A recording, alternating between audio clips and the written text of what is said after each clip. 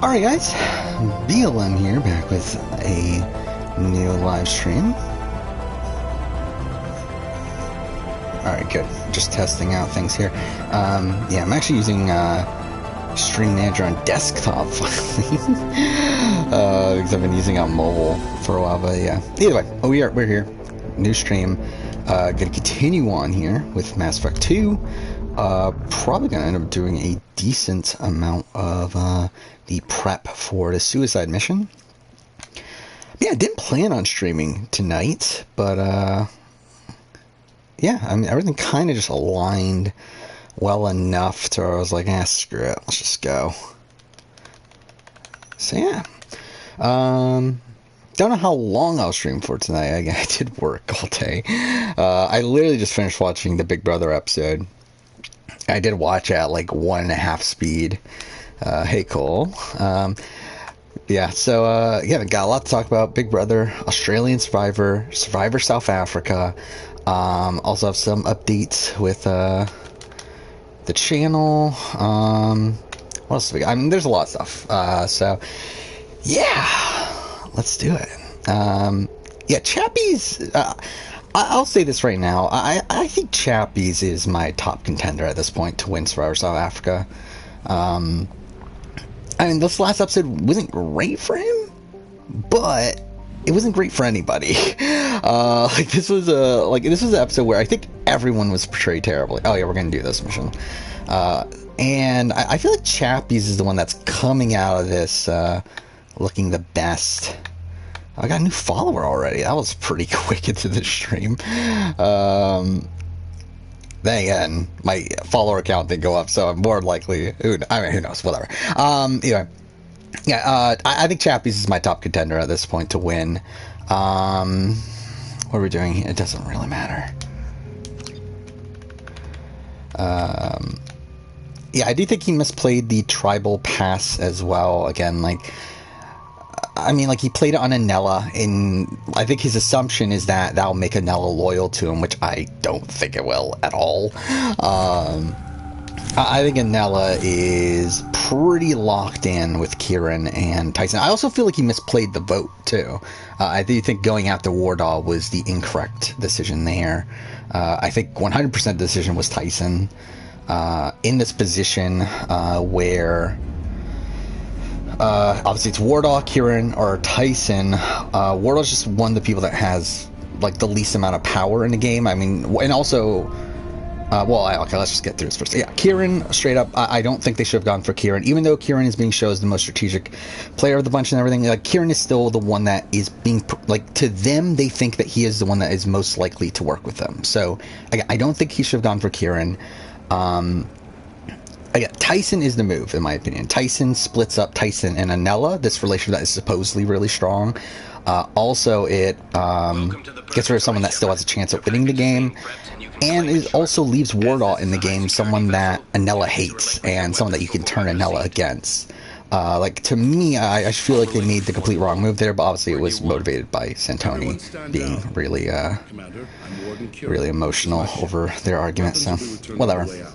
You must realize this is do I think DX is going home? Yes. I mean, that's pretty much the point where we're at with VP23. I mean, it's looking like it's going to be a straight shot unless something shakes things up. But yeah, I do think Derek X is going home. More than likely, Sarah Beth goes home next week. More than likely, Claire goes the next week, or Alyssa. It doesn't really matter at this point. I do think the Cookout is looking very likely of making the final 7 at least. Cell block 2. We'll see. As you can see, about the seasons. Oh yeah, that video came out. Really surprised how well that video has done. Not that it's doing like mind-blowingly well, but. I mean, like, it's number 2 on my last 10 videos, and it was it was actually number 1 for the first, like, 12 hours. Like, it was above my player winner ranking. At this point, it's behind it by over 1,000 views. But, I thought it did better than I was expecting. So, yeah, overall, pretty happy with how that turned out.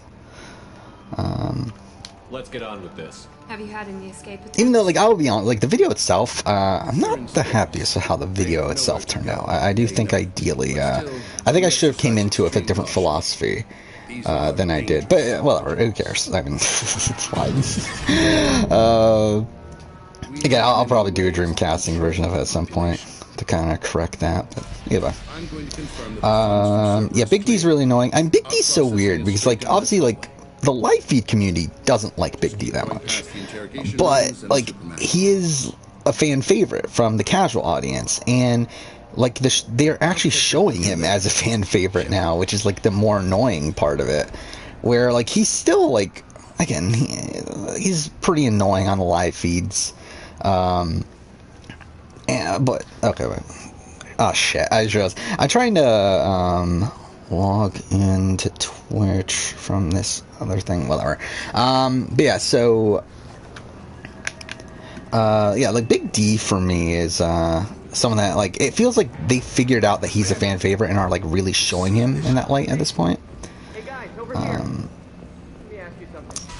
Yeah, something I realized that I'm currently using Firefox on my desktop. However, my Firefox is glitched in a really weird way where I think it's something with my graphics card or something where, like, for some reason whenever I use Firefox it doesn't like, there's some points where like certain like words and stuff glitch out. So I'm trying to log into Twitch from Chrome, that way I don't have that glitch. Oh, cool. I'm getting a thing sent on my phone. Again, obviously I should have done this before the stream, but whatever.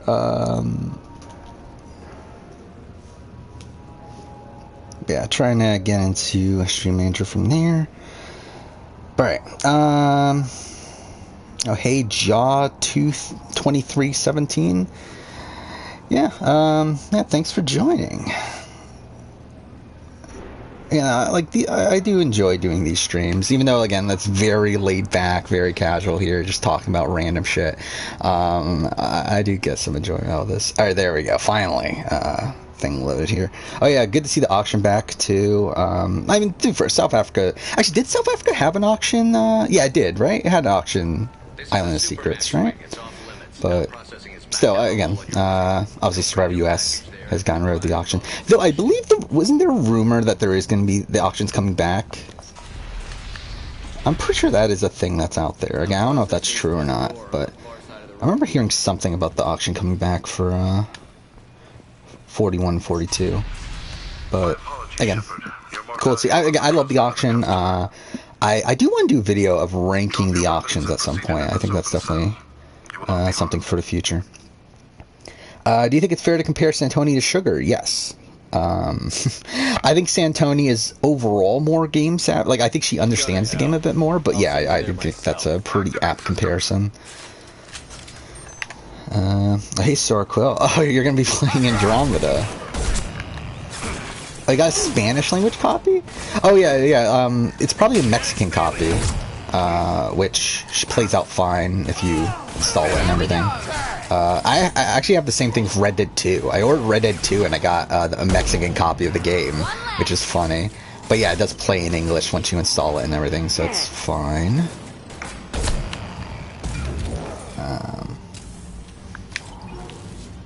Hey Bryce, hey Pav Cruz. I outdid a 5 most entertaining auctions. Yeah. Tokuchi's number 1? I've got him. Sure. That's fine, it's good. I don't know what my number 1 would be, to be honest. I mean, like, number 1 should be Worlds Apart. Like, there's just so much stuff that happens in Worlds Apart there. Okay, fuck me, I'm not even paying attention to the game. Oh no. Yeah, I haven't actually put any thought into that, though. And if I do it, should I mix US and international? I probably shouldn't, right? I probably should make that a separate video, but I don't know, how many auctions are there? There's like, what, like, there's not even 20, is there? Anyway, you know, I have something to say about Lauren O'Connell? Well, I do. Actually, this is the thing, is that I did add, so in the time since the last stream, I'm just making sure these are on. Yeah, they are. So yes, in the time since my last stream, I did end up creating some emotes for the channel, and one of them is of Lauren O'Connell. So that's something. Again, the her giving a eye roll.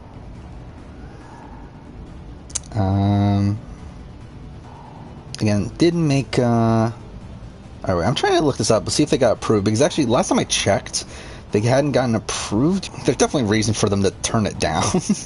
But I'm trying to look this up right now. Alright, looks like they're approved. Yeah, all my emotes are approved. Again, I did create some emotes. The problem is because obviously I'm just starting. I don't have a lot of slots. And it's like, it's really annoying because it's like one slot for tier 1 sub, one slot for tier 2 sub, one slot for tier 3, and then, like, it's like, who the fuck's giving me a sub, who the fuck is giving me a tier 3 sub? Like, pretty much nobody. So it's like, who's ever gonna get that emote? But, again, like, I for my 1000-bit emote, I do have a Lauren O'Connell eye roll. So, that is something. Do I do it for you? I mean, I feel like I wanted to do. I wanted to have some things that like we talk about regularly on a stream, and I feel like Lauren O'Connell comes up way more than she should. So yeah, that is one of the things. Yeah, so Lauren O'Connell's one of the emotes got like what Jeff Probst shocked is the sub, is the tier 1 sub. We got Julie Chen shocked for the tier 2 sub. A tier 3 sub is like a crate, like it was like this. There's this GIF out there of like Jeff looking like a lunatic, and I just like have a screenshot of that as tier 3. What's it, 5,000 sub? What was it? Christy Bennett being shocked, and then was it Spy Nest is the 10,000. Whatever. Again, like no one's gonna unlock those. Again, like really ridiculous. Again, like that's the thing I don't like about Twitch. I wish like I was able to like just have all these available for like tier 1 or something, but because of the way that Twitch like works, it won't allow me to. So that's kind of annoying. So really, the only one that's actually probably gonna end up being available. More readily available is the Jeff Probst one, but again, like if they give me more slots for the lower ones, I'll move them down. But again, that's all I can do for now. I heard SB being compared to Fessy. I think there is a difference. I mean, Fessy got rid of his own ally. SB's getting her someone that's not her own ally, but should be her ally. So I think that's like the main thing there, but it's still bad. Like, I mean, SB, but then like SB was going home anyway. Like, I mean, at the end of the day, it's like, yeah, she's like worsened her position, and she's like almost all but guaranteed to go home next week if she doesn't win HOH. But it's like, again, she was in that position this week too, so it's like it's not really that much of a change. What do you think? Do I think George? I don't think George is going home next. I did love this. I did really like this episode of Australian Survivor, though. Like, after the last 2 episodes, which were both pretty mediocre, I did feel like this was back to a pretty solid episode. I mean, like, I don't think George is going home anytime soon, though. I do feel like George is in it for... I think he's going to reach endgame. I don't know how much beyond, like, Final 5, Final 6 he's going to get, but I do think he'll probably reach that point. Something I just realized, too, I was looking at the schedule for Australian Survivor, or, like, looking at how many episodes we have left, and I realized Australian Survivor's done in, like, 3 weeks. Like, that's kind of insane to think about. That we're that close to the end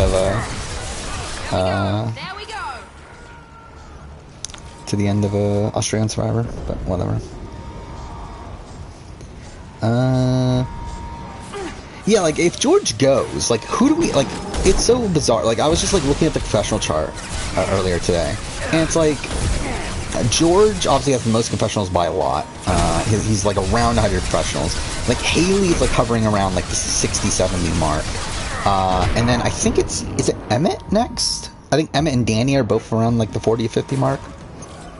And then beyond that, it's like, Like, I mean, like, Gerald, who went home today, has 9 confessionals.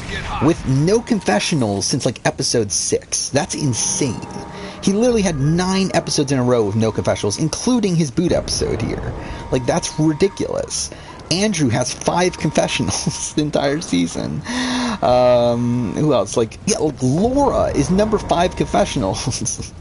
Despite her having, what, 1, 2, 3, 4, 5, 6, 7, 8 episodes without a confessional. Like, half the episodes without a confessional, and she's number 5. Like, this is ridiculous. I mean, what the fuck is this at? I mean, again, this is Australian Survivor for you, but, yeah, what a clusterfuck. It feels like this episode, like, I didn't notice this until, like I was just looking at, like, the Baden boot episode, only 5, like, not the Baden, like, the one where he got eliminated, like, so, where Haley got, whatever, last episode from last week, 5 people got a confessional. Out of the 12 people in the game, 5 people got the confessional in that episode. It's insane. Like, what the fuck is, like, what is Australian Survivor doing? And to be fair, like, confessionals aren't everything. I mean, people can get screen time without having confessionals, but again, what are they doing? But yeah, let's continue on. What do we got? Oh, you're a Life is Strange follower. Thoughts on True Colors? I'm interested. I'm interested in True Colors. I don't. I'm a bit. Like, I don't know. Like, I'm not high on. Well, this isn't Dodnod, isn't it? This is Deck 9, right? Again, I hated Before the Storm. And like 2 was fine. Like, I like 2 more now than I did when I first played it, but I still don't love 2. But I'm hoping it goes back to what made me love Life is Strange 1, and like from the trailers and like the gameplay we've seen so far, like there's a chance. But I'm thinking more realistically, I'm probably not gonna like it, but I'm gonna give it a shot at some point. I'm not gonna buy it at launch just because I have too much other stuff to play, and I have like other like videos like related to games that I need to play the games for. So not a massive priority right now for me, but I'll definitely play it by probably by the end of the year.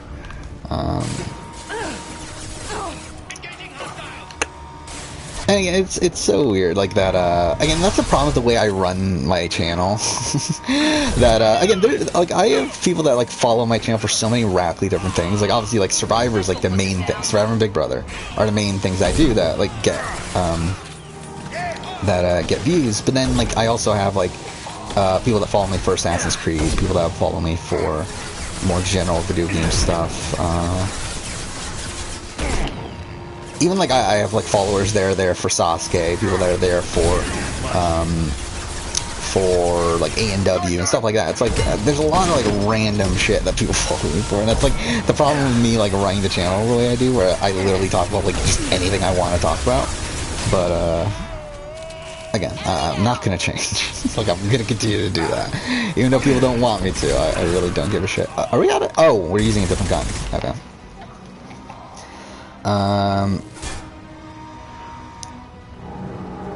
Why is Santoni all of a sudden like Sugar? She's not all of a sudden like Sugar. She's always been like Sugar. But I feel like this episode in particular, she does vote very emotionally, where she's pretty much the one deciding to boot this episode, and she does vote Wardall just because she got into arguments with Wardall. Okay, well that is something. Anyway, BB Tour turned on SB so hard. I mean, again, like, did they? Like, I feel like they turned her already. Like, I don't feel like this was a turn. Like, they already didn't like her. Like, again, like, SB was already hated by a lot of the more vocal BB Twitter people. So, again, not a big surprise to me that she's really getting hated now, especially now coming after Derek X and everything. Really a shame, though. Again, like, this week, again, this week is the death sentence for anyone outside the Cookout. Cookout's pretty much won the game at this point. Again, like, even if the Cookout doesn't get to the end, or even if, like, the end, like, at the end isn't 2 Cookout members, like, I think more than likely the Cookout person will win, especially in the case that it's not, like, Derek X or Ozza. But, whatever. but you're too much trouble. You really want Hannah to go? Recapture Jack. Hannah go where? Like, Hannah was never even, like, an option to go. I do the hard thing civil governments are Yeah, Hannah was never going home. Like, she wasn't even in consideration. She was really only in consideration as a pawn. That's it. Is Haley winning? Probably. Again, like, I think this episode cemented, like, even, like, further ingratiated her into winner contention. Again, had a really good episode, despite the fact that she's coming back to the game after having been voted out. But again, like, I do think shit. I do think Haley's still winning. I do think George is a serious contender at this point, though. I think Danny's out of it for me at this point. I actually have Flick back at number 3, but again, realistically, I don't really think she's winning. Like, right now, my winner contention, I think it's 1 Haley, 2 George, 3 Flick, 4 Emmett, 5 Danny? Who else is there? Because, like, I mean, like, actually, I have it in front of me. I can open it up real quick. Where is it? Power rankings. Can this load? There we go. Yeah, 5 Danny, 6 Kara, 7 Way. But again, like, at that point, like, by the time we get to Kara, like, they're not winning. Like, it doesn't matter. Like, obviously, like, I have them ranked, but, like, the ranking doesn't actually matter because they're not winning. Fuck. Yeah, like Kara and yeah, Kara, Way. I actually have Andrew above Laura at this point because it's like, who the fuck is Laura on this show anymore? Like, yes, she has a decent amount of content, but like from like the portion where she was like actually important to the show. But again, she's pretty much gotten no content recently, and like Andrew at least has his like immunity wins and everything. It's like, you know, I don't think Andrew's winning. Obviously, like I actually have Andrew above Laura, and then. Oh, is that all that's left? Oh, okay. I guess Laura's the bottom for me at this point. I didn't realize that, actually. Whatever. So, yeah, that is my current ranking. I don't even know where I'm at in chat anymore.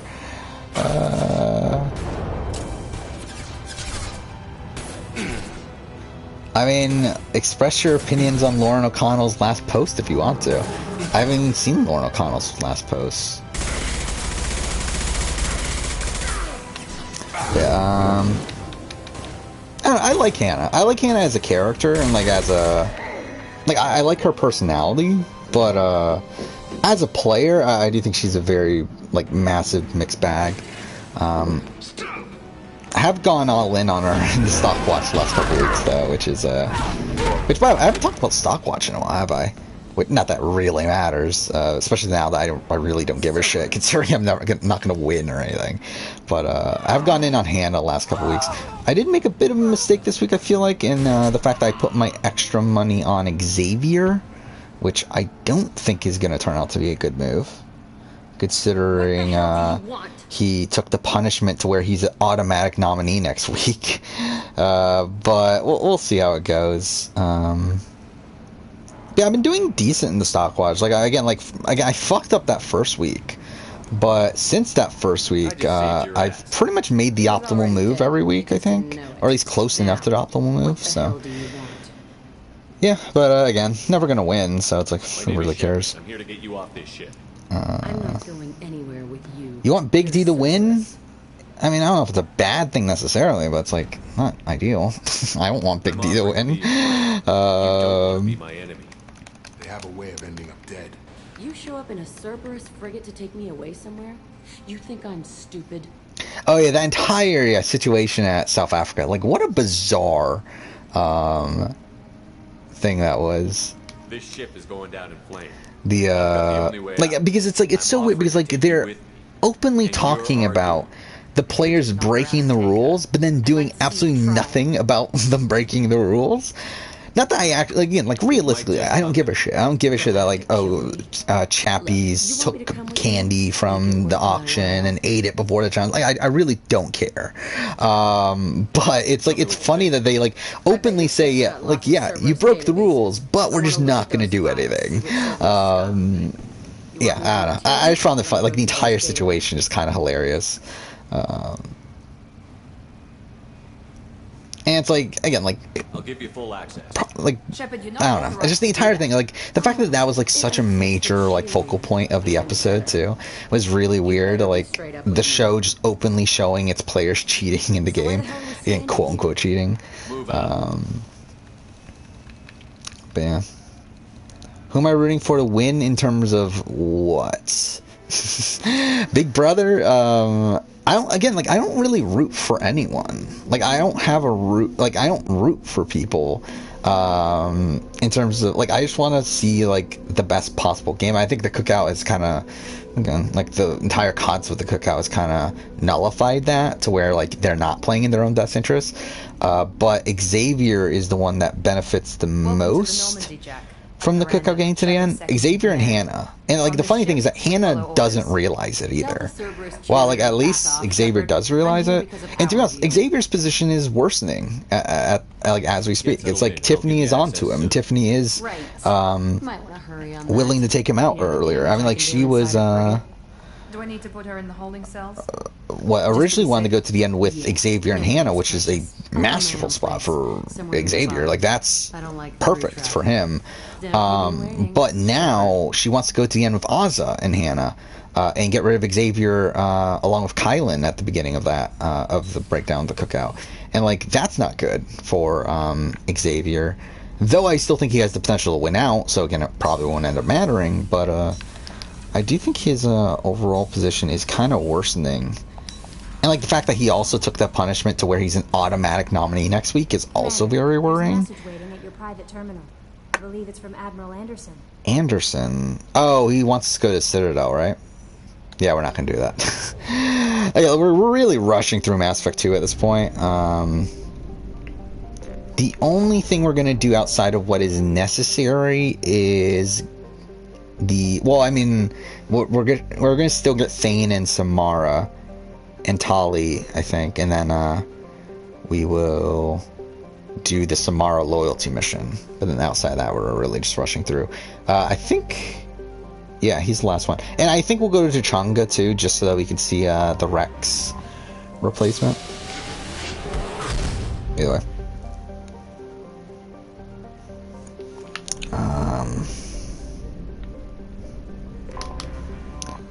Let's see.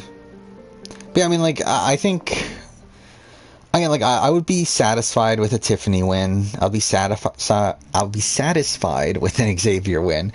To be honest, I'll even be satisfied with a Kylan win at this point. Again, a DF win, a Azza win would be underwhelming. A Hannah win, it would have to matter how it happens. But I think, again, like, I think Kylan, like, would be okay if he's not against Xavier or Tiffany. I don't know. I feel like in terms of gameplay, I do feel like Tiffany is still the best player on the season, but I do think Xavier is. I don't know. It's tough. Like, Tiffany and Xavier, I think, are the two that I think would be the most impressive wins in my eyes. Though, again, Kylan's still kind of up there. Kylan's a weird one where, oh, I just realized, this is where the game crashes on me, isn't it? Fuck. Okay, so yeah, we're gonna get to a point after, like, we talk to a Krogan later on. Or should we just not even talk to the Krogan? Can you do that? No, you have to, right? Yeah, there's a point where, like, if you talk to the Krogan, the game the game has crashed on me every single time I've gotten to that point. So, I think what we're gonna do is, well, essentially we're just gonna have to pray that the game doesn't crash on me, essentially. If the game crashes on me, then the stream's gonna crash, to which I'll be back at, like, soon, obviously. But again, I'm hoping the game just doesn't crash on me this time. That would be nice, but we'll see. Yeah, I root for people to play optimally. Yeah, I mean, like, I root, if I'm saying, like, I want you to win the game, yeah, I'm rooting for you to play optimally, but, like, seeing suboptimal play is interesting to watch, but it's not like I want you to win for playing suboptimally. You're not in the best part. It's like, for me, I have a massive separation in what I find entertaining and what I think is good gameplay and what I respect from a gameplay perspective. Like, it's two massive things. Like, from a gameplay perspective, who I'm rooting for to win, I'm rooting for the person that played the most optimally. But, like, again, it's like the situation like Cody from BB22. I wanted Cody to win because he played one of the best games we've ever seen. But Cody's boring as fuck, and like his actual gameplay was just really boring to see. So it's like, again, like, obviously these are like massive distinctions there. Pack sighting east of station 2. Yeah, copy. East of 2. Son of a bitch. But yeah, again, Kylan's such a weird case where Kylan, when he plays well, he plays very well. The problem is that he also has a lot of points where he's playing very poorly or way too passively. And that's what's really annoying about Kylan. Where, like, again, like this week, he convinced SB to go after Derek X and to put up Claire and Derek F. And, like, do these things that, like, 100% are against her best interest. And, again, like, full-on kudos to him for doing that. Again, like, really impressive he was able to actually do that. Obviously, like, previous weeks, like, he was able to turn Azza and Derek F against Tiffany, and that, like, he's a large reason of why they're still pissed off at Tiffany. He is, what was the other thing he did? Well, I mean, he set up the initial power structure back in week 2. Like, again, like, he's done very good work, but he's also had, like, points where he's played really terribly, and that's the thing that's, like, kind of tough to really distinguish with him. But yeah, I still think he's the third best player on this season, even though he has all his faults. What the fuck just happened? Okay, cool. My chat just, like, completely spazzed out.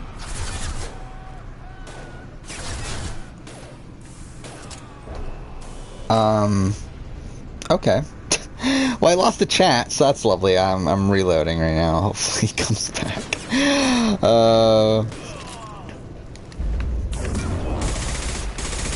Yeah, I mean, like, again, like, okay, there we go. I think it loaded back.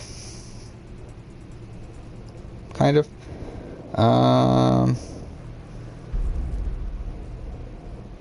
Where's Frenchie rank on worst Big Brother players of all time? I might be doing a video on that soon. I don't know, but I don't know if he's like top 10.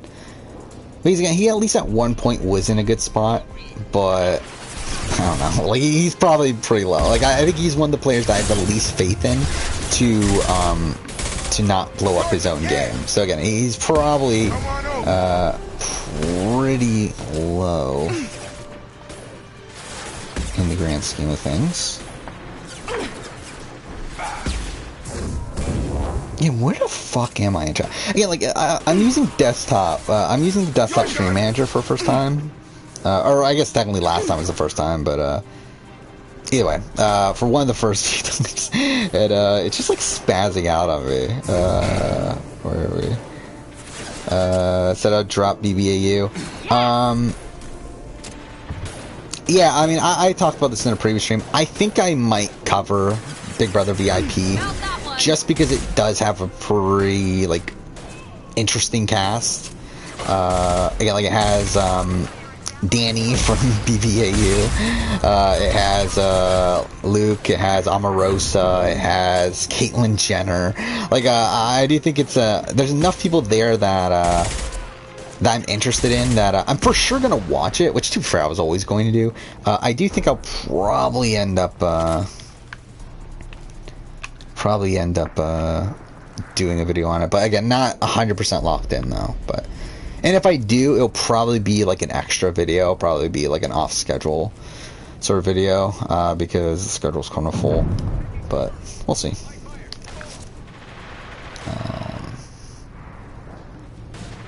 Or for Kylan's jury chances. Yeah, I think that is a worry for him at this point. Okay, this is the point where the game usually crashes on me, so again, we'll see how this goes. Yeah, I do think Kylan has not done good work with... like, I do think he's going to struggle. Like, obviously he's not getting Brittany's vote. I think it'll be very surprising to see him get that. Okay, this is where the game crashes on me. Again, if the game crashes and stream crashes, I'll be back in a second. But we'll see. Only a week You old. must know something about It's after this conversation. Survive. Yes, I must survive, but not here.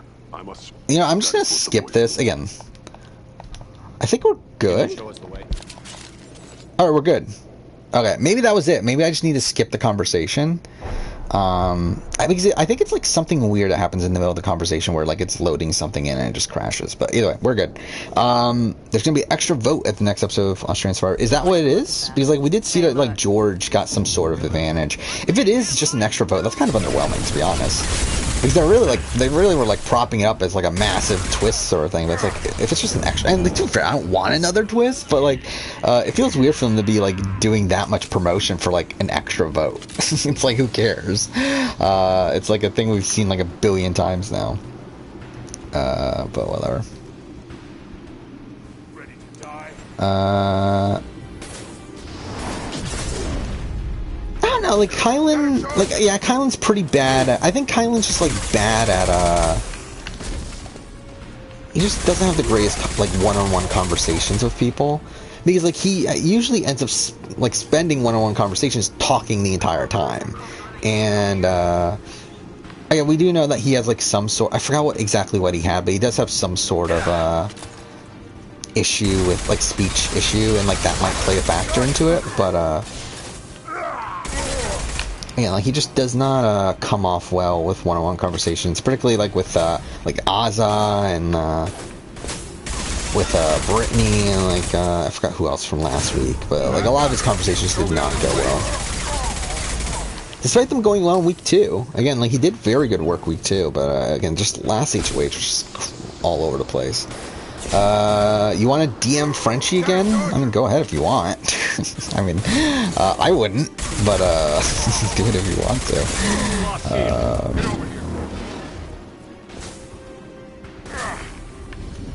Yeah, I haven't seen Lorne O'Connell's latest post. Nor did I really care enough. Okay, what is going on? Oh, fuck, I didn't realize there was a Krogan right there. And I just died. Well, that's lovely. That's a shame. Actually, something else that I did since the last stream, I did also make badges. I did make sub badges for the channel. Though, yeah, I don't see it on Sorquill, though, so I don't know if it worked. I don't know how they work, to be honest. I don't know. Either way, I did make sub badges, which were and it's just the emblem from the channel in different colors. But yeah, that's another thing I worked on.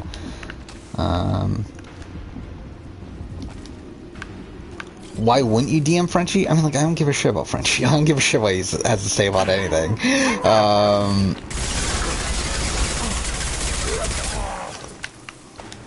Like, I just have no interest in hearing from Frenchie.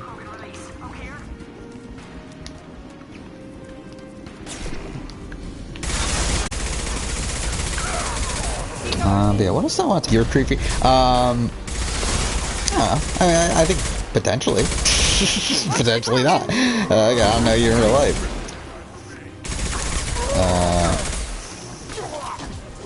Oh, there they got the Jeff Probst emote. But yeah, I don't even remember where that's even from. Like, I know that's like a notable like image of him being like Shock the Tribe where he has like the finger from his face. I don't even remember which tribal that's from. Is it Game Changers? I don't even remember. But I did do again, I did look at a whole bunch of like Jeff Probst images trying to find like which one would be good for an emote. I did want this other one of like him like it's tough to get it it's tough to Photoshop it well enough to make it an emote. Oh, yeah, also like again, like I did make my I did make a Spy Nest emote with Tony, where it's like him peeking out of this spy nest, which again like is one of the ones that you're probably never gonna see. But I don't like. I wanted to use another emote for Tony. Like I wanted to have an emote for Tony because it's like obviously I love Tony, but again, none of them worked out well. I really wanted to do the King of the Jungle one, where like in Kagiyan after he finds his first idol and he like raises his hands and everything. Like I wanted to do that as an emote, but it just doesn't work out well because it's like emotes have to be squares and everything, and like with him spreading out his arms and everything, it's like it's weird to get that into a square shape.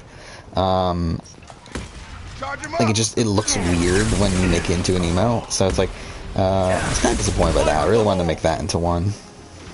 Like unless you like cut off his arms or something, but like then what's the fucking point of the emote? So it's like I don't know.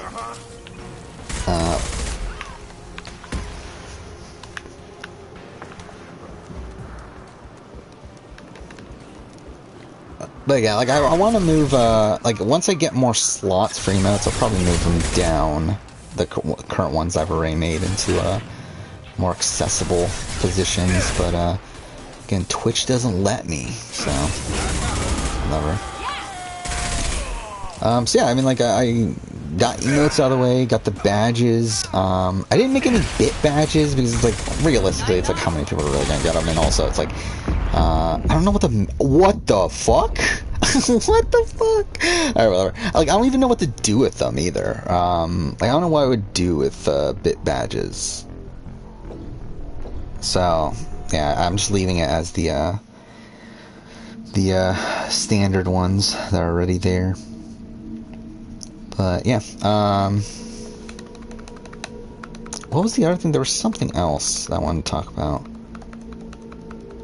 Oh yeah, I didn't see that. I did see that. I did see that a new trailer for it came out, but I haven't actually seen it. The Black Myth Wukong, which is this like really good-looking, like Chinese game that is supposedly like still like 2 years out, right? Like it's not coming out anytime soon, but yeah, I am interested in seeing that at some point. Oh, yeah, that's another thing. So yeah, I did so in about a month, actually the week of Survivor, I do have some family stuff going on that I need to take a few days off for. And when doing that, I kind of just realized, like, why don't I just take an actual, like, vacation, like, use all my vacation days? So I decided to do that. So, essentially I'm gonna have, like, 2 weeks off at that point, which is about a month from now. And again, I've talked about it before, like wanting to do some daytime streams and stuff. I think that's probably when we're gonna do it, which will be again around the time the Survivor premiere. I even like debated on doing like a 24-hour stream, but there's no fucking way I'm doing a 24. Like I thought about it for like an instant, and I realized like, yeah, I'm not doing that. Like I'm not doing a 24-hour stream. Because like I have no clue what the fuck I would do for 24 hours. But also it's like who's really gonna show up for 24 hours? No, we're not gonna get 2 weeks no videos. Again, like I'm still gonna be working on stuff. I'm just not gonna be working at my job. Like I'm still gonna be working on stuff for the channel. To be honest, I'm probably gonna be working more on the channel during that point because like that's gonna be Big Brother review is going to come out during that time. We also have the Big Brother player ranking. I don't know. I'll probably like take it a bit more lax though. I'm probably going to. I'll probably try to get caught up on certain shows that I haven't watched and stuff for a while. But oh yeah, Amazing Race Canada. I don't know. Like to be honest, like at this point, I'm not really that interested in the Amazing Race anymore. Like, ideally, yeah, I would watch it at some point, but I just feel like there's other shows I would rather watch more than Amazing Race Canada. I don't know, like, Amazing Race is a show that, like, okay, well, that's something. It's a show that, like, again, like, I really got into it when I, like, right when I started the channel. Was when I did, like, this massive Amazing Race rewatch, and that's why I did so many Amazing Race videos relatively early on. But at the point where I'm at now, like, I haven't watched The Amazing Race at all in forever. And I haven't watched, like, really, I haven't watched any Amazing Race since 32 ended. And even before that, I hadn't watched any since, actually, no, I'm an idiot. I did the Amazing Race 1 retrospective, whatever. Outside of rewatching Amazing Race 1 over the course of, like, 2 or 3 days, like a few months ago, I haven't watched Amazing Race since 32 ended.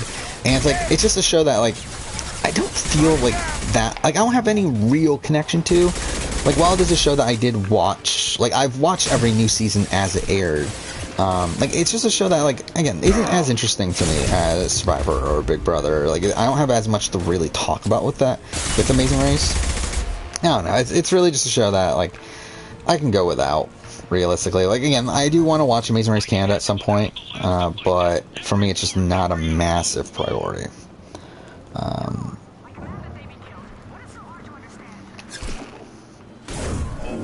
But even if I, like, literally didn't work on the channel for 2 weeks, at this point, I would be fine, I'm pretty sure. Yeah, I already have the next 2 weeks done. Again, like, I work on videos way ahead of time. But again, like, the batch that I'm currently finished, or that I did finish editing my finale ranking. My Survivor finale ranking, which is coming out on, what? December 11th. So again, like, I do work way out of time. I fully scheduled, like, just last week I fully scheduled out the first 3 months of next year. I already have multiple videos already recorded for the beginning of next year. Again, I work on stuff way at a time, so, like, most times, even if I literally didn't do anything for 2 weeks, it would be fine. There is going to be, I actually have, like, literally over a month where, coming up that, I don't have done yet. Because, again, we got, Survivor 41 cast assessment, Australian Survivor season review and player ranking, Survivor South Africa season review and player ranking, A&W 13 review, Circle season 3 review, which, by the way, we did get an official date for that since I last streamed, and then BB23 season review and player ranking. So that's 9 videos all in a row on the schedule right now that aren't done yet and can't be done yet. So that's weird. But outside of that, there's another period like that at the end of the year where there's, 4 videos in a row that I can't do yet. With you got Survivor 41 season review, player ranking, challenge review, and then 2021 year in reality TV. So, like, all those things can't be done yet either. So it's like there's gonna be another period like that at the end of the year. But, like, for the most part, I do work pretty far ahead of time. You have a lot of wrestling to catch up on. And, like, I couldn't even imagine following wrestling at this point. Like, I know we talked about this previously in stream and stuff. It's like, I feel like, I don't know. I feel like at this point, it's like, it's kind of like too far, like, I'm too far removed to ever get interested in wrestling at this point. Oh yeah, I do know. Yeah, Emmett and Jillian were on the same season of Amazing Race Canada, which I have seen clips of that, which from what I've seen, it seemed like it was a complete disaster. I mean, like, I believe they did get to the end. I believe they did get to, like, the final leg and stuff, but again, I do believe they argued quite a bit there. Have a nice trip. Why didn't you do a player ranking for BB21 Edge of Extinction? Because I didn't think of the concept at that point. Again, it wasn't until Winners at War that I decided on this thing of, like, doing player rankings for every season. Like, obviously, ideally, I would have done player rankings for those at the time, but I didn't. So, well, I'll like, I want to do them at some point. I talked about this previously, that I thought about doing an IOI player ranking. The problem is that, like, for player rankings and stuff, I really want to rewatch the season. Like, if it's not a season that's currently airing, I want to, like, rewatch the season before doing it to, like, refresh me on, like, the ins and outs of people's games, which that'll take time. Like, time that I'm not really willing to really put into it right now for those player rankings. But I would like to do Edge of Extinction and IOI and stuff like that. I mean, like, Edge of Extinction as a whole, like, the review for Edge of Extinction, like, I would need to redo anyway. at some point, because like it's not detailed enough to what I would currently do nowadays. And even IOI isn't, but like IOI is at least closer. Oh, this is terrible. But we'll see when I get around doing them. Spoiler, they're not in my next batch of videos though. But again, like if I like had that concept already, like if I already had like the concept of how I would approach covering each season done by that point, I would have obviously done it. And I would have done like mid-season power rankings, stuff like that. How do I think Jake and Logan Paul would do on Big Brother? I don't know. I know almost nothing about them outside of the Suicide Forest thing. And I don't even know which fucking Paul brother it was with that. I know nothing about them. I would guess that they would probably do, like, I would guess that they're, like, douchey enough and stuff that they would be, they would do, like, I feel like they would do well in the cast, like, BB21 or something, but I feel like probably not well on, like, a current, like, on the modern, with the modern diversity, okay. But yeah, I don't think they would do well, on, like, BB23.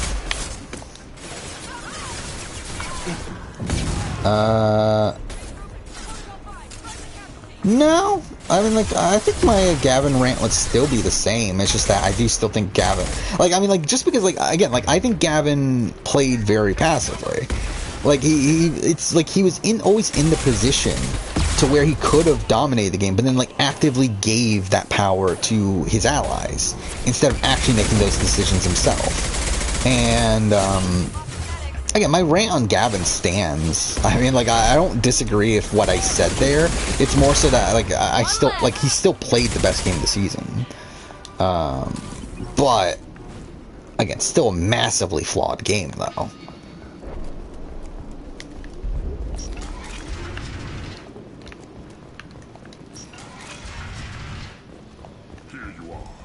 Oh, if I were to okay, I didn't even pay attention to that question. If I were to redo the, okay, just splice in the rant, okay.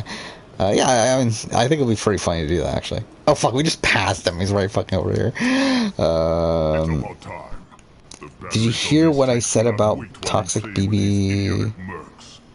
I have no clue what you're talking about. Not the smartest way to greet the heavily armed group that just kicked in your door.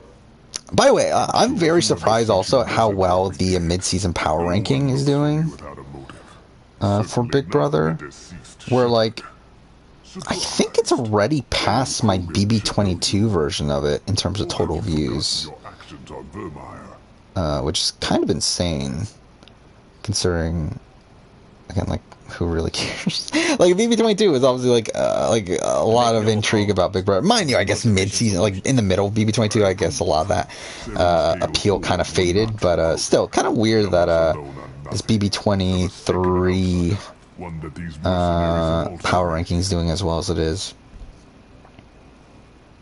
I'm trying to look it up right now and compare it to Big Brother 22 one. We're here about the collectors. We couldn't care less about your problems. Yeah, like, comparatively, it's like 2,500 views higher than what my BB22 video was at the time. And okay, it's actually not above it view-wise right now, but it's literally about to be by probably like an hour. So again, really weird.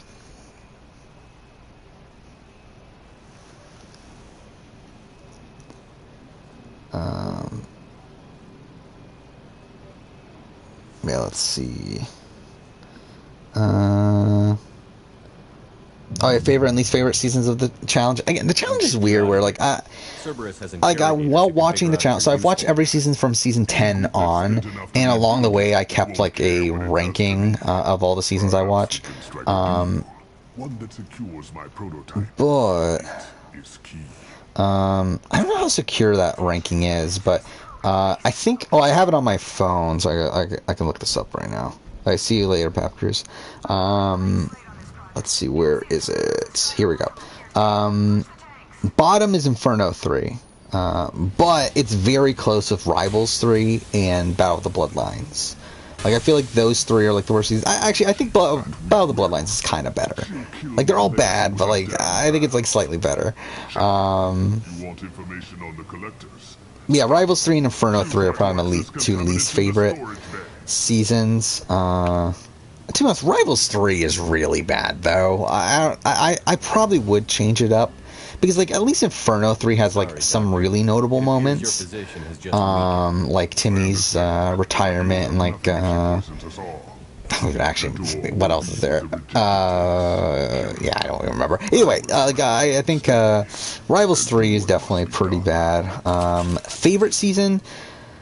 Like, I have it as The Duel. Like, I really did enjoy The Duel by the end of it, but again, like, that's one that could very much change. Again, like, this is not a very solidified list, but other seasons I have it towards the top. I have Dirty 30 I did enjoy. I know that, like, 30 is like a very there's very mixed reception to it, and I really like, obviously, like, the Camilla stuff is pretty bad, but I do think it's a very entertaining season.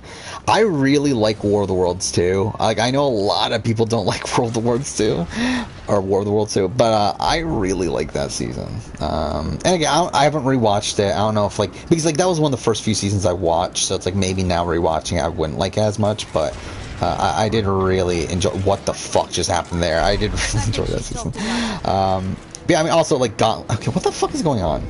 But yeah, either way, Gauntlet 3 is pretty high, Duel 2 is high, Battle of the Axis 1 and 2 is high, Rivals is high, Fresh Meat 1 and 2, Free Agents.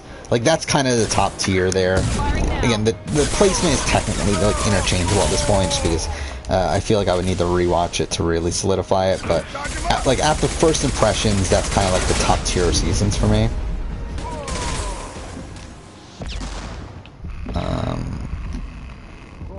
Yeah, like, I wanted to do a challenge season ranking, but again, like, it's like kind of like The Amazing Race. Like, it's like I kind of feel a bit removed from the challenge at this point. Like, even though I did that massive rewatch, or massive watch, I guess, first watch, whatever.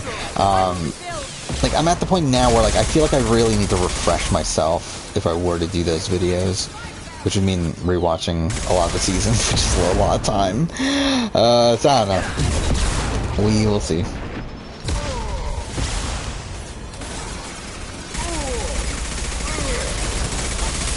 Fuck off.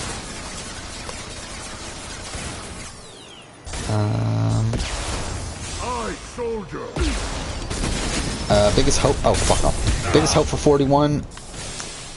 I'm like, whatever. Like, I really don't care. Like, I mean, like, I just want it to be a good season. I want it to be an entertaining season. I really don't have any major, like, big thing that I'm hoping for. I mean, ideally, like, get rid of forced fire making. Like, ideally, like, not do a lot of the things that we heard that they're gonna do. But, I mean, they're gonna do what they're gonna do. So, realistically, I don't really have anything that, like, a major hope for it.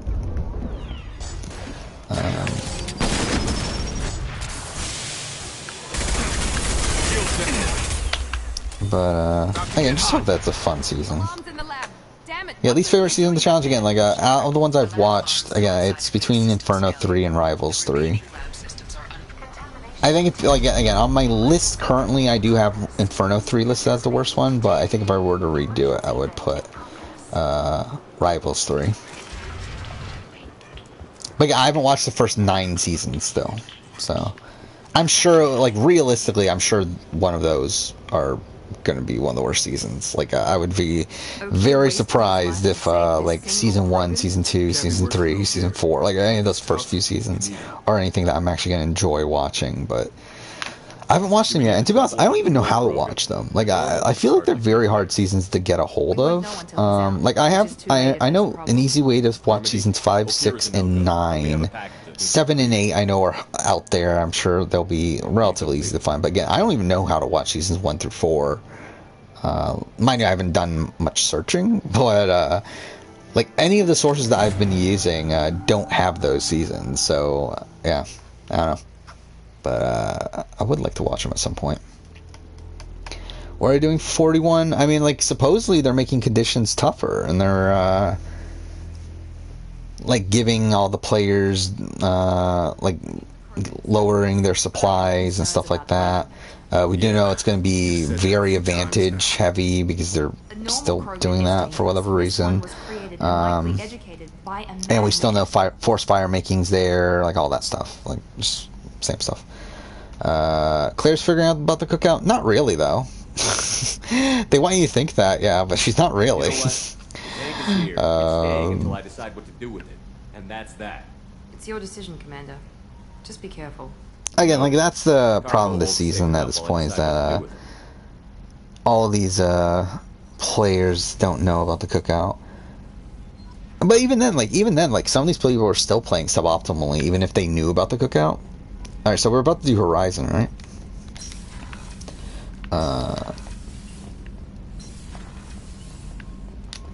And it's also a shame, too, because, like, I feel like if the cookout didn't exist, there we go. The dominant alliance of the season would probably end up being Claire, Tiffany, Derek X Hannah, which I think is like a really likable group as well. And like, but because the cookout exists, like we're getting the cookout, which again like is a likable group, but it also has like Big D and it has Azza and whatever. So it's like not ideal, but whatever. Yeah, I do want to do that. I do want to do Australian Survivor casting video on Australia versus US. Because again, I talked about this in the past. I do think that is the most likely. Oh yeah, the monster thing with the trailers. Like, what the fuck are we doing? Like, I really don't like. What they say, the monster's hungry or something dumb like that. It's like, what the fuck are we doing with that? Whatever. One of your former crew. Yeah, I would like to make that casting Australian Survivor, Australia versus US. Again, like a lot of people want this sort of concept for a season. I do feel like Australian Survivor is the one that's the most likely to do that. I mean, obviously they already had Russell Hantz on the show. Mind you, that didn't go well. Like that was not like again, production did not like how that turned out. But I do think that is Australian Survivor is the show that's the most likely to do a international sort of show, because like I don't think South Africa has the budget for it, and I feel like US just wouldn't do it straight up. So again, like Australian Survivor, I think it's a realistic possibility. Again, I would like to do that casting video at some point. Actually, I didn't. Can I fit that on the schedule? I really want to do that. Actually, I don't know. Like I could. But, like, the problem is that that's a video that would probably need to be a Wednesday video. Like, it's not a big enough video to where it fits as a Saturday video, unless it's, like... Again, it could fit as a Saturday video if it's surrounded by another, like, bigger Wednesday video.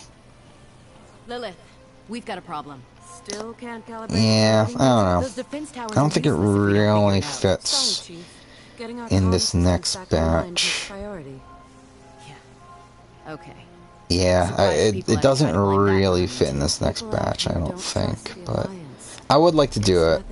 I mean, like, it would fit if I, like, canceled my, like, the next Big Brother What If video I want to do is What If Final Jurors One Final HOH. Like, if I canceled that video, it would probably fit on the schedule. But I don't really want to, or if I canceled the Dreamcasting Big Brother Canada All-Stars, but I do want to do that before BB-Can 10. So, yeah, probably doesn't fit in the next batch of videos. Maybe I'll try to do it in the one after that, but again, by that point, it's like, it's pretty far down the road. But still, I would like to do the video.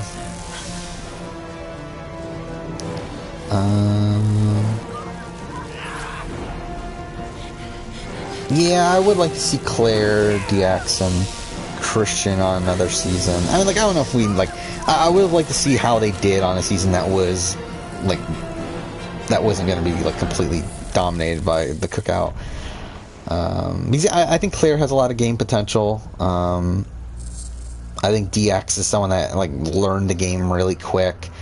And Christian's, like, he's fine. I mean, like, I think I would love to see Christian on the challenge. I I feel like that seems like the right spot for him. Like, I would rather see him on the challenge than, like, another Big Brother season.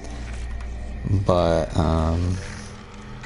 yeah, Christian's fine. I really like Christian postseason. Like, he's definitely, again, like, outside of, like, the weird Alyssa wallpaper thing, he seems like a genuinely nice... I mean, like, even that, like, I think he's a genuinely nice guy. I do think he's, like, I have nothing really bad to say about him. Why didn't Australian production like Russell? Because he was an asshole.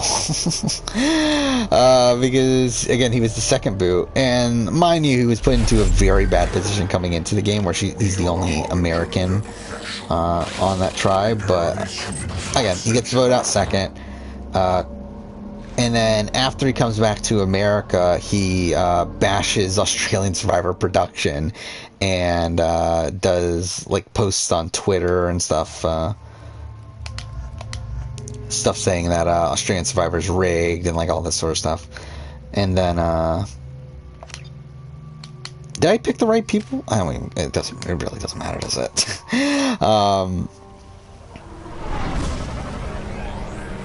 Yeah, and then again, he didn't go to the reunion show.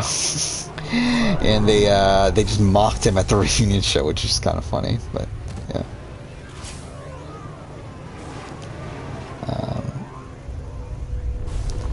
Did you like Brent as a character? Not really. Again, like, I talked about this when Brent was on the show. Like, Brent was so fucking boring to me. The only positive about Brent was, like, the potential of him being blindsided. And, like, we didn't even really get that. So, I don't know. Yeah, not really, again, I didn't like Brent that much. Weird wallpaper thing. Didn't we talk about this in a previous stream? That, Christian has his phone wallpaper as, like, a bikini picture of Alyssa, which is really fucking weird.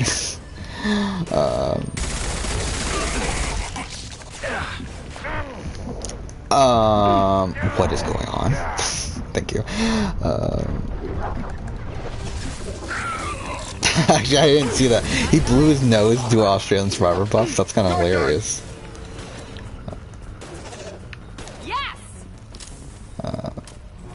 It's so weird that Russell is on Australian Survivor.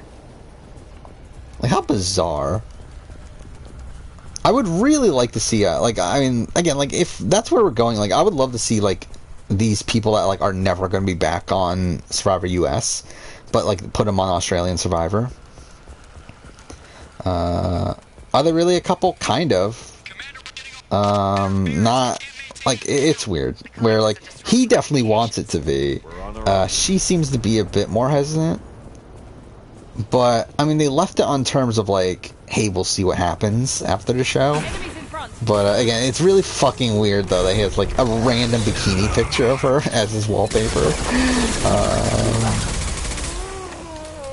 Like, even, like, in real life, like, even if you were to have a girlfriend, stuff, like, having a bikini picture of your girlfriend as your wallpaper is still kind of weird. Like, I mean, like, having pictures of you together and stuff, or, like, really just, like, a general picture of her, like, fine. But, like, a bikini picture of her, I feel like that's fucking weird. Especially when it's, like, a modeling photo, too. Like, it's not even, like a photo that you took while you were together or whatever. Like, it's literally just, like, a photo shoot picture of her in a bikini. It's, like, it's fucking weird. But, yeah, get Johnny Fairplay on Australian Survivor. That's what I was getting to. It's, like, again, like, get these people that aren't coming back to the US version, like, can't play the US version. Get them back on the Australian Survivor. That's what I want. Fairplay's even talked about wanting to be on Australian Survivor. So it's, like, get him on Australian Survivor. Why not? Again, like, when I do the casting video, like, Johnny Fairplay's a lock for Australian Survivor. These aren't the colonists. The collectors took them for something else. Live. Yeah, like, again, I don't fully get exactly where Alyssa's going with the Christian thing. I do think she was a bit, like, just hesitant in general with just the entire TV show element of it, and, like, them being on a TV show. I think just in general she was very incommittal. But then again, I think that comes from it being a TV show and her not knowing how real things are, so. Yeah, we'll see what happens after season. Not that I really care, realistically. I feel like, realistically, it's like, whatever happens, happens. But, again, Christian does seem like a really nice guy, though. Yeah, I would love to see him on the challenge. I think that's a really good spot for him.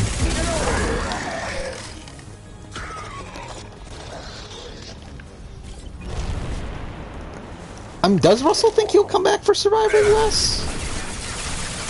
I don't know if he does or not. To be honest, I don't think there's a 0% chance of him coming back for Survivor US. Even though he has kind of ruined his relationship with production through a lot of things. I mean, one, his family has, but then also his him in the spoilers and all that sort of stuff. Again, he's not in the greatest spot with production, but I do feel like if they were to do a Legend season, I would be surprised if they didn't at least call him and consider him. But it's like, again, like it's definitely not a guarantee. I do think there's definitely reason to believe that he wouldn't come back. Yeah, Tracy Hughes Wolf would be funny to see on Australian Survivor. I don't think that's likely. I think Tracy... Where is Tracy Hughes Wolf? Like, this Tracy... Okay, I probably should have planned the cover first. Yeah, like, is Tracy Hughes Wolf even on, like, social media? Like, what is she doing nowadays? Like, does she... Like, I guess she has an Instagram. Yeah, she does stuff. Oh yeah, I forgot her daughter's like a singer, right? And she's like the manager for her daughter or whatever. I forgot that was a thing. Yeah.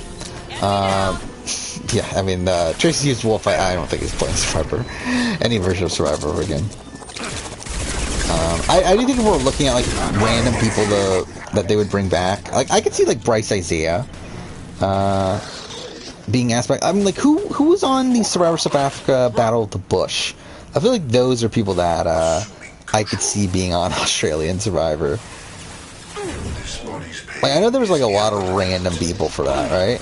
There's like a whole bunch of I wonder if I can even look this up. Like, am I gonna be able to find who was at Battle of the Bush at this point? Again, this is like 2 years ago now. Oh fuck, I'm not in cover? Okay, well that's my own fault. Was Bob Crowley there? I didn't realize that. Oh my god, this is even a weirder fucking list than I thought. This is hilarious. Okay, we got Bob. We got Ramona Gray from Borneo. Who I think that's like, I can see that. I don't think that's out of the realm possibility. Wendell, I think Wendell's done at this point. I don't think Wendell's coming back. Jill from Nicaragua. Why? Jimmy T, though. Get Jimmy T on Australian Survivor. Jimmy T needs to play Survivor again. Actually, while we're at it, Marty needs to play Survivor again. Get Marty on Australian Survivor. Why not? Again, Bryce, I think that's a likelihood. Desi would be interesting. I think that could happen. I don't know. I don't think she really fits Australian Survivor, though. But I wouldn't be opposed to a Desi return on something. And then we got Tina Shear from Survivor Panama, who, again, Timbertina, like, I think is one of the most, I think she's one of the better first boots in the history of the show. And she's someone I wouldn't be opposed to seeing her play again. Again, does it need to be Survivor US? No. So, again, put her on Australian Survivor. Why not? Yeah, put Jim Rice. Jim Rice needs to be on Australian Survivor. Oh yeah, the redividing the tribes. I would like to do more of those. It's just there's not much else to do. Yeah, I mean, I could do Australian Survivor. To be honest, I actually hadn't. I don't have that listed, do I? As a video idea. So I guess thank you for giving me a new video idea. Yeah, again, like the problem with Australian Survivor videos, though.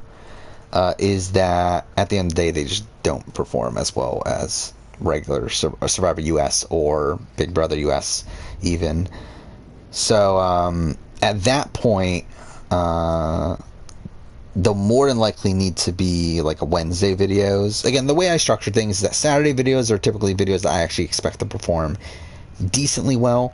While Wednesday videos are like just kind of extra videos that I want to do. So that's why video game videos come out on Wednesday. Like I don't know, like Amazing Race video, like any like random other topic comes out on Wednesday. And for me, like that's a video that would be a Wednesday video. But the problem is I already have too many Wednesday videos. Like literally, like as of right now, every Wednesday up until August 24th is currently scheduled. So, again, I already have way too many Wednesday videos, which is kind of my issue. And like, even then, like, I mean, how many open Wednesdays do I have for next year at this point? 1, 2, 3, 4, 5, 6, 7, 8, 9, or not 8. Yeah, 7. Oh no. I literally only have 7 open Wednesday slots for all of next year at this point. So yeah. It's gonna be tough. But yeah. How's Dez from you're talking about Dez from Ghost Island? Tell me everything you remember. Probably middle of the pack, I feel like. Came down to check on the main from Ghost Island. Like I feel like if we're doing a player ranking of Ghost Island, she's probably right in the middle. Swarms of bugs. Everyone they touch just again, one of these players that like probably played a bit to like probably like try to execute a move that wasn't really in her best interest. But probably has potential in the grand scheme of it. Calibrate the targeting system first. It's never worked right. We can figure it out. Like, I think if she's someone that, like, if she returns for an all-star season, I feel like she would have, like, decent win equity there. The targeting controls are at the base. She would just need to, like, have a better understanding of the game, which, to be honest, I don't know if she really does, so. But, not a terrible player. Again, very middle of the road. Good luck. I think you're gonna need it. Okay. Where are we in this? Are we still not even... Ugh. Yeah, this section goes on for a while, doesn't it? Like, I remember when, as a kid, I hated this section. I hated Horizon.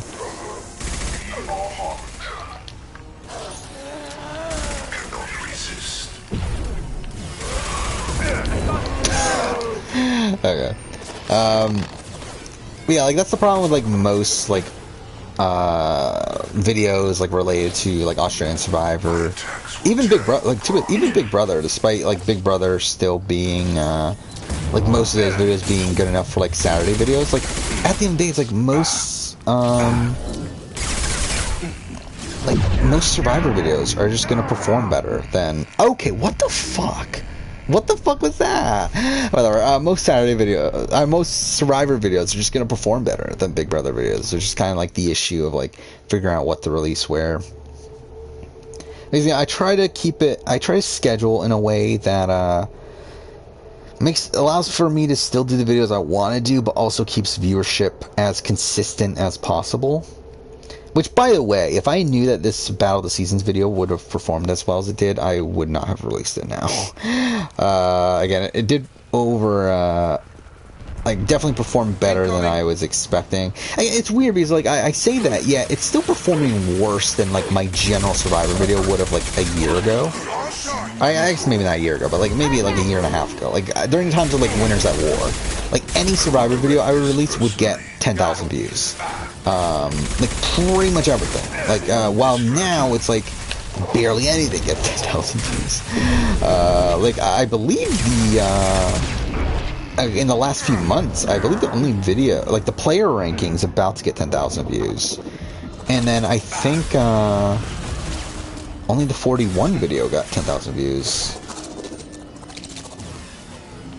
So again, like, it's not like, overall viewership for videos has gone down. But again, like, this Battle of the Season video, mind you, it did not have a great Sunday. Like, it had a really good Saturday. But not a great Sunday. Drop-off was definitely a good chunk, which, mind you, is always the case with casting videos. Casting videos always seem to do well the first day and then, like, kind of drop off day 2 for some reason. I don't know why. Like, yeah, it's just, like, a weird trend that I noticed.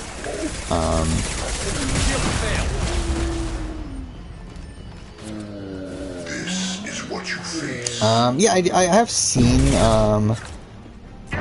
okay, fuck.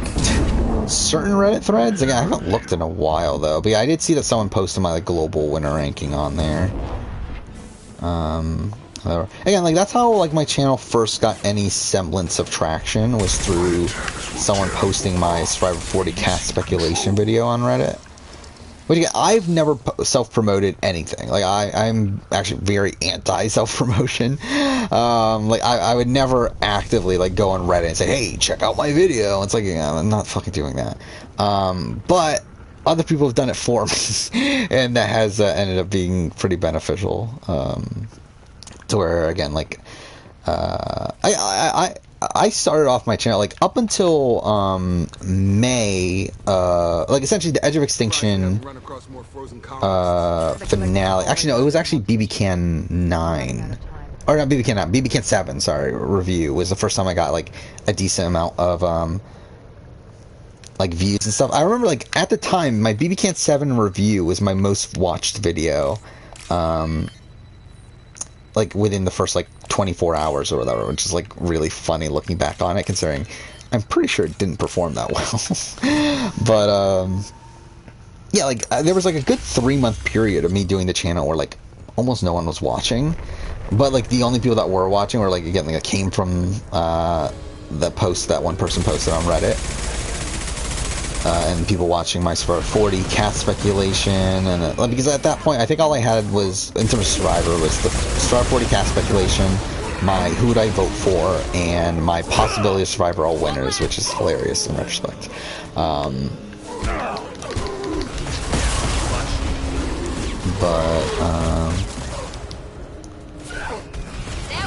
Yeah, anyway, like, yeah, I have seen stuff in the past. I haven't checked recently. Have I considered making Patreon? Yes. Fuck me, they're dead.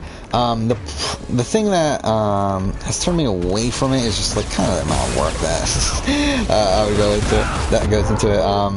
Like, I don't know. Like, I would consider it, but to be honest, I don't know what I would really. Okay, what the fuck was that?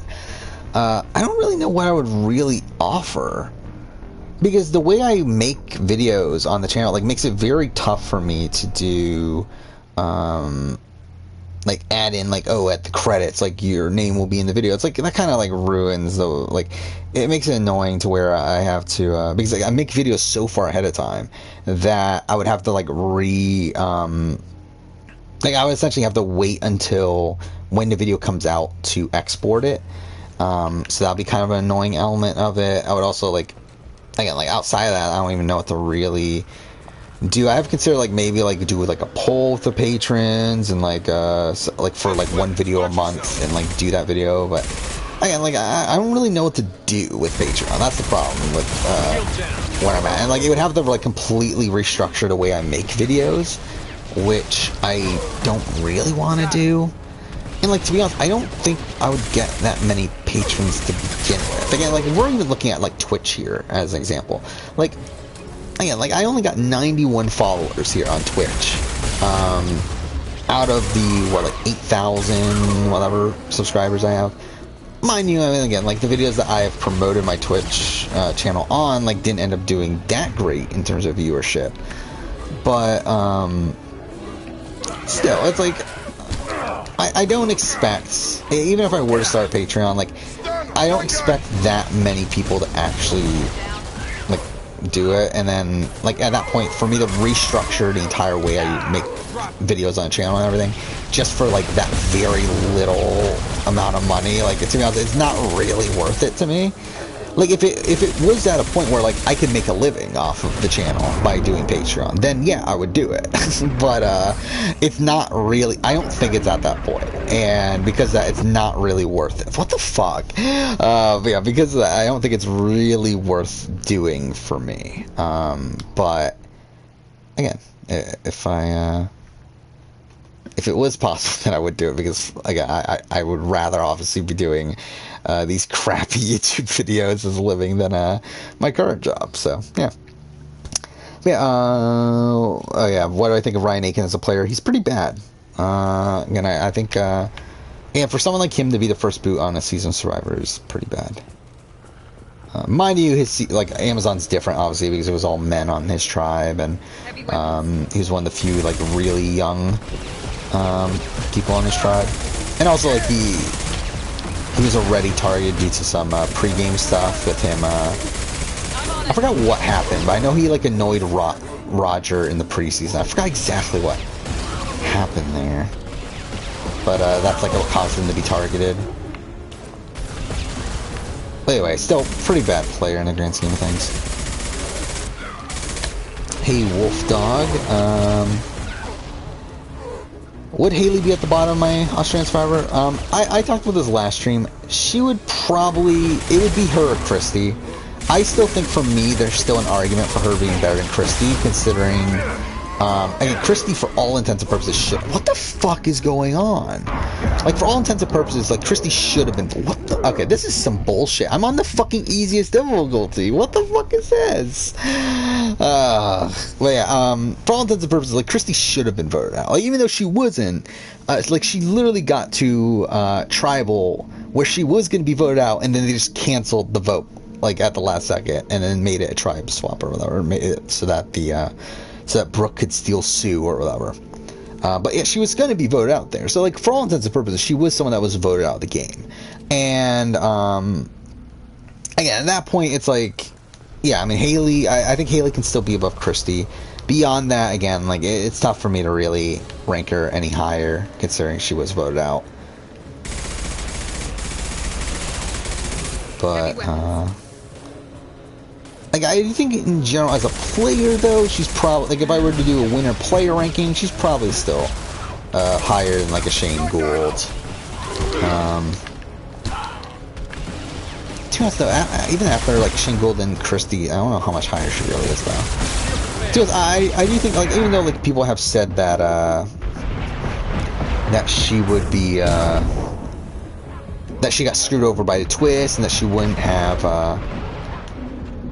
spilled the beans on George if it wasn't for the twist and everything. Like, I still think that demonstrates a, I think, like, how poorly that plan ended up going. I think it really shows, like, a flaw in her game of her of how she's able to play from the bottom. And again, like, who knows, like, maybe now that she's back in the game, maybe she'll play differently and be able to learn from her mistakes and everything, which I do expect her to, but, I do feel like, as a whole, I do think that shows a bit of a hole in her game. What the fuck is this? This is some bullshit.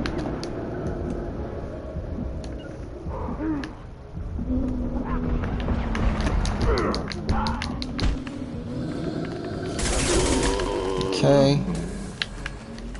Idea for a Patreon tier. Yeah, again, like, that's something, again, that's something I would do. Is, again, like, do, like, patron requested videos and that sort of thing. If I did start a Patreon, but, again, like, at this point, I don't feel like it's really worth it. But, potentially down the road. Also, I always felt like, I feel weird, like, oh fuck, I fucked that up. Whatever. I also feel weird, having, people pay, and obviously they're not paying for the content, but, like, no matter what, like, I would never put any of my content behind a paywall. Like, that's just not what I would do. But, like, I would also feel weird, like, knowing that people are paying, like, people that are watching my content are also, like, paying me directly, which, I mean, like, again, like, technically I'm already doing that on Twitch, like, again, like, have a couple subscribers, but it's like, yeah, it's just, like, it's a weird thing to me, where, like, I never considered my content that good. Like, I don't consider my content good at all, really. Like, my content is, like, actually shit in my eyes. It's more so, I think I just talk about different topics than what most people talk about. So it's, like, having, like, knowing that people are, like, paying, is, like, just kind of a weird thing to me. I don't know.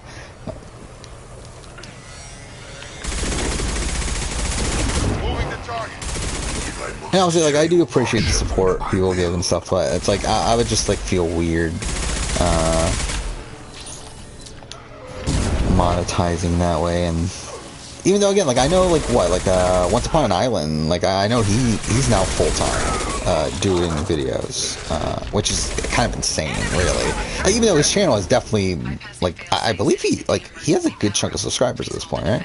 Like I don't really pay attention that much, but I believe it's like at least over 20-something thousand, right? Like I know his like I know he's had like a lot of well-performing recent videos, but and the fact that he's able to go full-time at that point is kind of insane. 27,000. Okay, I mean that's actually, yeah, that's a decent chunk. Like I feel like if I was at 27,000 and had a Patreon, maybe I could do it.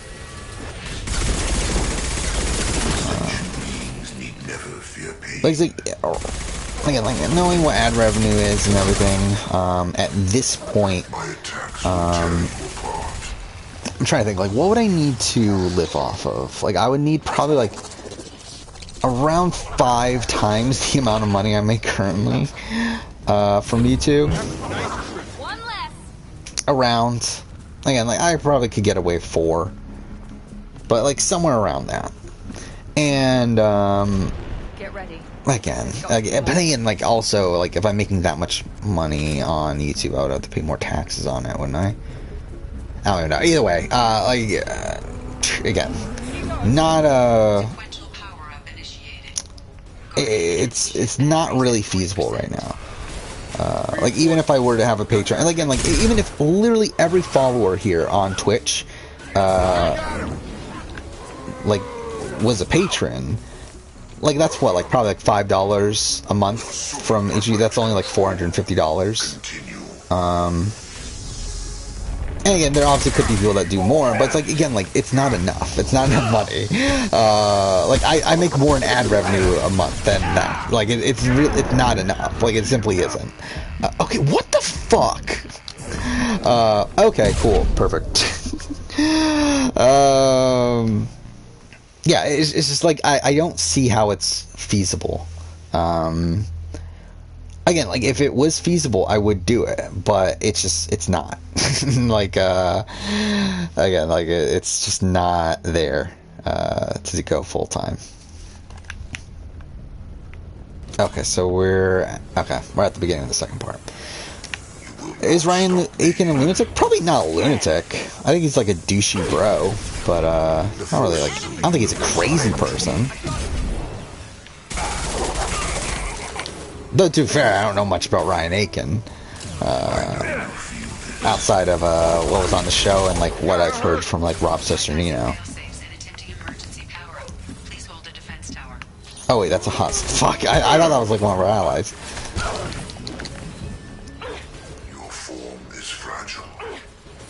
Yeah, I don't like a lot of what Once Upon an Island does. And to be fair, a lot of what he does allows him to do it full time, and all credit to him. But it's like, I don't like a lot of what he does, and I wouldn't do it personally. Which is, again, a lot of the reason why I'm probably never going to be able to go full time. I probably go for it. Like, I do have a bit of an ego when it comes to the channel. Like, there's a high level of narcissism with how I run the channel, where a lot of it is based around my own beliefs in terms of how I want to run YouTube, how I want to, like, things I'm very I'm very anti self-promotion, I'm very anti, I don't know, like, really just a lot of things, and it's like, that's changed the way I run the channel, and like, that's why, like, again, like, I just don't, I don't do YouTube the way most people do YouTube, and like, I don't do YouTube in a way that is the most benefit, like, that leads to the most success. Yeah, again, like, that's why I'm as surprised as I am that, like, the channel has the level of success that it has, even though it's really not that successful in the grand scheme of things. But again, like, I never imagined that I'd be at a point where, like, I'm nearing 10,000 subscribers, and probably gonna reach it within the next year or so. I'm probably realistically probably the next 6 months or so. Which, by the way, I talked about this before. How, like, coming into this year, my goal was to get 10,000 subs. However, channel growth has significantly decreased over the course of the year. But, like, there's still a sliver of a chance right now. Not really. Like, but, like, if I got 10 subscribers a day for the rest of the year, I would hit it. The problem is I'm not going to get that. But I have gotten it the last few days. Like, the last, actually, couple weeks. So, like, there's a sliver of a chance. Will I? No. But, it's not the realm possibility. But, again, like, 10,000 subs is the highest benchmark I see the channel reaching. Again, like, when realistically looking at the channel and seeing how... Okay, what the fuck? What the fuck is this? Okay, cool. But yeah, seeing how views are and everything, it's like, I don't see, how the channel goes beyond 10,000. Like, I don't see how the channel goes to, like, 25,000, 20,000, like, stuff like that. I just don't see it happening, anytime soon. But 10,000, I think, is a realistic goal. First people, Guatemala, Jim Lynch. Yeah, you don't know Jim Lynch? Jim Lynch is like, I mean, Jim Lynch has got to be one of the worst players, right? I think the problem is, like, he obviously never had a chance to begin with, but, again, probably pretty bad. Yeah, 41 will definitely get a boost. I don't, like, we'll see. We'll see how good it is. Again, like BB23 has been kind of disappointing, even though the mid-season power ranking did pretty well. Again, like, recent Big Brother videos have not performed that well, and then also the 23 cast assessment did not perform that well either, so who knows. Obviously the 41 cast reaction video ended up performing decent. I mean decent, like, it's like at 19,000 views, which is pretty good for the channel in the grand scheme of things, but yeah, definitely I think that'll be the determining factor. That'll be the determining factor if we get 10,000 before the end of the year or not. But yeah, I don't think we will. But I think we'll reach it soon afterwards. Like, I think we'll definitely be, like, high 9,000 by the end of the year. But, don't know if we're going to quite hit the 10,000.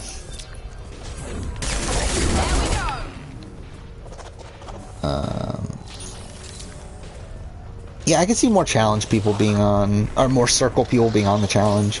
Yeah, I do really like Ed on the challenge so far. Rika would be weird, but get ready. Not out of the realm possibility from the pick. I don't even remember who's even on Circle UK anymore, to be honest. I mean, Dan from the Circle UK would be kind of funny.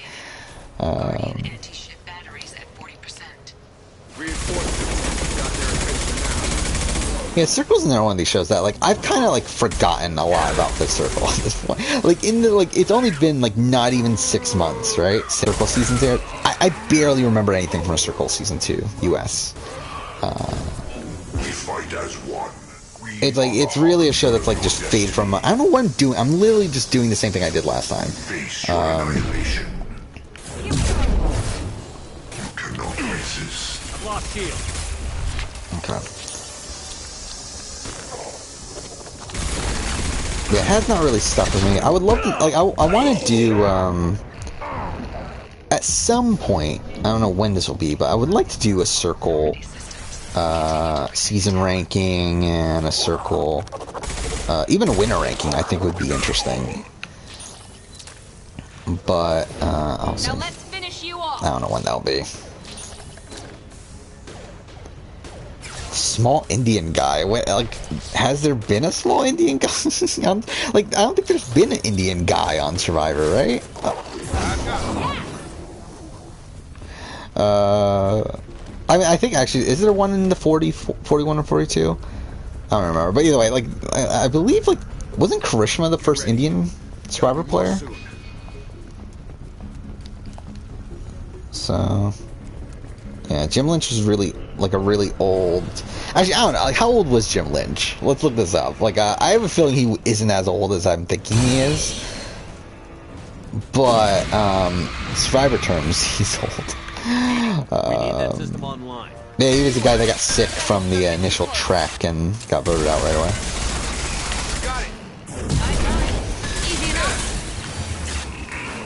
Let's look this up.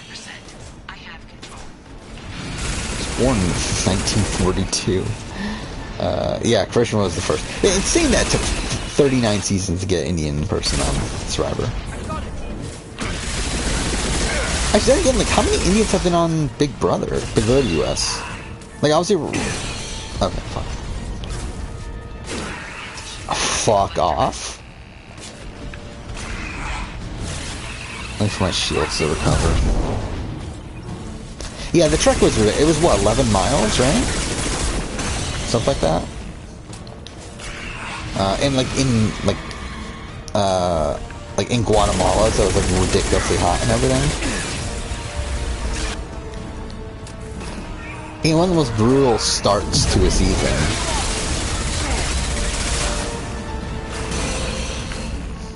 Okay. Again, really not looking forward to the future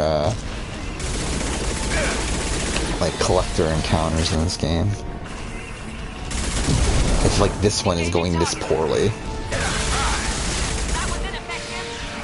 Ah, there we go. Killed it. Jim Lynch does not have dark skin at all. Jim Lynch has probably the whitest skin you could possibly think of.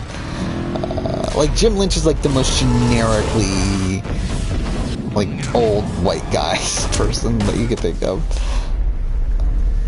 Like, I literally know nothing about him outside of the fact that he was an old white guy that was on Survivor and was the first boot because he got sick from the track. Yeah, I'm literally looking at him right now. He's 79 at this point. That's kind of insane. So he's probably, what, like 60-something? 63 or so? On the season. Like, how long ago was... I don't even know how long. He was at the 10-year anniversary party. That's actually kind of funny. Yeah, he was 63. So, I guess he was actually still old then. Is he small? I don't know if he's small. I don't know how tall he is. I don't expect him to be massive. That ship is huge. Wait, I'm pretty sure you don't know who Jim Lynch is. They took Egan and Sam and Lilith. Do something. I did my best. You just hid in your damn bunker. If it wasn't for Shepard, you'd all be on board that ship. Shepard? Wait. But yeah. I know that name. Yeah, he would be pretty low on a first boot ranking, right? Then again, like, how much could he really do? But, I mean, that obviously adds to it, but, I mean, he's not like a Wendy Jo, where, like, Wendy Jo, like, sabotages her own game, despite the fact that she had no chance. Like, Jim Lynch is just, like, kind of someone that had no chance and, like, really doesn't, like, again, like, he was sick. Like, he really just, like, couldn't do anything. No. I thought you were dead, Commander. It's probably decently low, but not, actually, I wonder, like, I said this before, I'm pretty sure I have it somewhere. My list of all the, my ranking of the first boots. I don't know where it is, though, because I know I made one years ago, before I even started the channel. But I don't know exactly where it is. Maybe it's this one? I went to Anderson, but he wouldn't talk. Does this one have it? There were rumors that you weren't dead. Worse, that you were working for the enemy. No.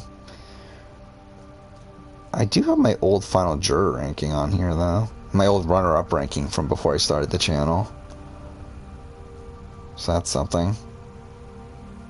Actually, all my rankings from before, a lot of my rankings from before I started the channel. I even had like a fucking massive spreadsheet of me ranking every episode of Big Brother and Survivor, like, out of 10. So that's also a thing I have. Again, this is so fucking old, though. I actually have all 40 seasons of Survivor ranked. Or every episode of Survivor, essentially, ranked out of 10 here. Though I think, like, with the last few seasons, I haven't given a shit. Yeah, since Edge of Extinction, I haven't really given a shit. But I still have it, though.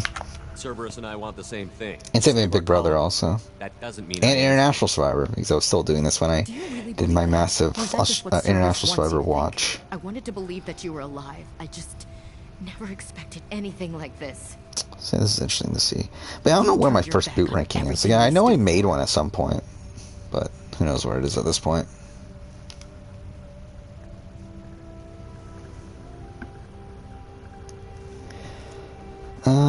Get over it. Fuck you, Ash. You need to focus on what's happening now.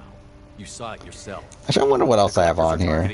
Yeah, because I have my laptop in front of me anyway, so it's like, let's see if I have anything that interesting to talk through. But I don't trust Any like old lists or anything. I have a lot of fucking Assassin's Creed related things. Working with the collectors. Wait, I have so many I have so much Assassin's Creed related. Like, I have like a lot of like fan fiction of Assassin's Creed and stuff here. This is actually really fucking ridiculous. But yeah, that's a thing. What else do I got? Yeah, a lot of stuff related to the comic I tried to write at one point. I have my Sasuke ranking. My Sasuke tournament ranking. That's something. I would love to do that video at some point, but I would want to rewatch every tournament before I did it. I can see you won't listen to reason. But I do have a rough draft of that list. And tell me you're working with Cerberus. Sounds like you left reason behind a long time ago. Doesn't matter. I still know where my loyalties lie. I find more than this than soldier. what I'm seeing here. My blood. I'm reporting back. Maybe I do, but I don't know where it is. Decide if they believe your story. Yes, I did write Assassin's Creed fanfic. I wrote a lot of fan fiction when I was a kid. But yeah, I have an Australian Survivor theme idea. Oh yeah, Australia versus New Zealand. Again, like that's something I want to do. Like obviously, like I think at this point the one I'll do is Australia versus US. But I also have listed here. I mean, essentially like a worldwide one, like US versus Australia versus New Zealand versus South Africa, like that sort of thing. Again, like if we're just doing Australia versus New Zealand, I feel like it's kind of tough because you obviously only have 2 seasons of New Zealand to pull from. So if you're going to get, like, especially Australian Survivor, 12 person tribes, like, you're going to get 12 people from 2 seasons. Like, that's kind of, that's kind of a lot. But, yeah, like, I think if we split it into, like, 4 tribes of 6 with, like, all 4 of the shows, I feel like that's a bit more plausible. But I think AU versus New Zealand seems a bit far-fetched. But yeah, again, yeah, wrote a lot of fan fiction when I was a kid. I described this way back, and it's part of like how I got the name for the channel. So, oh yeah, do I really want to tell this entire fucking story again? Whatever, it's very convoluted, but essentially, yeah, when I was a kid, I would write a lot of fan fiction, wrote a lot of Dragon Ball fan fiction, wrote a lot of Power Rangers fan fiction, wrote a lot of Yu-Gi-Oh fan fiction, and then, and that was when I was like 10 or younger. And then when I was like 18, around the time I was like graduating high school, I like found all these things again. And I decided, you know, let's turn like again. There's a lot of good ideas in here, so it's like I want to turn this into a thing that I actually can make my own, like that isn't just like based on Dragon Ball or based on like it's my own thing. So I wrote essentially a comic book series, or like plotted it. I shouldn't say wrote. I did actually write. Like I literally have like a whole bunch of scripts, but I plotted out entire series, like really massive series that'll never get made. And yeah, it was based off of all these fan fictions, and the name The Marinian Review comes from a place in one of those fan fictions. Or in the, not the fan fiction, in the story that I wrote based off of the fan fictions. Where the central location is a place called Morania, which again, people from Morania would be called Moranians. And again, the name origin of Morania, again, it's very complicated going back to it. But anyway, that's kind of where the channel name came from.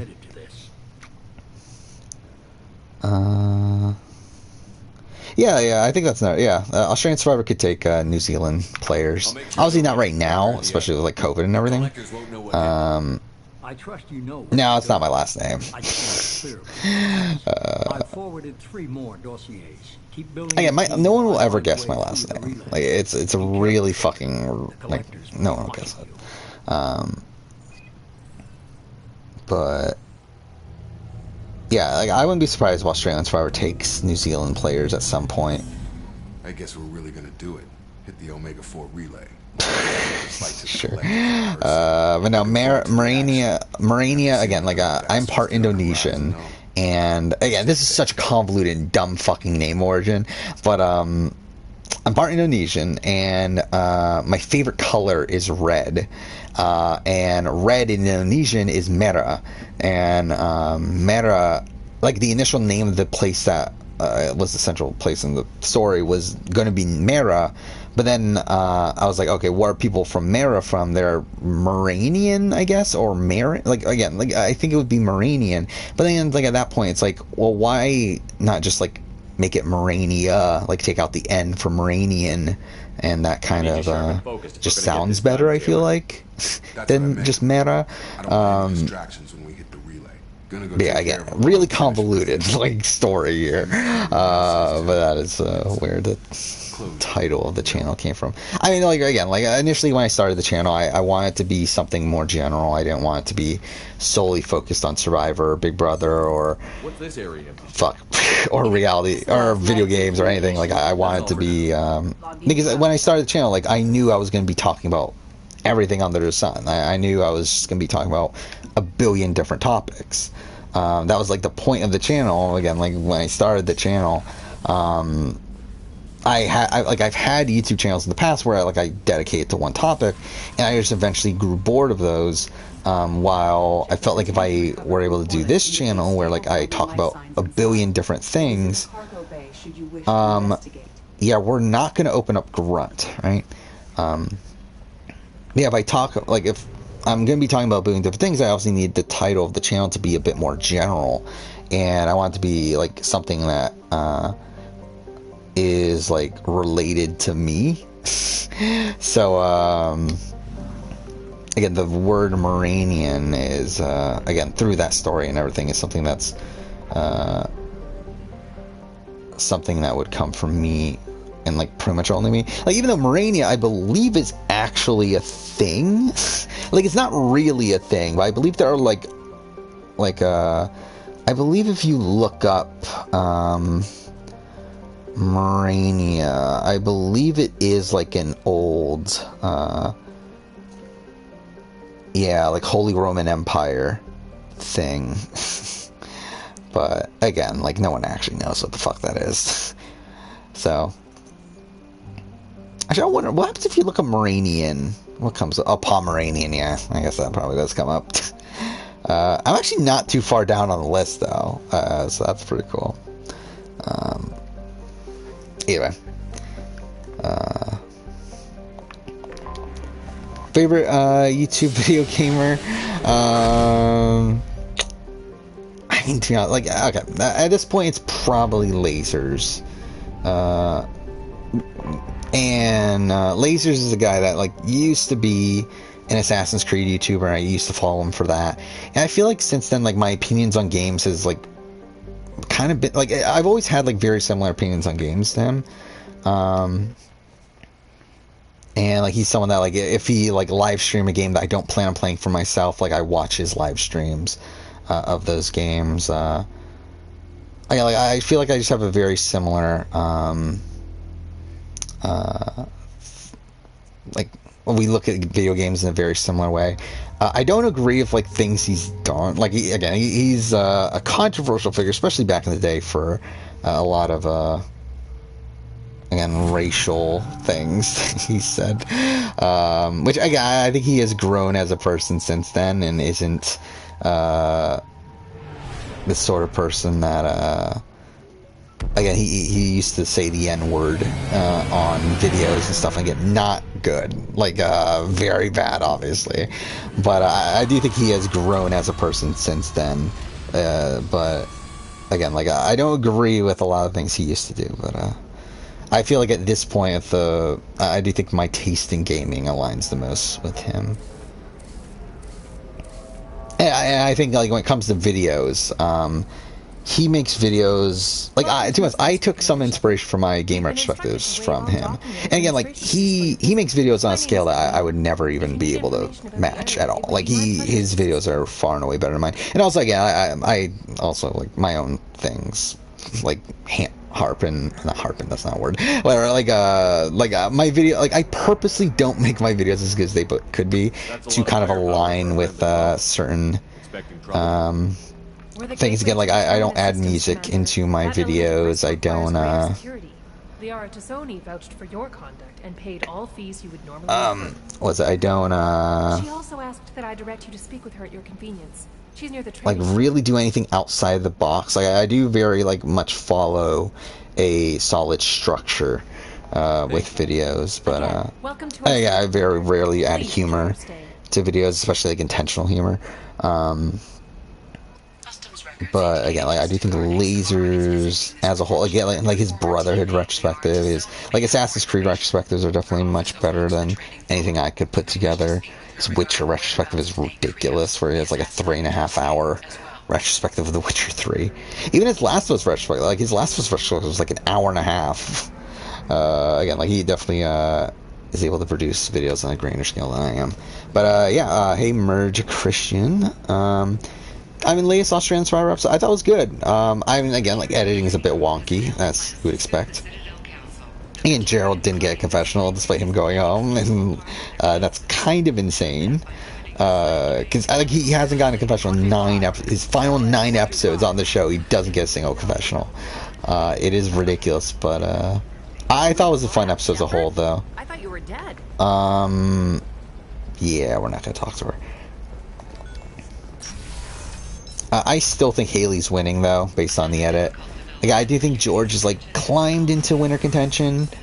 I mean, to be fair, he's always been number 2. Oh, he's been number 2 for the last few episodes, but I think there's a decent chance he could win the game at this point. But I do feel like Haley is still the top person. Wait, oh fuck! I need to talk to Liara, don't I? I forgot about that. That you're forced to talk to Liara.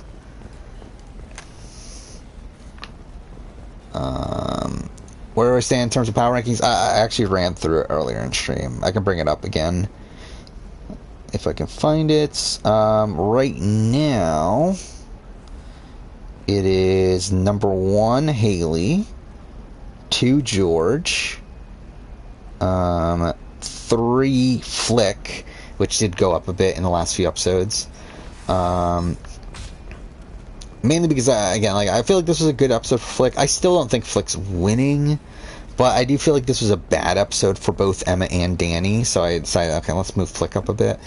But yeah, Emmett 4, Danny 5. I thought this was a really bad episode for Danny. And I also think just game position-wise, like where is she going at this point? And then after that, it's like these people have literally 0 chance of winning the game. But again, like after that, I have Kara, Wei, Andrew, then Laura. Which again, the Laura pick over, Andrew being above Laura might be a bit controversial. But yeah, I just feel like what is Laura's edit? Like she's gotten screen time, but like I feel like her screen time is only when it's absolutely necessary. With my mind. Yeah. Not I just feel I'm like kind of like Gerald, where like even though Gerald got more content than Andrew, I just feel like Andrew has at least more of a like kind of a story there for him to win, especially now that he's like this challenge. Again, he has no shot. He has absolutely no shot. But I do feel like at least there's something there. Well, like I literally have nothing to say about Laura. You're threatening to flay people alive now? Yeah, ranking all the hosts. Yeah, that is a video idea. The thing is, like, I don't think it's that interesting when it comes to just sticking it to Survivor. It's like obviously Probst is number 1. And then it's like I think the intrigue would come from like the lower ranked ones, like all the bad ones, like the 2 UK ones are all like they're both really fucking boring. I couldn't even tell you who the host of Australian Survivor 2002 is. I'm sure he's boring as well. You got Dicko from Celebrity Australian Survivor. That'll be funny. Again, like those are all pretty bad. The first host from SA, Mark, right?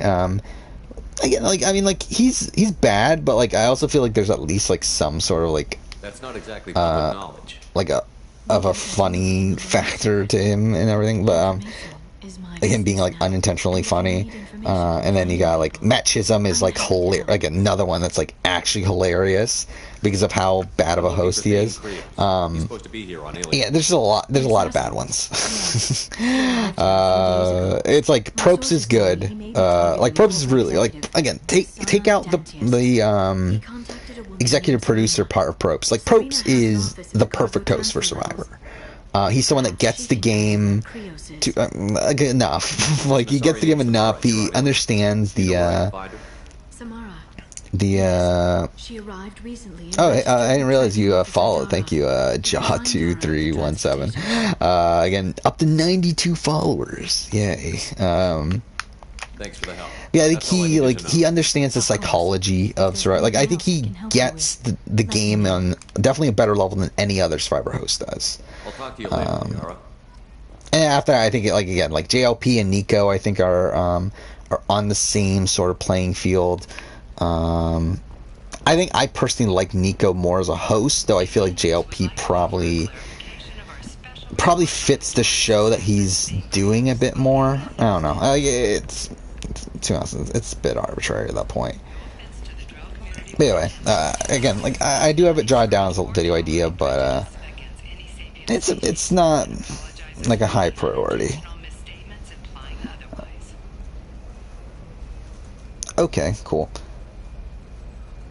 Yeah, I'm trying to look actually, like I'm trying to think of like what other video ideas I have here that like I have a lot of, again, like I've talked about this before, I have a massive spreadsheet of video ideas. It's literally, and this isn't even all of them because there's like a lot of videos that spawn off of other video ideas that I only have like one of those on here. But like as of right now, the list is literally, what is it, 800. So yeah, I have a massive spreadsheet of video ideas that who knows when I'll get to all of them, but yeah. Yeah, I mean, like my rankings for Australian Survivor, like any Survivor show, when it comes to power rankings, the edit is factored in there. Like obviously Big Brother, it's not the case because like you can't really Big Brother, but like with Survivor, like there is like the acknowledgement that there is a winner's edit, and they are trying to portray the winner in an interesting light. So you do have to factor that in. If we're not factoring in edit, like Haley is not number one. Like the only reason Haley's number one is because of the edit. Like if not, like to be honest, George would probably be number one if it wasn't for that. So. You have information on paying Krios. Am I wasting my time? Yeah, but again, based on the edit, I do feel like Haley's number one. Yeah, I think Emmett I do think is a genuinely good Survivor player. Yeah, I know who Thane Krios is. I might have passed him some information, but I didn't hire him. What do you want to know? Yeah, I know that's like a video idea. Not video idea. A like theme idea that people have talked about, like doing like an all-male season and an all-female season. Again, like I don't think it's happening. Like I don't see why they would do that. Dangerous man to chat with. Your call, though. I ran security for Nasana Dantius. Then I found out she was having people killed to cover up her dirty do I like Cheez-Its? They're fine. I confronted her. Her loss. I might have been good enough to stop Thane from taking her down. So far as this season, I mean, I don't know. It's not number one. Just tell me where I can find Thane. It's probably not number two. Wait, what do I have as my season rankings? I know Champions vs. Contenders is number one, which I don't think it's on there. I don't think it's number two because like that's AE 2017. There's a second tower. So yeah, I mean, like beyond that, like I mean, it's not low. Like it's not at the bottom. Like I'm enjoying the season more than All Stars. I'm enjoying the season more than Champions vs. Contenders 2, which I know a lot of people like. I didn't like that season, if I'm being honest. So it's like I think it's above that. I think it's probably above AU 2016. Like I don't know. Like I think it's around that. Like it's around that spot. I think we'll have to see how the season plays out. I think it's probably above that right now, but we'll see how the season plays out for it. I'm ready now. To really solidify itself. But I would guess number 3 out of those 6 for now. Oh yeah, I did know that. So yeah, the Mark from the host of Survivor South Africa for first 2 seasons did actually was initially part of the casting pool and did audition to be on this show, but they decided to make him host instead, which is fucking weird. It's so weird. Like, just imagine like Jeff Probst like applied to be on this show for Borneo, and they were like, you know what? No, we want you to be the host instead. Wait, what mission are we doing? I think we fucked up because we're doing the Thane one, and I didn't want to do the Thane one first. Yeah, I think we're doing Thane. Whatever. Costs $6 to subscribe. I mean, is it $6? I thought it was $5. Wait, I mean, that's the way Twitch works. Like, I didn't make the prices. It's Twitch that does it. And again, like, no one's forcing you to subscribe. I don't even want to be honest. Don't subscribe. Like, again, like I've said this in the past. Like, I feel weird having people pay for my content. Don't subscribe if you don't want. Her mercs will fight you every step. That's your best chance. You got $1 at work by selling candy? Are we talking real candy, or is that like a euphemism for something? But yeah, how's the season of SA? I think this season's pretty good. For me, I'm enjoying SA more than I am. Is it stream running? Well, I'm enjoying this season of SA more than I am AU personally. Alright, let's do this. In terms of like season ranking, actually, I mean, it's probably number 2, to be honest. Now I'm thinking about it. Like, I think it's better than Island of Secrets, which at that point it already puts it as number 2 in season rankings, right?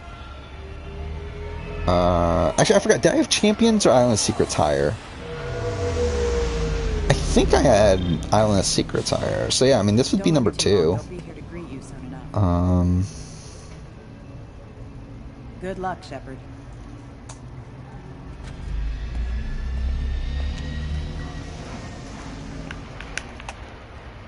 I don't think it's gonna reach Philippines. I'm not too fair. It could, like, it potentially could, if we have like a really dynamic end game. But even then, like, I mean, Philippines is just insane.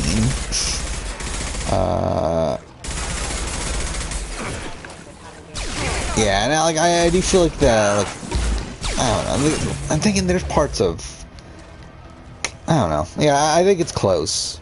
Or potentially close, but I would say that it's probably gonna be number 2.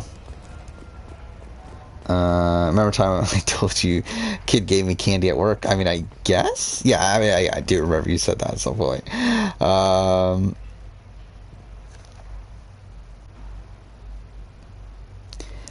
mean, yeah, like, that's the problem with AU 2019 for me, is that it's like it's a season where they just like completely neglected the pre-merge and the people that went home pre-merge, to the point where like I didn't give a shit about any of the people going home pre-merge, and that made, like, even though there were like fun blindsides and stuff happening in the pre-merge, I never actually cared about what was happening in the pre-merge because I didn't care about the people that were actually there.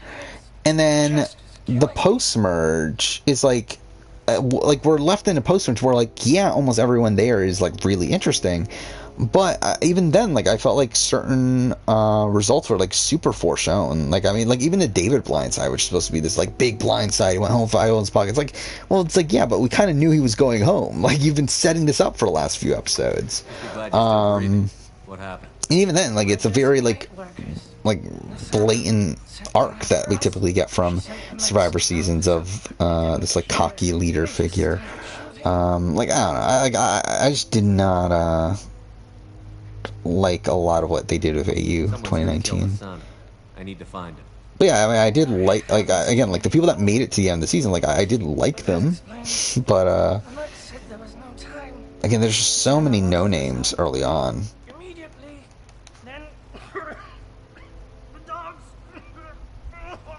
He's hurt pretty bad. He needs some help. No, we're not gonna do that. My chest is... what's my least favorite Australian Survivor non-elimination episode? If we're talking about like least favorite in terms of like actual quality, I don't think I have like a answer that comes to mind like right away. But I feel like if we're talking, it's probably, let's go. I don't know, probably like, I don't even know. All right, let's look this up. But anyway, like if we're talking about like in terms of like my annoyance with it, again, Christy getting saved, I think that's pretty high. Especially because it like screws over Phoebe. I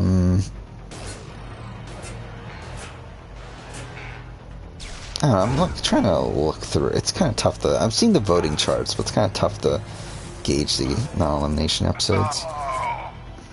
What is going on? Like, Jacob... How the fuck did Jacob die in, like, the 2 seconds I was looking away from screen? Yeah, I don't have, like, a really, like... I don't have an answer that's, like, really coming to mind, but, yeah, I mean, Simon Blindside's very similar to David Blindside, and just like the David Blindside, I didn't give a shit. Like, I thought it wasn't bad. Like, getting Blindside idols in your pocket, it's not interesting to me. Like, it's an interesting, like, it's something that's, like, interesting if something else happens along with it, but, like, just the concept of, oh, this person went home with idols in their pocket, like, that's not that interesting.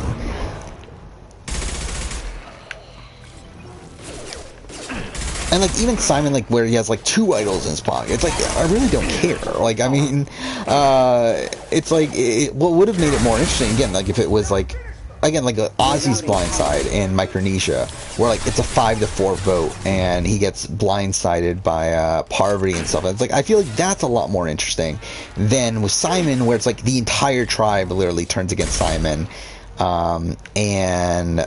Like, yeah, we did have the intrigue of, like, oh, Haley orchestrated the 3 votes onto Danny and stuff like that, but it's like, at the end of the day, it's like, again, Simon still goes home there. It, like, didn't really, the Simon boot didn't really do much for me.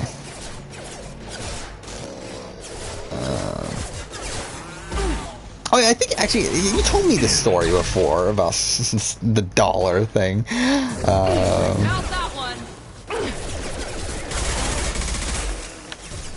Yeah, whatever.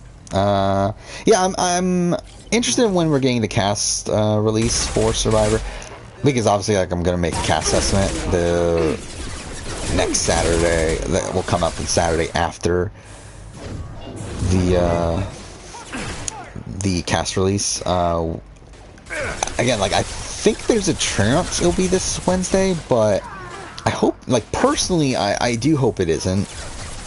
Just for the sake of my schedule. Because if it is, then this makes, like, if the cast gets released this Wednesday, that means the video will come out on August 28th, which ends up really, like, making this month, like, really stacked. Like, that'll make this month, and it probably would end up making the month of August here the best month ever, for the channel. Potentially.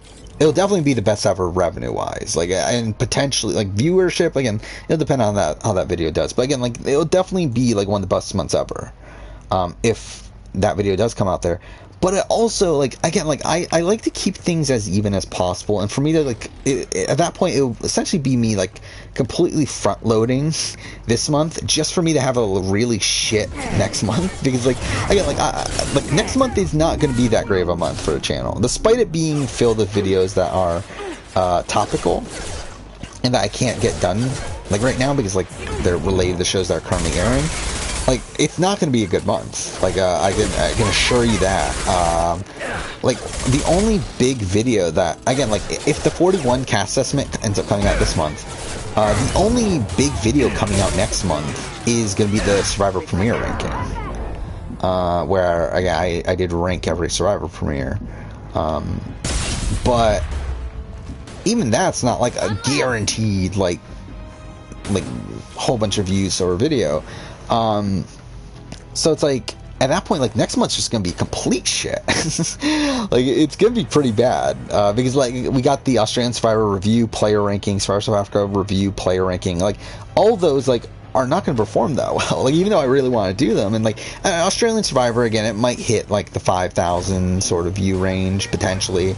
I don't think it will, to be honest. It'll probably be closer to 3,000 to 4,000. But like, even then, like 5,000, it's like that's not as much as like what my Battle of the Seasons video that just came out is already at 5,000 views after 2 days. So it's like, that's not that good. And like, I don't think Survivor South Africa, like, I'll be surprised if Survivor South Africa even gets beyond 2,000 views. And the player rankings, again, like, I don't think they'll get that many views either.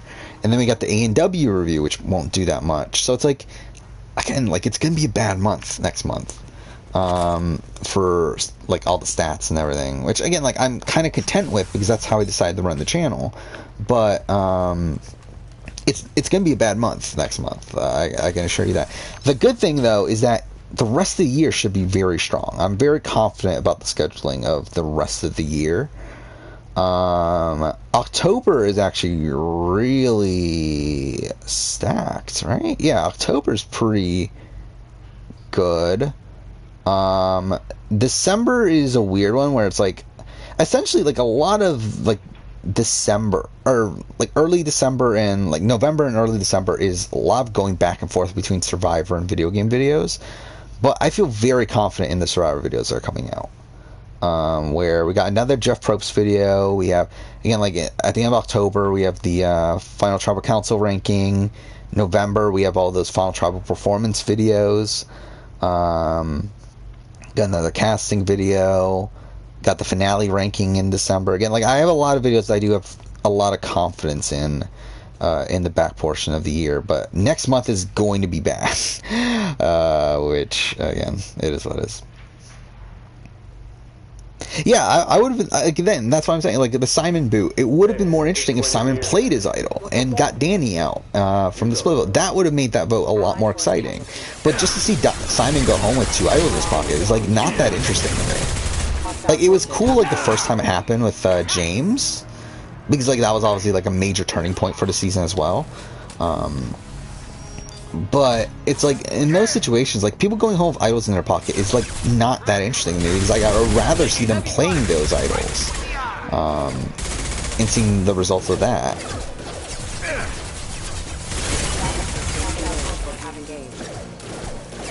What I think of Christy from BB23. I mean, like, yeah, like, as a person, I think she's someone that's, like, trying to milk as much as she can from this. Oh yeah, like, Christy, I have no interest in anything Christy related. Like, yeah, like, I have no interest in hearing anything really about her at all, realistically. Zach and Shani, yeah, that was bad. Like, that was, I think, yeah, that's probably technically the worst non-elimination episode.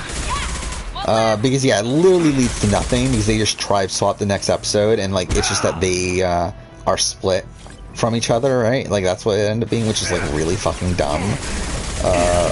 But to be honest, like, in the fact that it is, like, a twist that is so much of a non-factor, it does kind of make it, like, I think there's an argument for it being better than some of these other non-elimination twists that do play more of a major factor in the game, that kind of do end up ruining the game.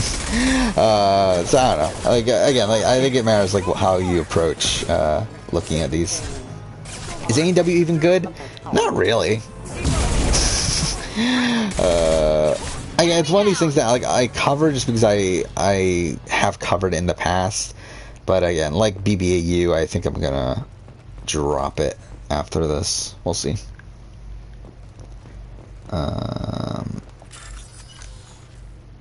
Yeah, what else we got?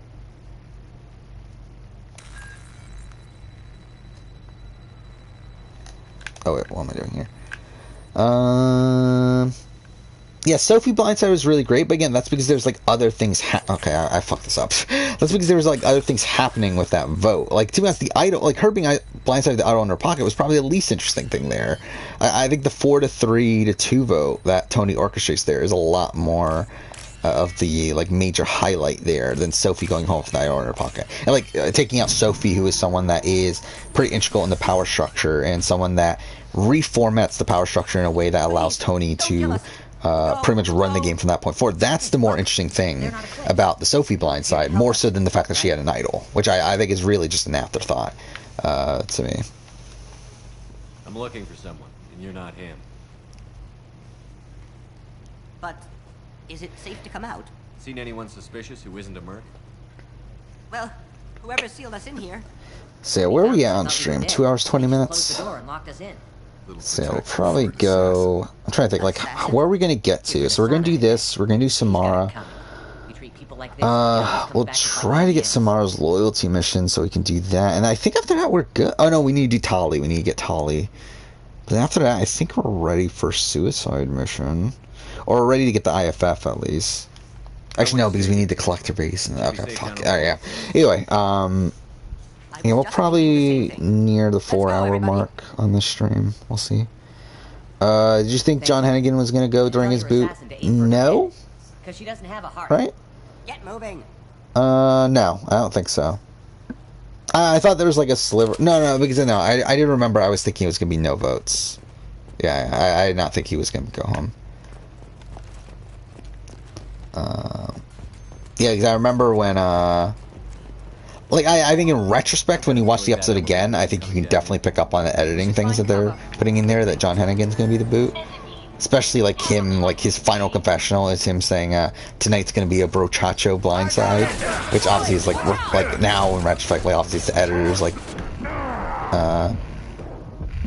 pretty much saying that yeah, it's gonna be him. But like at the time you're thinking, oh, it's like, oh, obviously he's talking about it in the context of like Christians going home, and that's how like you think of it at the time. But then like now looking back on it, it's like yeah, the editors put that in there on purpose to make it like irony in the fact that he's the one that actually gets blindsided.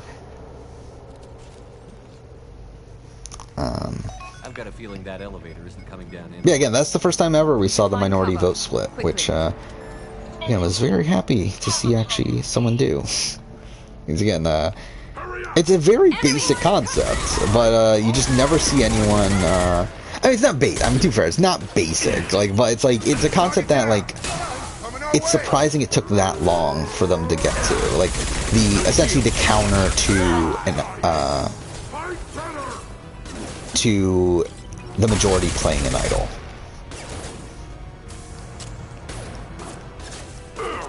I did not know who was actually going on, because like at that point, like we had Christian, like Davey played the idol on Christian, and then Angelina, like Dan playing the idol on Angelina. So yeah, I probably like was thinking like one of the other Davids was gonna go home, but not exactly know who. Like yeah, I think probably at the time I was thinking, oh no, it's gonna backfire on Davey, who obviously just played his idol on, because like if you like in the no vote situation, at that point Christian and Angelina would be safe and they would re-vote. Which the Goliaths would still have the majority in that situation. So again, you would assume that means that they would just put their votes on one of the Davids, which at that point I think Davey was probably the most vulnerable, especially considering how he just did pull off that move to play the idol on Christian. But then they could go for Carl too. I don't think that's out of their own possibility. I do think Nick was safe. I don't think they were going for Nick. Express or coach. Anyway. Your choice. Look, pal. Even if I knew where he was, I wouldn't tell you. Yeah, I'm excited for 41. I'm a bit, again, like, I'm a bit hesitant with certain things we've heard about it. Like, we have heard a lot of, How about goodbye? It's such like an 80s, like, action movie sort of moment. But yeah, we have heard a lot about like how the conditions are gonna be tough, and it's like stuff like that. Like I'm not particularly interested in. And for me, it's like I would like realistically, it's like the conditions on Survivor don't matter to me. Like I would actually prefer like the conditions are super easy. In that way, we get a lot more. It gives the players like, what the fuck is going on? What the fuck was that? Okay, whatever. It would give the players a lot more opportunities to play more optimally. a lot more time for them, or a lot more energy for them to be thinking straight. And again, that's the thing that, like, it's like College Survivor.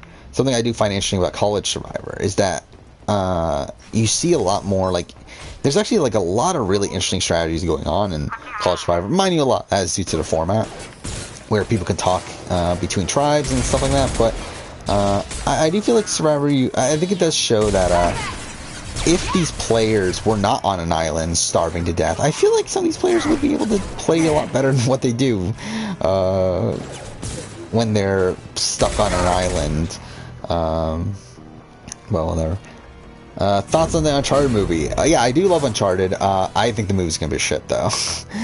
It does not look good, and like from what we've heard from Tom Holland himself, he did not seem to be particularly high on it. Where like he talked about it as like a learning experience, which again, like when you're talking about this movie as a learning experience, that's probably not a good sign that the movie actually turned out particularly well. And again, like also like Mark Wahlberg playing Sully and like stuff like that. It's like it's weird.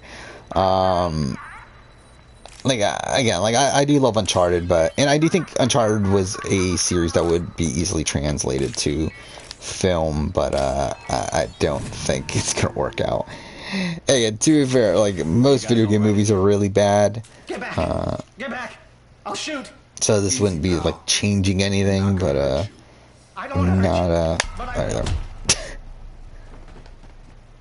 Hurt me. I hardly felt a thing. Talon.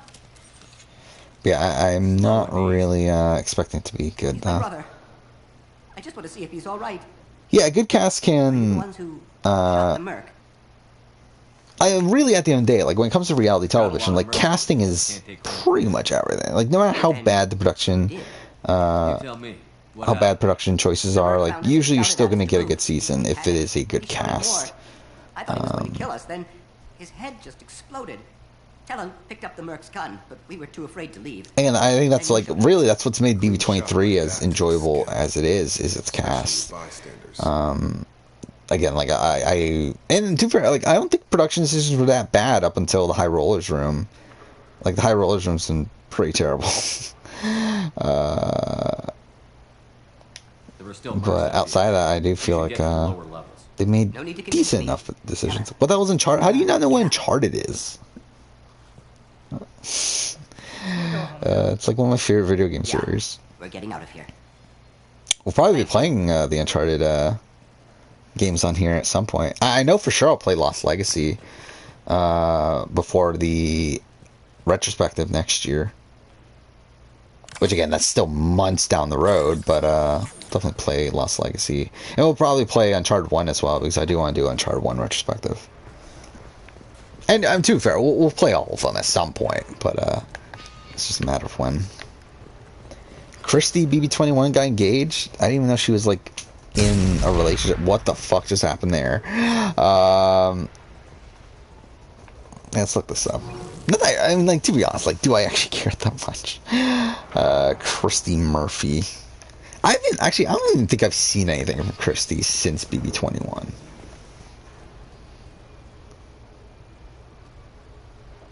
Okay.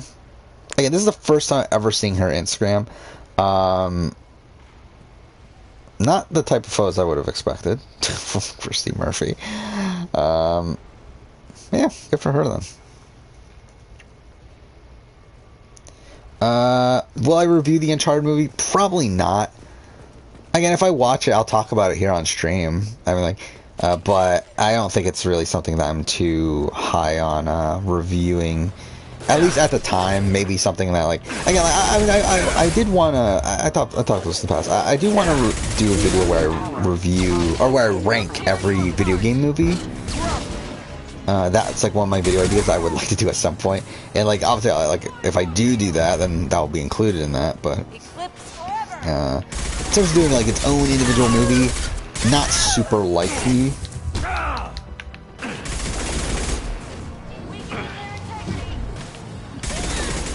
Unless it's some sort of retrospective sort of thing, but again, like very unlikely. Like I feel like 0%, pretty much 0% chance of doing a review at the time. But yeah, we'll probably talk about here. Again, that's the thing that I like about streams here is that I'm able to talk about certain things that at this point I don't have time to actually do videos of. Yeah. Uncharted is that a Gordon Ramsay show? Is there really a Gordon Ramsay show named Uncharted? I'm looking this up right now. That actually is. That's okay. Yeah, obviously the best show ever. Yeah, National Geography or Geographic, whatever the fuck it is. Obviously everyone's favorite. Is it on Disney Plus? Oh. Yay. I don't have Disney Plus. Again, if I had Disney Plus, obviously I would be watching that by now. But I do want to do, in terms of like Naughty Dog related scripted media, I do feel like I'm almost guaranteed to do a Last of Us TV show review. That is something I for sure am going to do.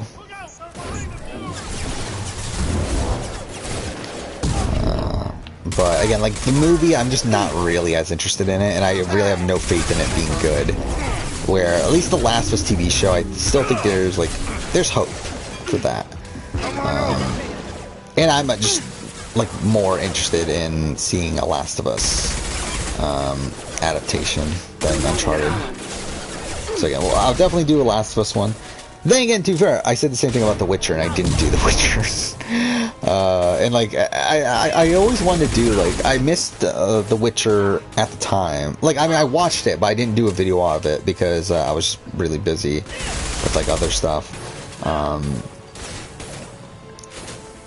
And I then wanted to do, okay, I'm going to do like a season 1 retrospective before season 2 comes out, and like now we're like kind of nearing when season 2 comes out, and I'm still like not gonna do it. So like I don't know when I'll talk about the Witcher TV show, but I would like to at some point though, but don't know when that'll happen.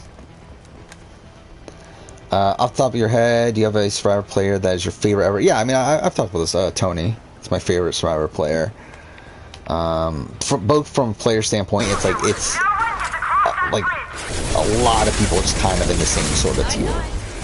And again, I do want to do a video at some point of ranking like my favorite players, but I haven't really put that much thought into who's like actually number 2.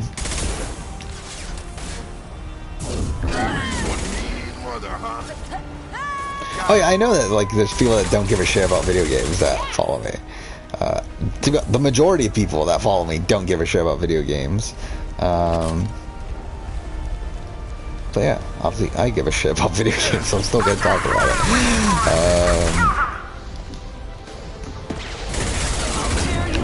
it. Okay. What did you think of the... I actually haven't watched it, the Uncharted short film with Nathan Fillion. I do want to watch... Like, I mean, to be fair, if I really wanted to watch it, I would have watched it by now. But, like, it's something I like... In an ideal world, I would have watched by now. But, I have not actually watched it for myself. But yeah, I mean, like he seems like a perfect fit for Nathan Drake, at least on paper.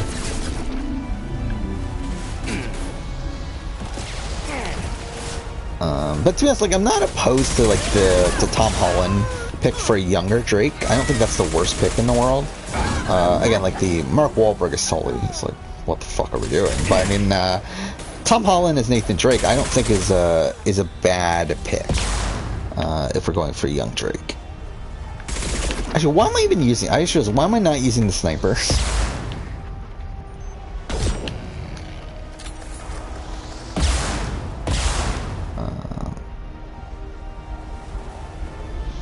Yeah, I mean, like, I'll probably never watch Gordon Ramsay's Uncharted.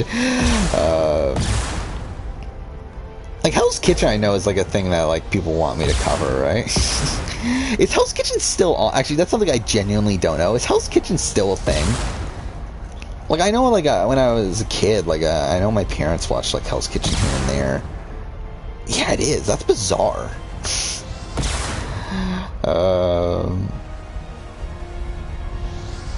Yeah, again, like, I have no real connection to the show, though. But it would be funny to, like, do some sort of video around it at some point.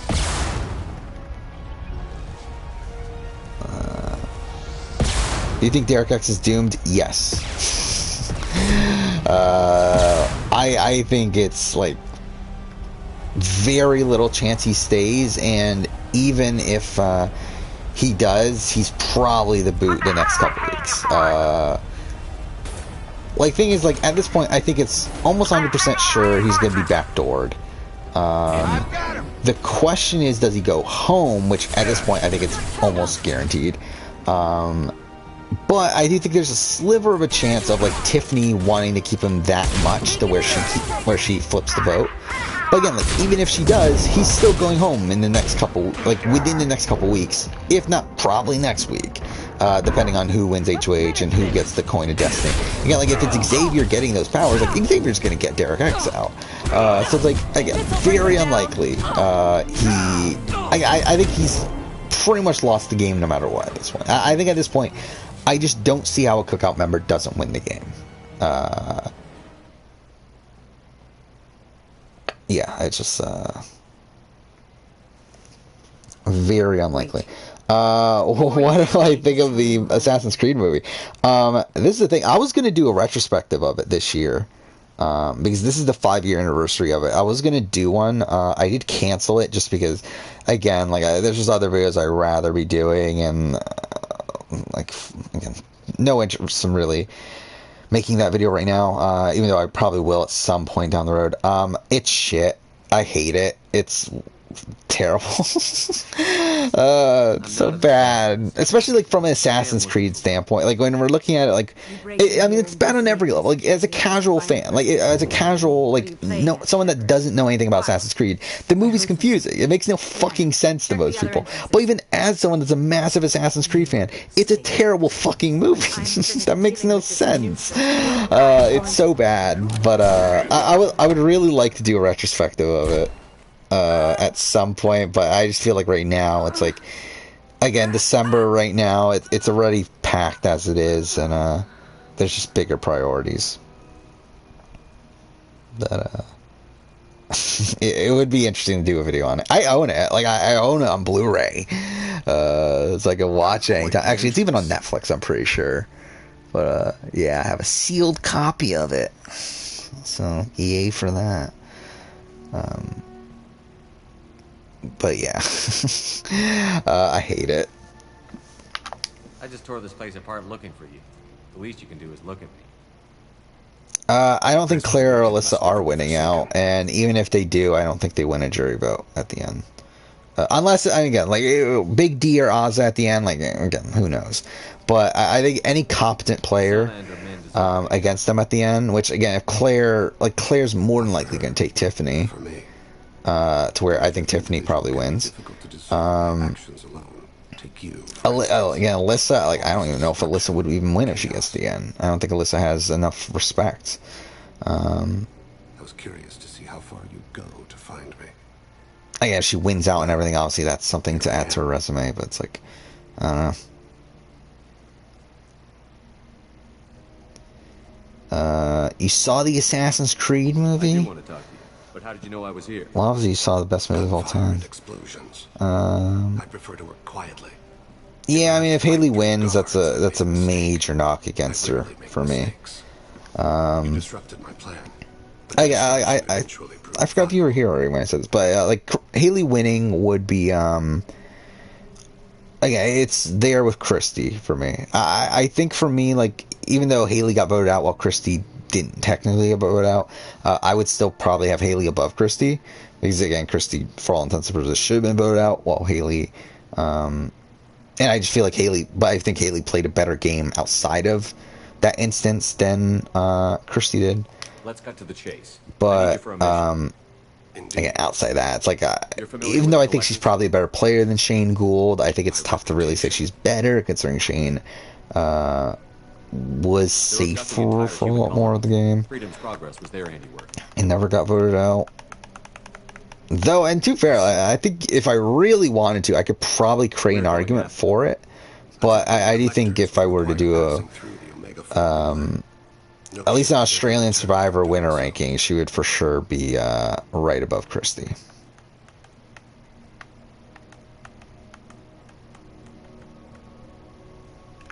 They tell me it's a suicide mission. I intend yeah, no matter what, at this point, the cookout is either going to be the final two, or they're going to be in a final two scenario against someone not in the cookout, to where the cookout, if they stick together and stick to their pack, they would have the majority of the jury votes.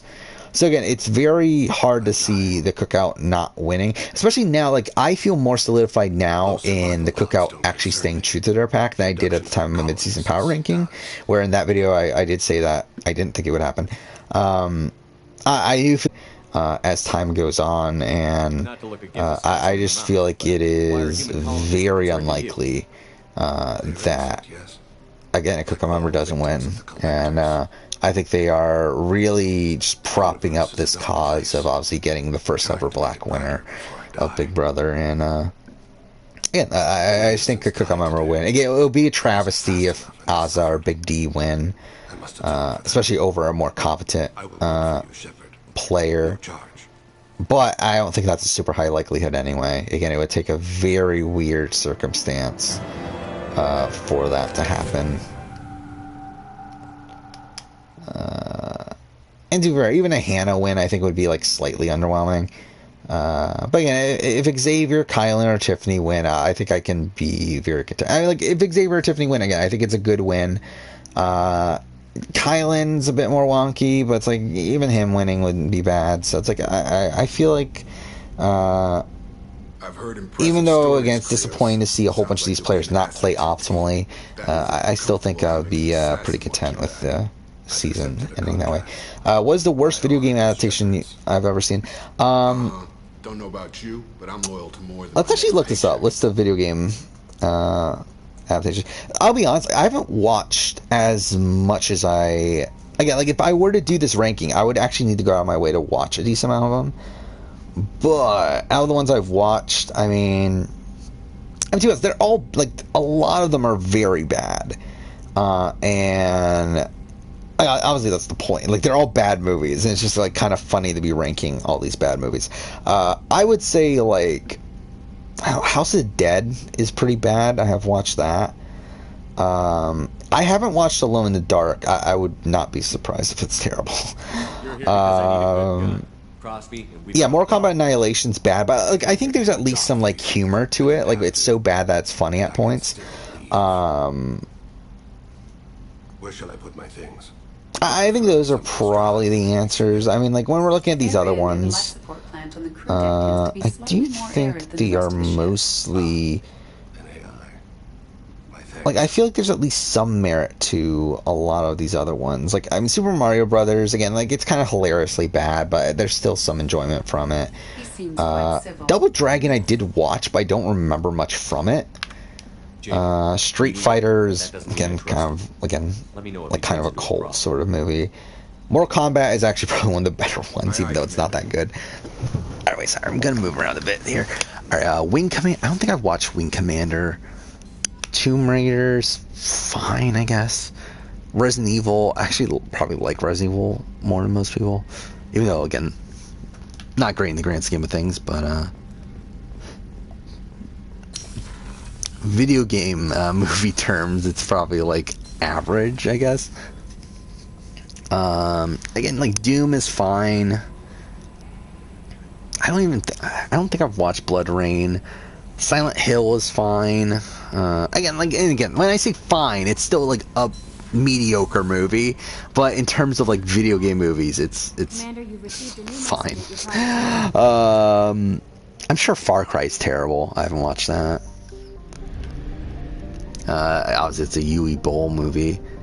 To be fair, a lot of these are Yui Bowl movies, but those are all pretty bad. Yeah, Super Mario Brothers, I mean, there's some leeway there, because it's the first one, but it's also still pretty bad.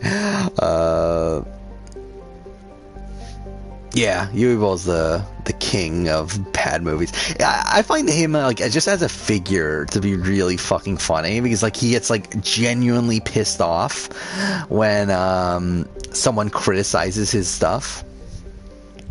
Oh, did he? Okay, yeah. So he made Alone in the Dark. Doesn't he? Like, I feel like I looked up. Doesn't he have like a really hot wife? I feel like I remember that from him. That like again,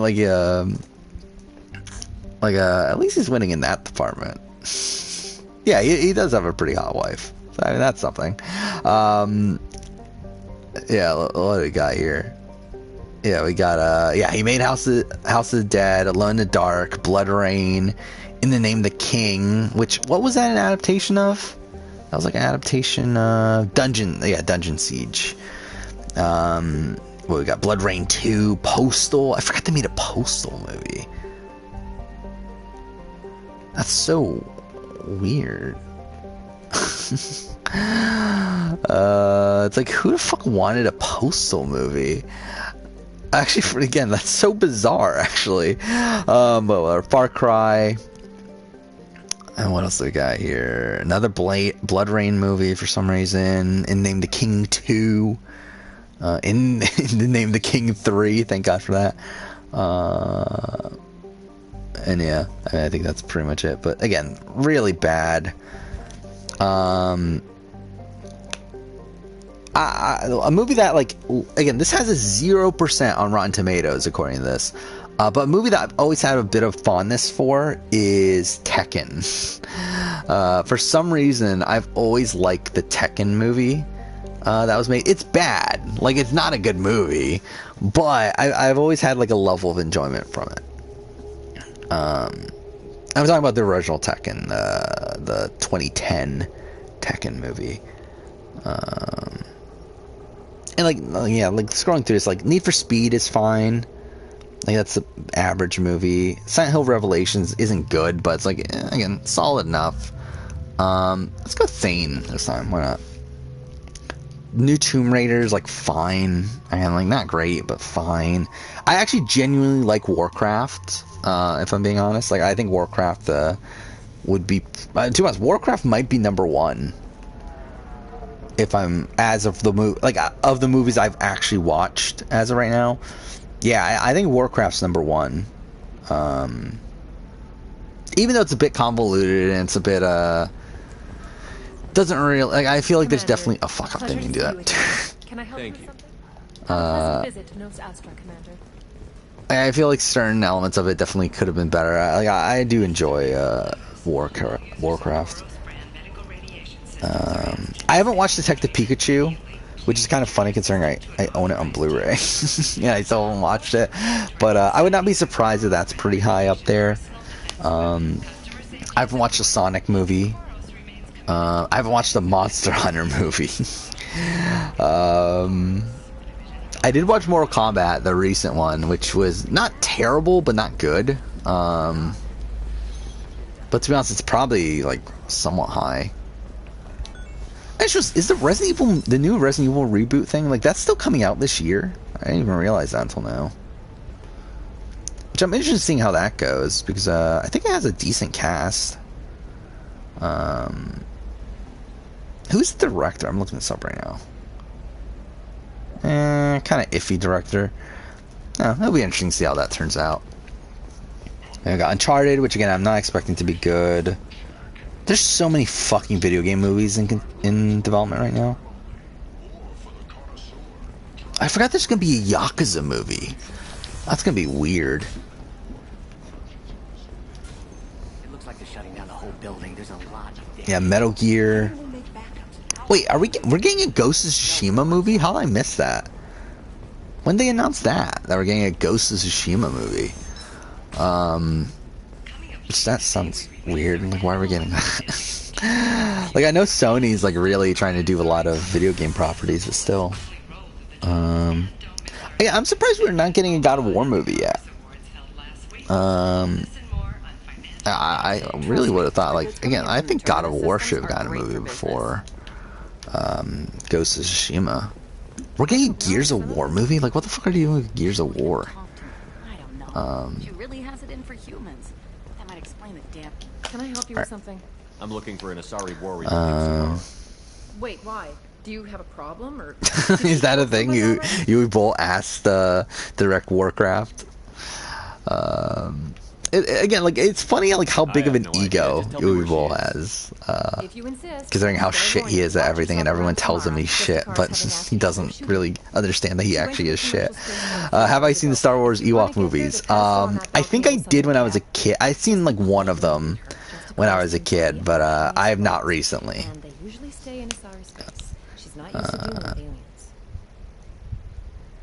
George reminds you of David Wright. I think at this point, like, I think there's an argument for it. Again, I think before this, like, I think before his stretch at the Merge, I would say he's very much like Danny. And too far, he's still like Danny from BBAU.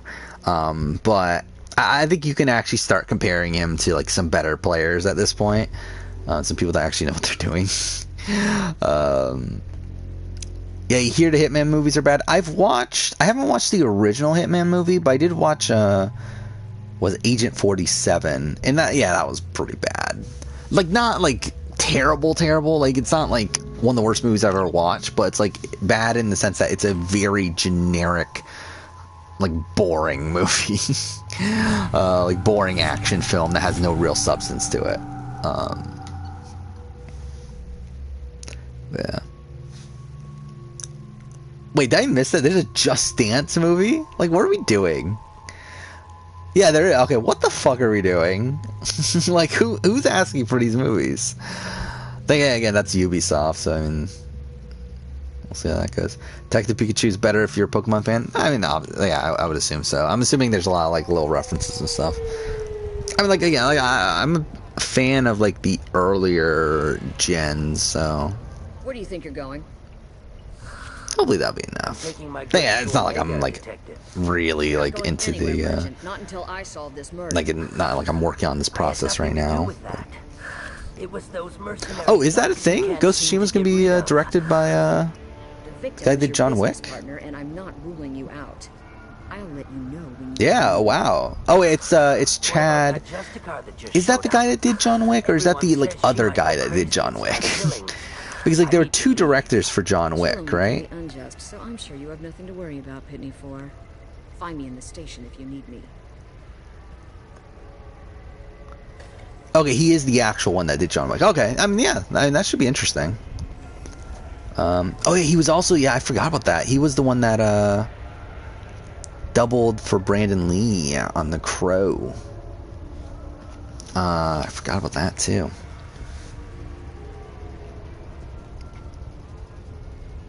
After Brandon Lee died on the set of The Crow. Which, The Crow is one of my favorite movies of all time. But yeah, who's the other director? What's he done, actually, of, yeah, David Leitch? What's he done? Oh, he did Hobbs and Shaw. I forgot what. Oh, and he did Deadpool too. Okay, I didn't remember he did something. Okay, I gotta really move my headset again. Like, this is the part of the night where like the headset starts to fall off my fucking head, and I need to really adjust it. But yeah, Horizon Zero Dawn would be a great TV show. Really, I mean, like, I think most video games, like most like video game stories, could translate to a pretty good TV show. If not TV show, then like mini series. Like I do feel like again, like I think Last of Us as a TV series is like a great decision. Where George rankings if he won? I mean, it's tough because like you have to factor in his like really bad start. Like pre-swap is really bad, and he does get saved by an idol. Which again, you have to credit him for building a relationship with Kara to where she does use the idol on him. But again, I mean, it's still bad. You have to factor that in. For sure. I mean, like, he's not on David level at all. I'm trying to think, like, who's number 2? Pia and Jericho. I mean, like, he could be in that tier with Pia and Jericho. I think in the grand scheme of things, he would probably be a mid-tier winner. If he, like, dominates the game from this point forward, he's, like, the leader of the Brains Alliance and steamrolls the Brawn and, again, gets to the final 2 against Kara, wins the game. Again, like, I think if that happens, then yeah, I mean, he's probably high mid-tier winner. I just feel like it's so tough to really have him as a top-tier winner when he has the him being saved by an idol and all that stuff. But again, I think he can be a top middle tier sort of winner. Which, again, in Australian Survivor term, like if we're just narrowing down the Australian Survivor, like that puts him at like 2, 3, 4. Like David's the only like top tier winner from Australian Survivor. So, try it, she'll have to kill me. yeah, he would be decently high. So if you lure her away with some big noble cause before I have to carry out my Oh, I forgot about The Vision. Yeah, they're doing a movie on that. Again, like everything Ubisoft related to me just kind of icky at this point. That doesn't sound very just. She would die defending an honest yeah, Kingdom Hearts would be great. I feel like with Kingdom Hearts though, I feel like with Nomura, like I don't feel like he would do a. I feel like if they were to do a Disney Plus series, it would be How do I get to the things similar to like Union Cross or something. Like it would be like a brand new set of characters and take place at some other like point in Kingdom Hearts, like some other point in the history of Kingdom Hearts. Like it wouldn't be like with Sora and that sort of thing. I feel like he wouldn't really just do a retelling of the story. I feel like that doesn't seem very Nomura of him. I mean, he did make Coded, so it's like who the fuck knows. But I feel like he would try to go for a new story. But yeah, I would like to see it though. I think it would be interesting. Like, I really wonder, like, how much involvement does Disney really have in Kingdom Hearts at this point, though? Like, I feel like with Disney, like, Disney's involvement in Kingdom Hearts, like, I feel like it's mostly just them, like, saying, yeah, you can do that, yeah, like, no, you can't. Like, I feel like that's pretty much most of their involvement. Like, I feel like, for the most part, they don't give a shit about Kingdom Hearts. And it's, like, really, like, I feel like obviously, like, if they are going to make a show, it would be on Disney Plus. Things like that just makes sense. But it's like, I don't know how incentivized Disney themselves are to be making something like that.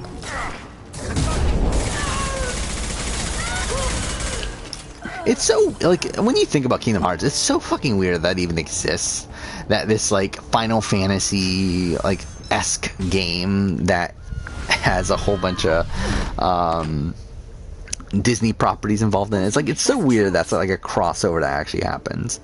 Tell me what I need to know, and I will be gone from here. Okay, so around 3 hours in stream. I'm trying to think. So again, we'll finish this. I think after this we probably are forced to do the collector base. If that's the case, then maybe we'll just end after that. I don't know. Again, we'll probably stream tomorrow. Again, I wasn't planning on streaming today, coming into it, but, again, like, I wasn't super tired, getting out of work, and I was able to watch the Big Brother episode early enough to where I was like, screw it, let's just stream. But, yeah, so, this week, we'll stream kind of like normal. We'll do today, tomorrow, and Wednesday.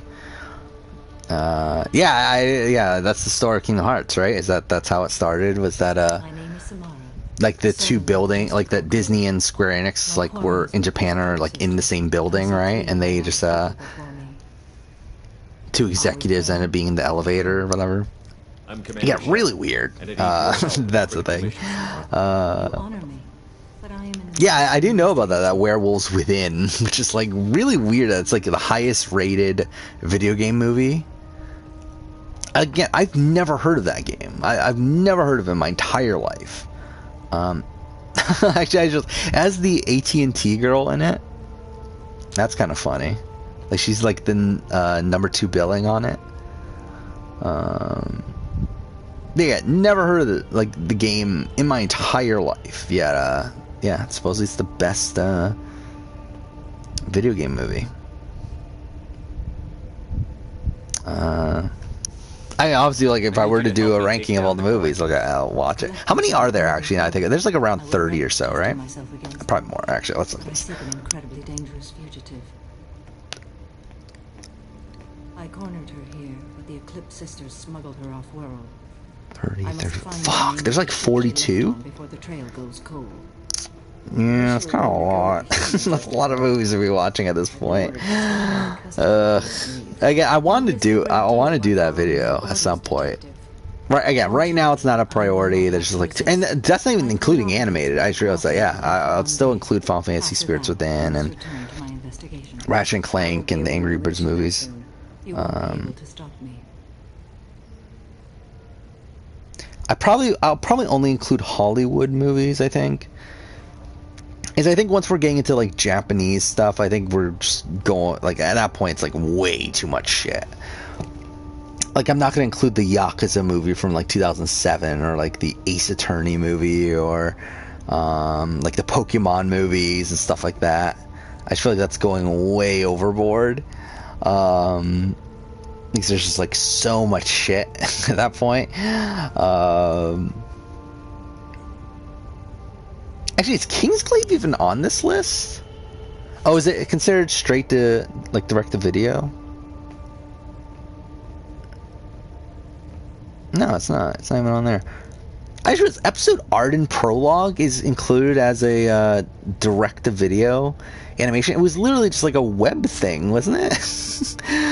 That's weird. Yeah, where's Kingsglaive on this? Oh, it is on here. Okay, I just missed it. Just I like Kingsglaive, Final Fantasy 15. I did not like it when I never actually fully watched it, but like I remember I started watching it back in it, when it originally, like around the time it came out, and I did not care for it. But on the rewatch that I did for the Transmedia video, I actually really enjoyed Kingsglaive. Even though, again, like if you're not into Final Fantasy 15, like why the fuck are you watching this movie? Because it's not that good in that context. But now, like knowing the full context of Final Fantasy 15, and like it very much feels like Star Wars prequel, sort of like part of the story to like the main Star Wars. Like, it kind of feels like that for Final Fantasy 15. It's second high, really? I'm surprised that Angry Birds 2 was well received. I never watched Angry Birds 2. I actually enjoyed the original Angry Birds movie, for what it was. Yeah, wow, that's at a 72%. That's ridiculous. Yeah, I never watched it. Not that I'm like really itching to watch it. It's not like I'm like, oh, I need to watch Angry Birds 2. But yeah, it'll be interesting to if I ever get around to making that video. Please don't start trouble about my prisoner. Trust me, I'd release her right now if I could. It's a great honor. Do a separate rank for Resident Evil movies? I mean, yeah.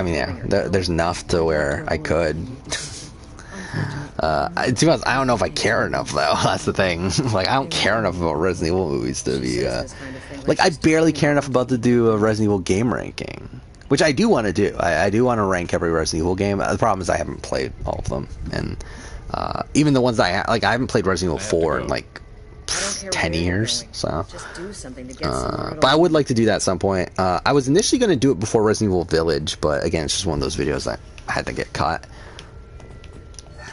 What are we doing?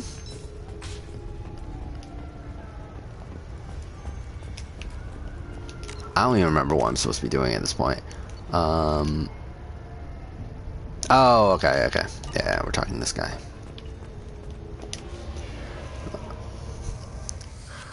Hello, Earth Clan. If you're interested in weapons, yeah, like I wanted to do it before, like, before Village. The problem is that obviously, like, again, there's so many Resident Evil games at this point.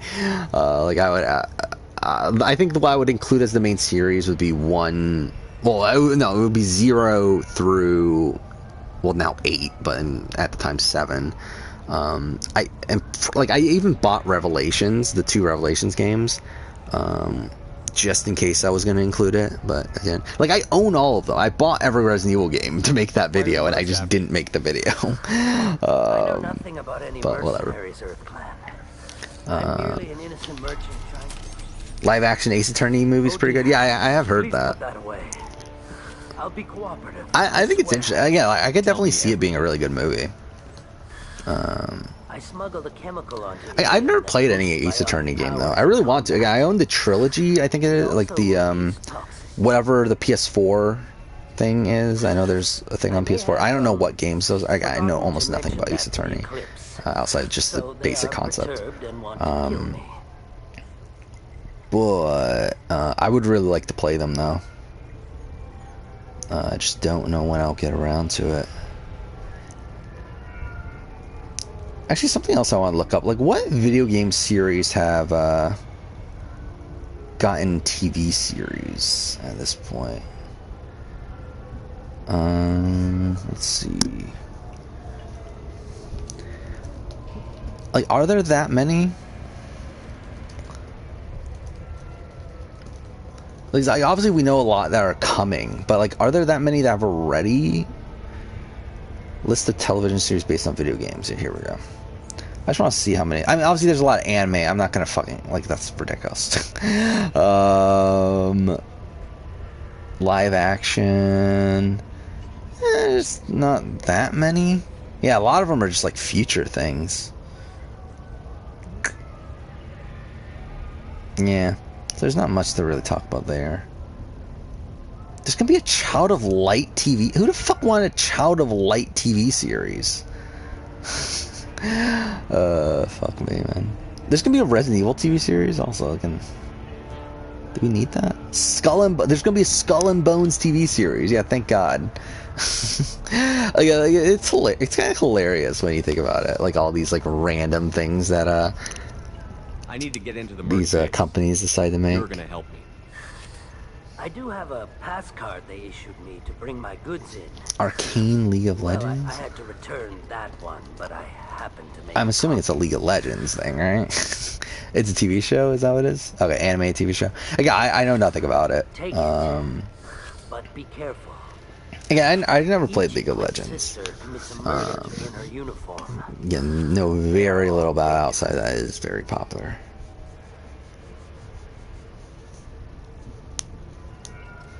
Advent Children would be interesting.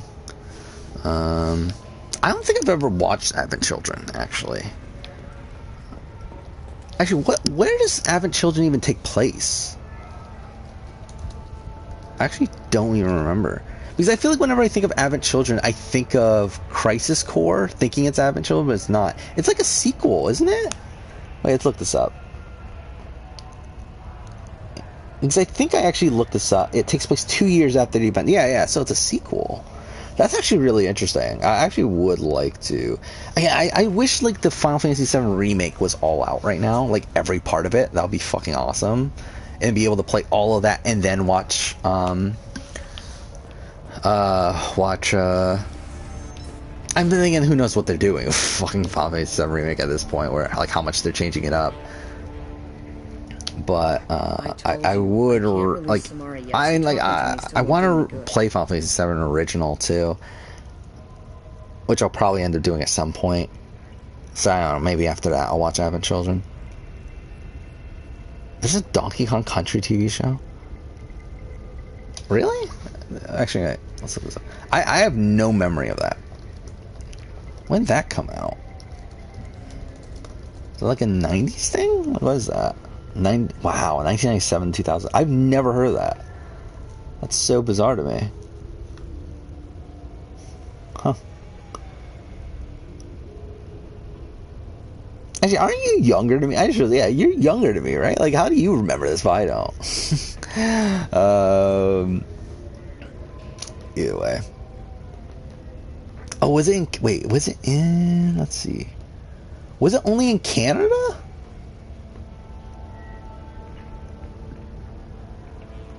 I'm seeing it was like aired in, maybe it was only in Canada. That's fucking weird.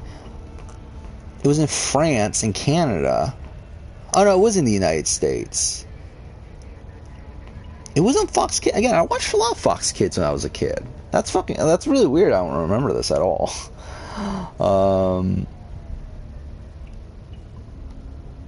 Do I agree with Max that Final Fantasy Spirit Within is underrated? I mean, it's probably properly rated, right? I mean, like, dang it, it's really hated, right? Dang it, I remember I didn't like Spirits Within when I watched it, but it's been years since I watched it, so I mean, it's not like I can really, like, for sure say nowadays. Like, it's probably been, like, at least 10 years since I watched. Actually, not 10 years. 8 years?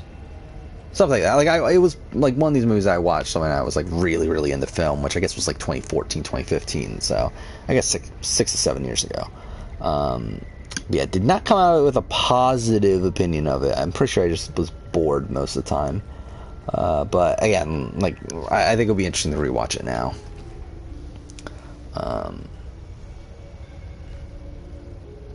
Donkey Kong has a great singing voice. I'm sure he does. He can rap, right? I have no clue what I'm doing. Like, what am I doing here? Where you're going.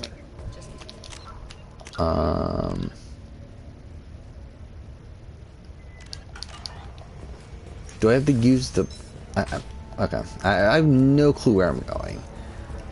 Oh wait, duh, I forgot we have the objective thing. I forgot this isn't Mass Effect 1. I really do love Max Caulfield as a character from Life is Strange. Wait, can we not go here? Oh wait. Oh, duh, we're going this way. Okay, my fucking headset's like still falling off my head. There we go. Yeah, like Max Caulfield, again, like that's one of the major reasons I love Life is Strange as much as I do, is because I got really connected to the character of Max Caulfield. Again, that's why I say, like, Life is Strange to me is, like, just such a weird case where, like, I acknowledge all the faults of Life is Strange, but it's just a game that, like, connected to me so much for, like, some reason. I really don't know how to really explain it. And it's, like, everything I loved about Life is Strange, but it's, like, it's weird because, like, it's only Life is Strange 1. Like, from what I've played, like, from Before the Storm and Life is Strange 2 and, like, we'll see with True Colors, it's, like, it just, like, I don't think I actually like the series of Life is Strange. I think I just like Life is Strange 1. Where I think a lot of that comes from, again, the character of Max Caulfield. I think you also, I really like the time travel elements of that story, and which, I mean, just in general, I always love time travel in storytelling, and again, Life is Strange really plays with that quite a bit. Obviously, like, the themes of nostalgia, which really hit home for me. So it's like, I feel like that was like the main things with Life is Strange that really connected with me. While it doesn't seem like they're really doing that same thing with, like, other games in the series, which is kind of why I don't think, like, Before the Storm and Life is Strange 2 have really clicked for me. Again, I don't know if True Colors will. We'll see. I hope it does, but I'm not super optimistic, but I'm probably more optimistic than I was with Life is Strange 2.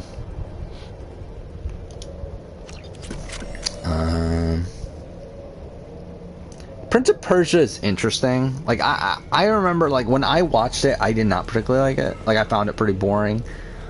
But, again, that was years ago. I love Prince of Persia as a series. Like, I loved Sands of Time when I was a kid. I love Prince of Persia 2008, which is, I think, is like one of my like.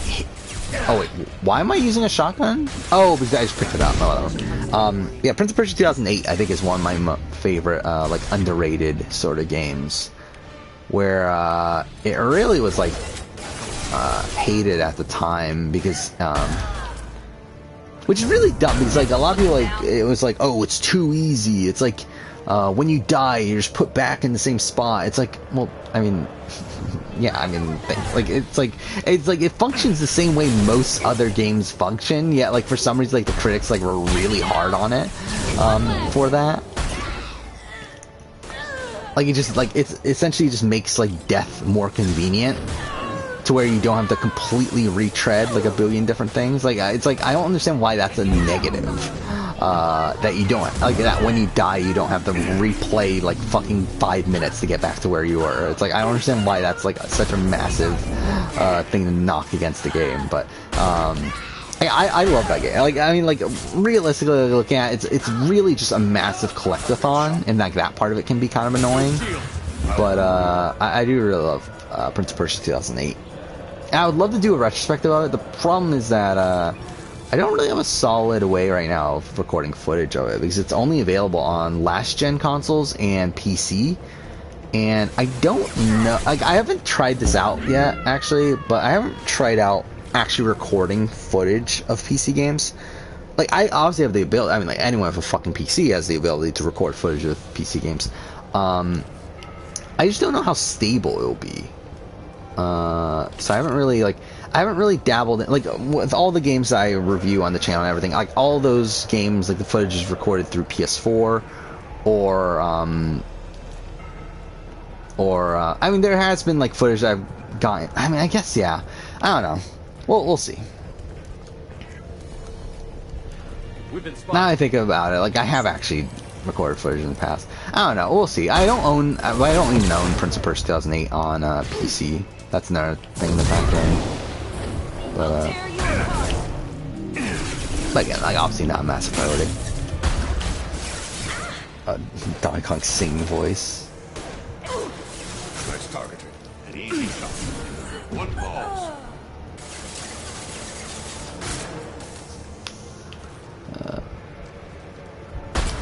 There we go. And same thing goes for, like, Assassin's Creed 1, where, like, I would love to do a 15-year Assassin's Creed 1 retrospective.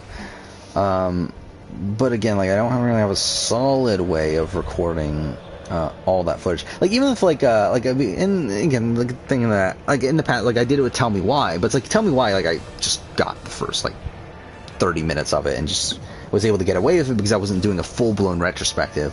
While, like, with Assassin's Creed 1 and with, like, Prince of Persia, if I were, and, like, more so Assassin's Creed 1, because Prince of Persia, to be fair, there's not that much to talk about narratively.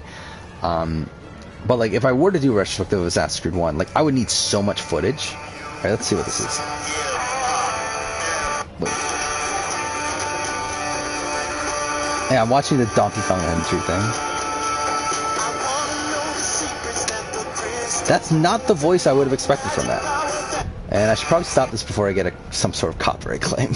But, that's bizarre. That's not what I was expecting at all. Yeah.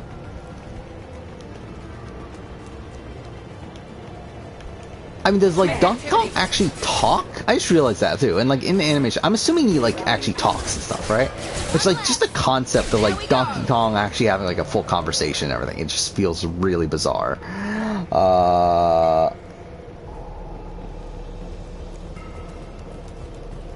Yeah, I don't know. Like, that just feels like a... I feel like I would have nostalgia for it if I watched it at the time. I feel like at this point, to me, it's just, it's fucking weird. Like, it's...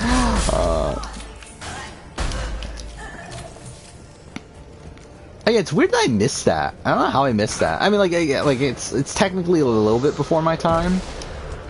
Considering I think I saw that I was on Fox Kids in 98 to 99. But then, like, 99, like, that was when Power Rangers Lost Galaxy was on. That's, like, I watched Power Rangers Lost Galaxy when, like, I was, like, 4 years old, but, like, I did watch it. So it's, like, it's kind of weird that I have no memory of, this Donkey Kong Country show.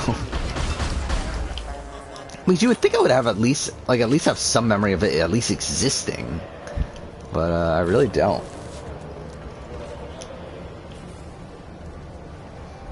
Ah, fuck off. Alright, whatever.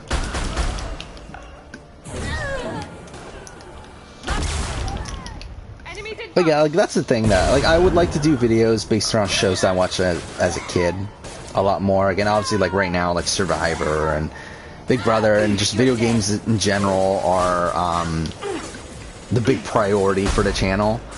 But I would really, really like to do, again, like, as of right now, again, in 2023, when we get to it, I would like to do a Mighty Morphin Power Rangers Season 1 retrospective, and I'd like to do Power Ranger retrospectives moving forward. I would like to do more Yu-Gi-Oh videos. Again, as of right now, like, I've only done the series ranking, but, like, that's my most viewed non-Survivor video, is that series ranking. And I would love to do more Yu-Gi-Oh videos. I would like to do more, again, like, Super Sentai, what else is it? Digimon. I always wanted to do a Digimon series ranking, like, obviously, like, the mirror of the Yu-Gi-Oh one, but for Digimon. I always wanted to do that, but I never got around to it. And at this point, like, it's tough because, like, I would actually need to watch certain series. Like, actually, how many Digimon series are there?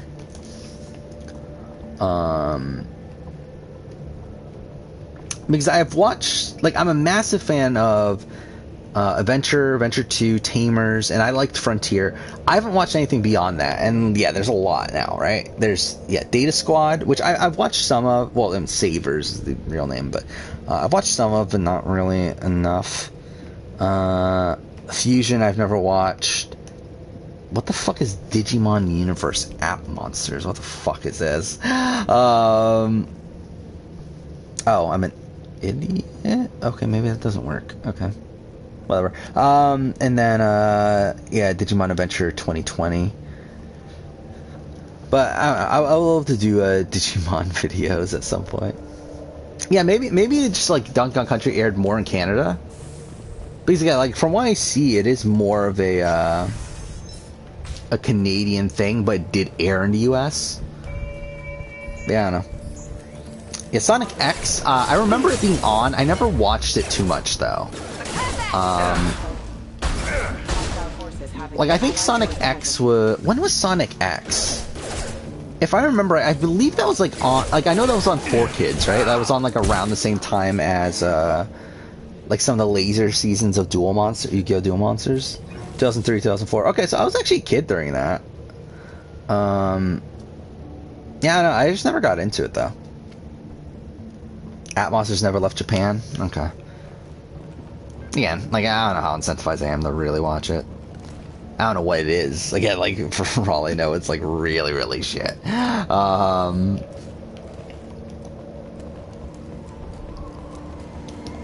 But yeah, again, like I loved Digimon as a kid, though. I love the first 3 seasons, and like Frontier is one that I think I like more than most people.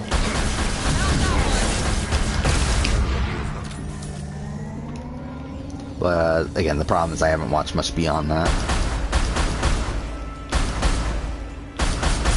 Fuck off. What the fuck? Now let's finish you off. Yeah, I would love to do, again, like Yu-Gi-Oh!, Digimon, Power Rangers. I think those are like the main ones.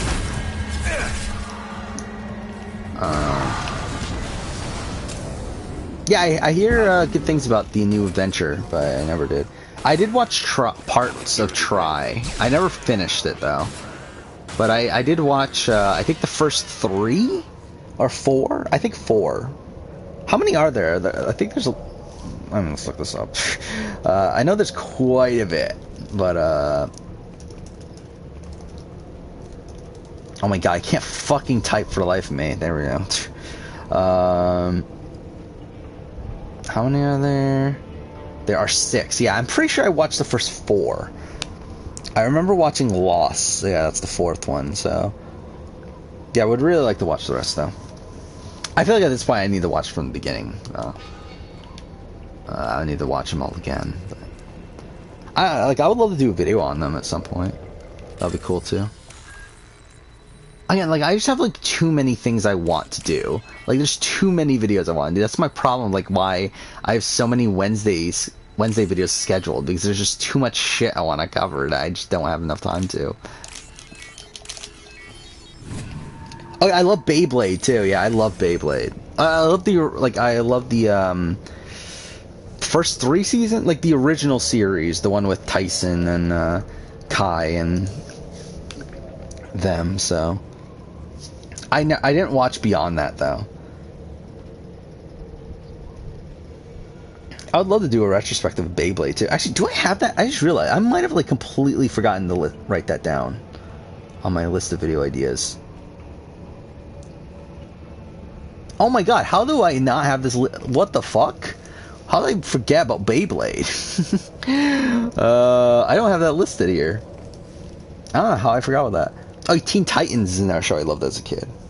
That I thought about. I actually had it on my. I thought it was last week. I did add 2023 to my calendar and jotted down some anniversaries. I did put Teen Titans on there. I don't think I'm gonna make a Teen Titans video though. But again, like I would really like to at some point.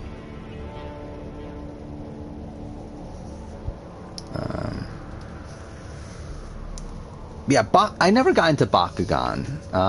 Like, I remember I watched some episodes, but, like, I just never got into it. I don't know what it was.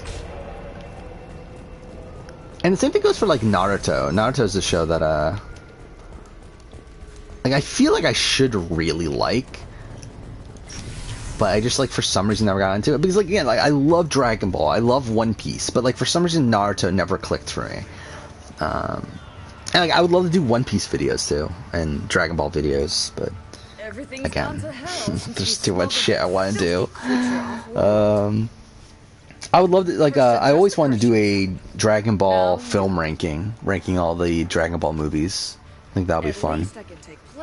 Yeah, I want to do, like, a saga ranking. And same thing with One Piece, I want to do, like, an arc ranking. But, again, when am I going to do it?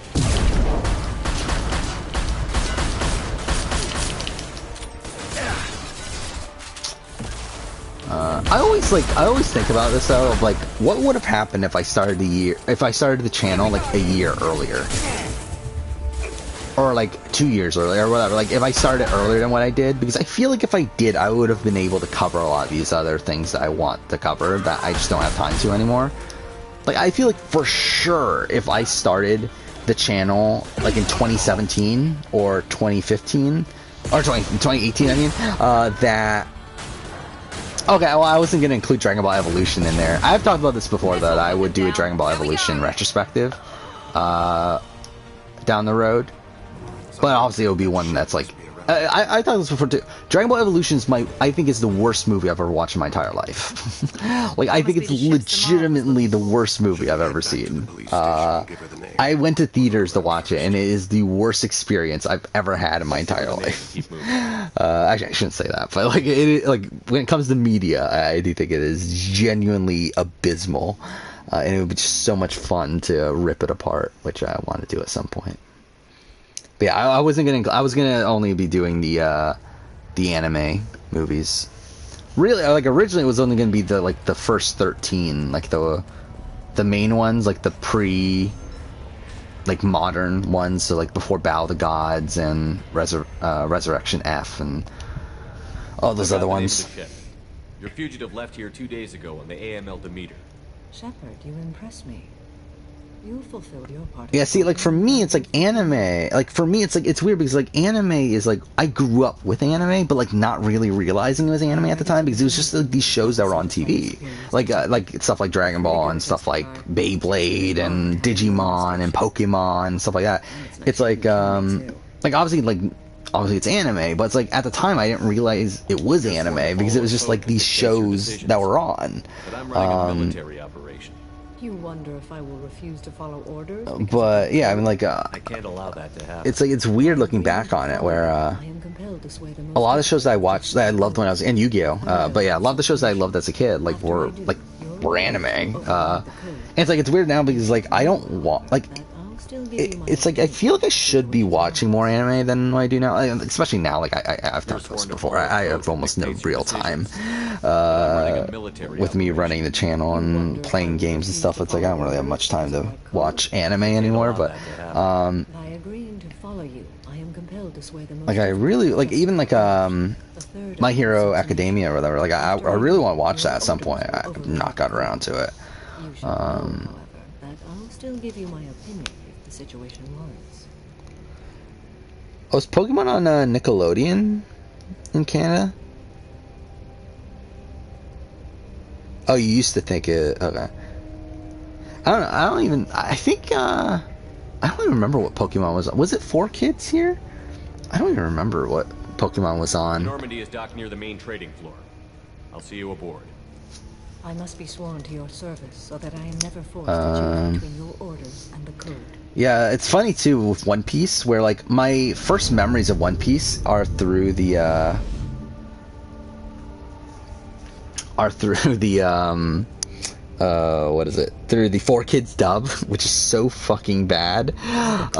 It's really funny that's like what got me into One Piece, was watching the 4Kids dub, which like completely butchers One Piece.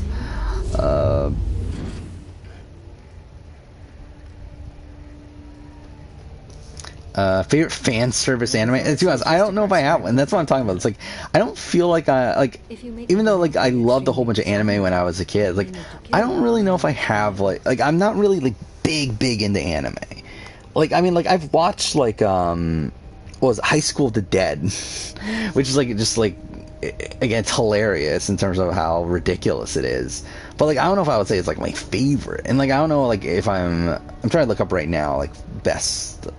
Like, I really don't know if I've watched that many. Because again, like, just in general, I've not watched as many, I haven't watched as much anime as I probably should have. Yeah, like, I don't really see on this list of, like, fan service animes, like, things I've really watched. Yeah. Now you have to do because I feel like with anime, it's like, what I've watched, a lot of what I watch is, like, the stuff that I watched when I was a kid, and, like, I would rewatch that stuff a lot. I've watched, like, some of the newer stuff, based on, like, I've watched, like, a lot of the more recent Yu-Gi-Oh! Stuff, even though I haven't watched since Arc 5. So even that's been a while.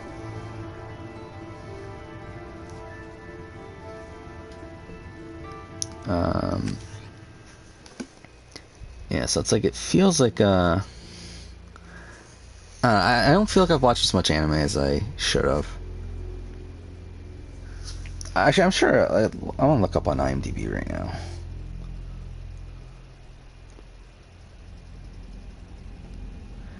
Welcome to the Normandy, Samara. I've studied your profile extensively.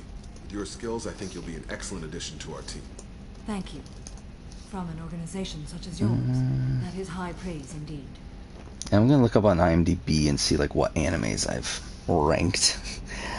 Oh yeah, that's another Studio Ghibli films, ranking those. I think that'll be fun at some point. Because I've watched the majority of them. And, like, obviously I would have to rewatch them if I want to do a video on it and stuff, but I feel like that's something that's doable. Just again, need to find the motivation to really do it. Where shall we put you? A room that looks out on the great empty void would be most I forgot, how do you do this on IMDb? The search for things. I guess I do advanced search, right?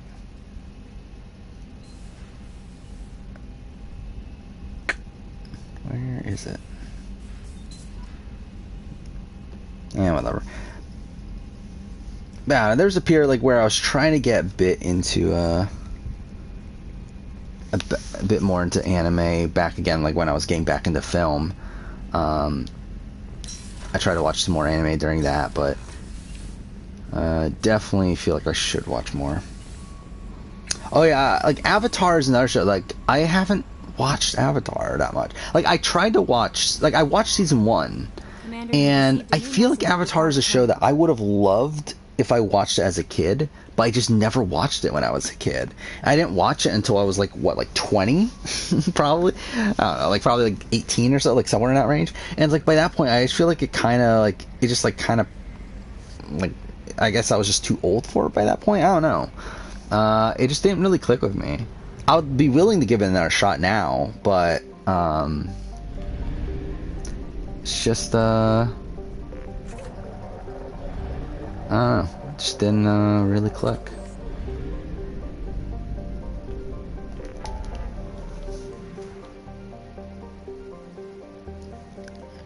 Yeah, it feels weird to me. Like, it feels like a lot with a lot of, like, these more shonen esque stories. I feel like a lot of them, for me, like, I've noticed that, like, a lot of them don't really click for me if I didn't watch them when I was a kid, or if I don't have, like, some initial attachment to it. And again, same thing with Naruto, where, like, I've tried to watch Naruto after the fact now, and I just can't get into it. What am I doing right now? With Tali? I guess we should get Tali. I guess. I thought we would get the collector base mission. I guess not.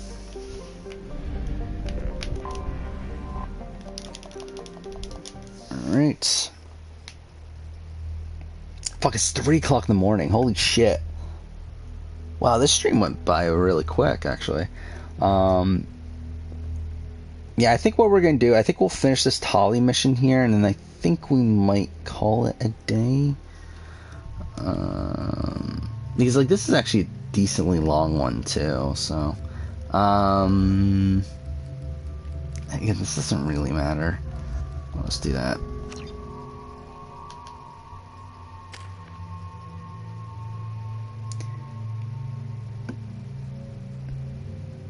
Yeah, I don't know. Like, it's like, I wish I could get into these things. I really want to. But I don't know why I can't anymore. Oh yeah, I have watched The Last Airbender. I have watched that, and that is also a very bad movie. But again, like, I don't have the hatred for it that I do for Dragon Ball Evolution, because I just wasn't an Avatar fan, so it's like, it doesn't really, doesn't hit for me as much as Dragon Ball Evolution. I'm sure if I was like a massive Avatar fan, then yeah, I would probably hate that movie with as much passion as I do Dragon Ball Evolution. But so actually, that's another thing. I would love to rank all the M. Night Shyamalan movies. That's another thing. We need to stay out of the sunlight. Which I'm pretty sure, like, that would be at the bottom, right? Last Airbender. Let's actually look this up. I don't know why, I'm just noticing this now. It seems like I'm getting a bigger and bigger delay on stream here. But whatever. I'm just trying to look up M. Night Shyamalan movies. Yeah, I'm pretty sure Last Airbender would be at the bottom. Here, or Wide Awake, which were his first two movies. But I've watched everything since then. Yeah, so Last Airbender would be at the bottom. Then probably After Earth. Then The Happening is a movie that's so bad that it's good. Yeah, I would like to do that at some point. Rank. I've talked about this in the past, like doing all these rankings based off of directors and stuff. Again, there's just like so many different videos I would like to do. It's figuring out when to do them. Didn't Last Airbender come out the same year too? Wait, what? Wait. What's going on? Wait, did I? Okay. I literally just had to go in there for like no reason, just to open the gate.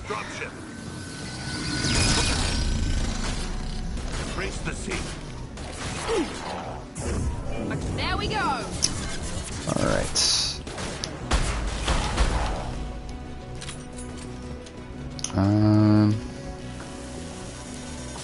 Okay.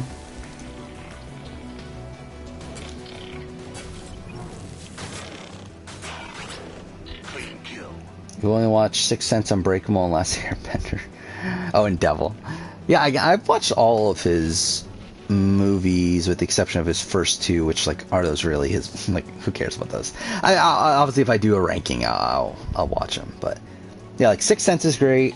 No, obviously, like, I think in retrospect, like, it's probably not the most consistent movie. It probably does get a bit boring. Like, it's probably a bit boring once you know the context of everything. Oh, it's a year different. Okay. Dragon Ball Evolution, Last Airbender. But yeah, like, Unbreakable's great. Signs is, like, fine. Village is a movie I have, like, a lot of nostalgia for, even though it's not that good. Late Underwater is just straight up boring. Happening is so bad that it's good. Probably one of the best, like, so bad that it's good movies. Last Airbender is genuinely terrible. After Earth is genuinely terrible. The Visit is good. Like, it was a good, like, comeback for him, but still not, like, a masterpiece or anything. Split is really good. And then Glass was, like, very underwhelming, but not, like, outright terrible. Then I haven't watched Old. Is Old even out yet? I know I've seen trailers for it. Yeah, it is. Okay. I'll be interested in watching it. God damn it.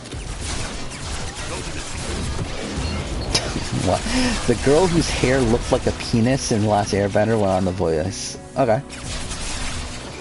That's something. I have no clue what you're talking about, but that sounds like something.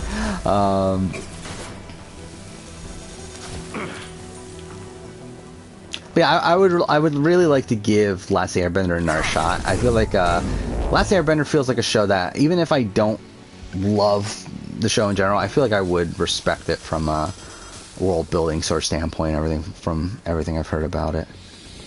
But again, like again, last time I watched season 1 back in like 2015 or so, and and haven't, where am I going?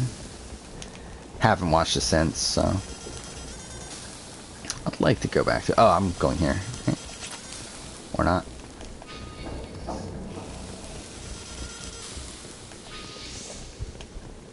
Here?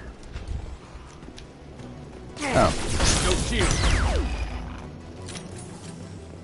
Oh yeah, I didn't know that. Yeah, that that both the actors from Dragon Ball Evolution were in Shameless. Yeah, it's so weird because it's Emmy Rossum, right? Enemy down. Is Bulma? I just realized Emmy Rossum's that young. She's only 34.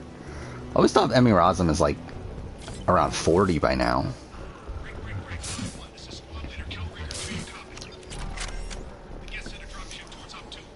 Yeah, I remember I had a big crush on her when I was a kid.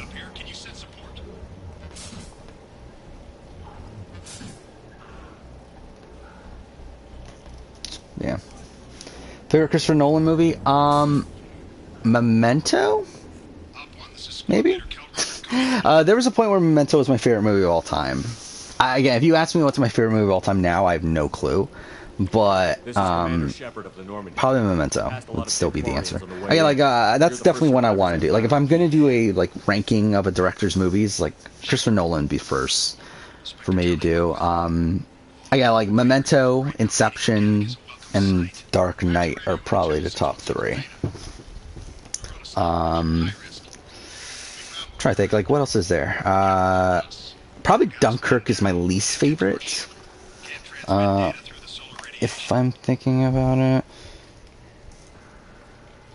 Like, Tenet was fine, a bit convoluted, but it was fine. I liked Interstellar, even though, again, I know the complaints about it. Dark Knight Rises is a mess, but I still enjoy it. Batman Begins is solid. Insomnia is good. Prestige is fine. I have not watched Following. Or at least, if I haven't watched it in a while. Did I watch Following? I don't think I did. Right? But either way, I mean, yeah, I think the top is for sure. Like, Memento, Inception, and Dark Knight are for sure the top three.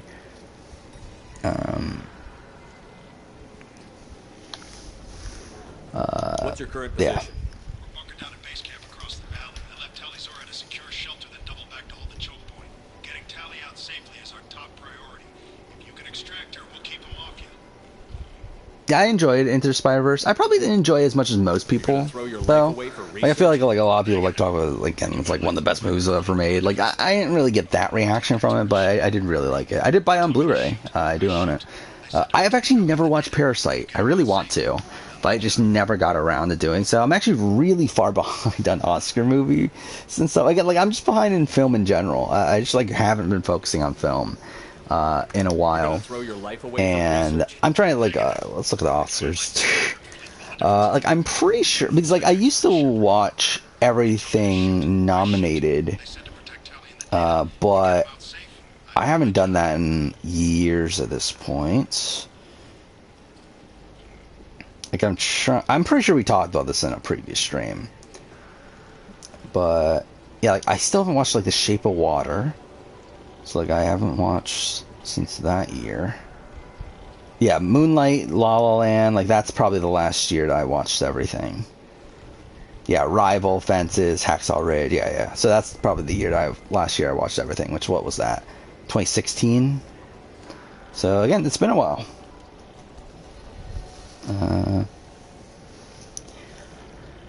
Full position. We'll hit their back ranks.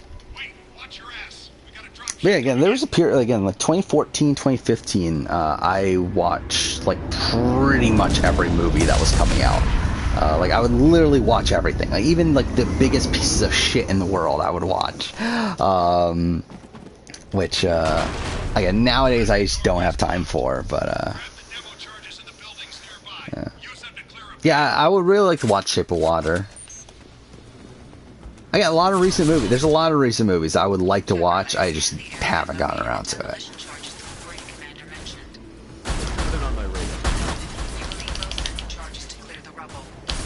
Atmosphere of Oh yeah, I've thought about doing a DCEU ranking. The thing is though, is I'm not as passionate about DCEU as I am with MCU. And I've talked about, like, I'm pretty sure I've spoiled the entire ranking in a previous stream. For me personally, I think Man of Steel might be number one. I know people complain about Man of Steel, but I've always really liked Man of Steel. And like, while and I feel like my appreciation of it goes up like every single time I watch it. So I think that might be number one. I did, like, obviously I recently watched the Suicide Squad, which I enjoyed, but I didn't think of it. Like, and that's the thing, like, just in general, like, DCEU, I don't have any, like, really solid opinions on, especially, like, when it comes from a positive standpoint. Like, there's no movie in the DCEU that I, like, absolutely adore. Like, I like Man of Steel, but even then, like, if I were to mix the DCEU ranking and the MCU ranking, it's like, I'm pretty sure it's still probably only like number 10 on the list on an MCU ranking, like in comparison to MCU. Like, it's not that high. So it's like, that's like a major thing holding me back from doing it. It's just like, again, like I'm not as high on DCU. Yeah, that's what I'm talking about. The Suicide Squad, the new one. Again, it would probably be number 2. All right, let's look this up. Let's look up all the DCU movies.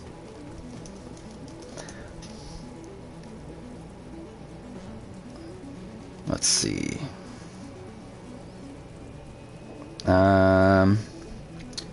Yeah, so we got Man of Steel.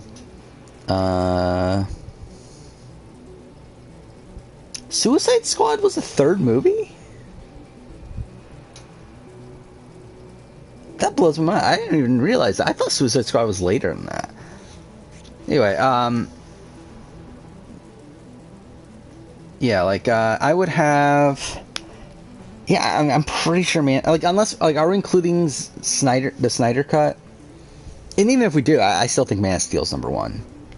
For me personally, I think it's Man of Steel, then the Suicide Squad, and then, I mean, after that, it's like, what the fuck do we have? It's like, I mean, I guess the Snyder Cut. And then, to be honest, probably after that, it's Suicide Squad. Like, I'll be, again, I never liked Aquaman. I didn't like Aquaman. I didn't like Shazam, which I know are 2 movies that most people like. I didn't like either of them. So, and I didn't like either of the Wonder Woman movies either. So that's what I'm talking about when it comes to DCEU. It's like, I don't like most of the movies there. That's what makes it tough to do a DCEU rankings, because I genuinely don't like most of the movies. Like, even the movies that, like, most people like, I don't like. I don't know.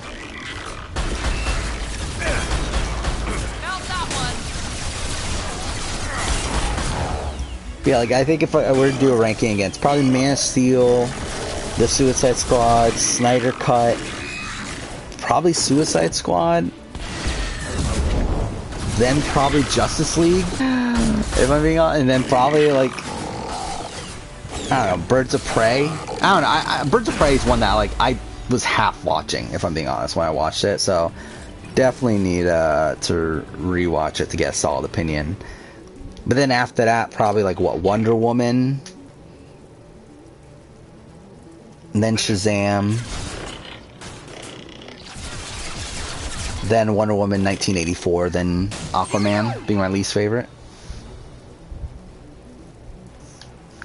X-Men movies, I really want to do an X-Men movie ranking. I actually really regret not doing one, because I actually forgot about the X-Men ranking, because I had this in my mind. I was going to do a ranking of all the X-Men movies for the 20-year anniversary of the series, which was back last year, like mid last year, July 2020. July 2020. And I just completely forgot about it. Like, I didn't put it on the schedule. I just completely forgot about it. And yeah, I regret not doing it now. I really want, like, I would like to do it at some point. Yeah, I think I have a, I don't know, like, I have a decently solid ranking of them. For me personally, number 1 is probably Days of Future Past.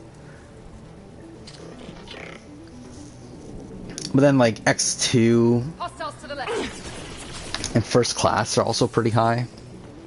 Original X-Men's pretty high too. I've always like Last Stand is a movie that I accept is bad, but like I've always had like a level of nostalgia for it.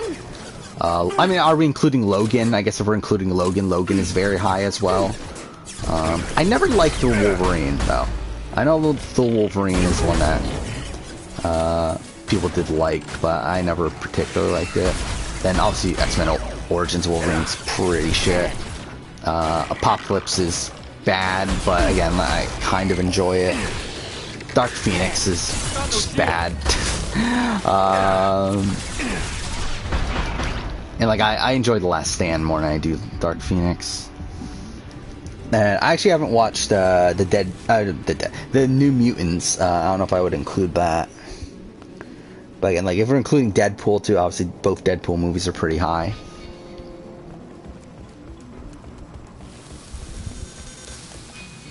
But yeah, I do love the X-Men series.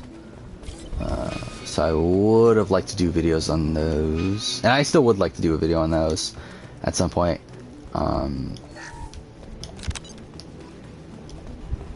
Like I also wanted to do a ranking of all the Marvel... Like I want to do a ranking of all the non-MCU Marvel movies. Which, to be fair, I mean, like X-Men's included in that, but like we're talking about like the like Sam Raimi Spider-Man movies and some of the other shit that's out there. I think that'll be interesting to do as well, like Hulk and whatnot.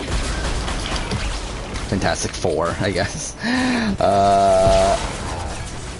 Yeah, I mean, I probably would. Like, if I am doing a ranking, like, it's like, how do I distinguish the ranking? Like, do I only include just X-Men? Or do I include spin-offs, which are, like, the Wolverine movies and, like, all that other stuff, too? I think if I'm gonna do a video, like, I probably would just include everything. Because, like, when the fuck am I, like, actually gonna do another video to actually include the other stuff? So it's like, I probably would just do everything.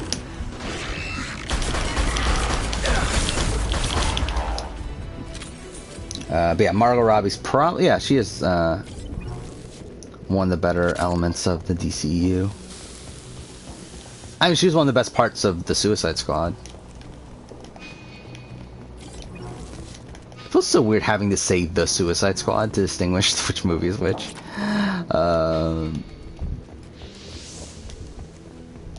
This should do it. I recommend we move clear. Holy shit, we're already at 3:30 in the morning. Again, like, it doesn't feel like it. Like, it really, I feel like this stream's gone by, pretty quick. Though we're already nearing the 4-hour mark here.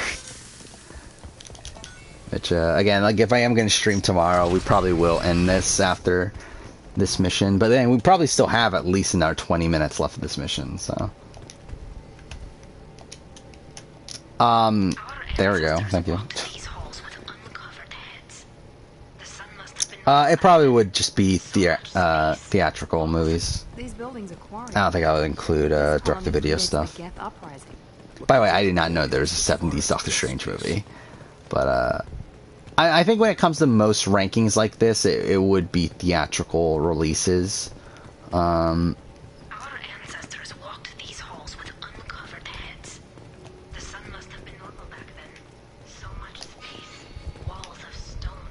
What am I supposed to be doing? I keep on forgetting. Don't I just wait until Tali shows up? Isn't that a thing? There we go. There we go. Yeah, and that's another one. Yeah, Halloween and Friday 13th. I'm not as like Friday 13th, to be honest. Like they all blend together to me. Like obviously, like I would have to rewatch them before I do the ranking anyway, but. Like just on the offset, it's like I don't really see it being like I would be much more interested in doing Halloween. Yeah, not something I'll do anytime soon, but yeah, I would like to do that sort of stuff. I love to do was it Harry Potter as well? Even though like I'm not a big Harry Potter guy. I've got a mission, remember? It's dangerous. But you don't seem averse to but I would like to rewatch the movies at some point. And if I do, then obviously I'll probably make a video. Because like as of right now, what have I done? I've only done MCU and Star Wars, right? So yeah, I would definitely like to do It looks like somebody sealed the some door of these again. more The console is damaged. some of these Can you other get it open big on your end? franchises.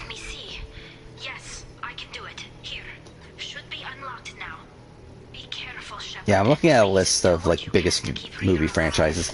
James Bond is tough because like I'm just not a big James Bond guy. Like, I do really like Casino Royale, like the 2006 movie, and I did like Skyfall, but like as a whole, I'm not a big James Bond guy. They've seen us. I did want to rank every Batman movie. That's a thing. Which obviously there's crossover between that and DCEU and crossover between that and Christopher Nolan, but I still would like to rank every Batman movie. I think that'd be a fun one.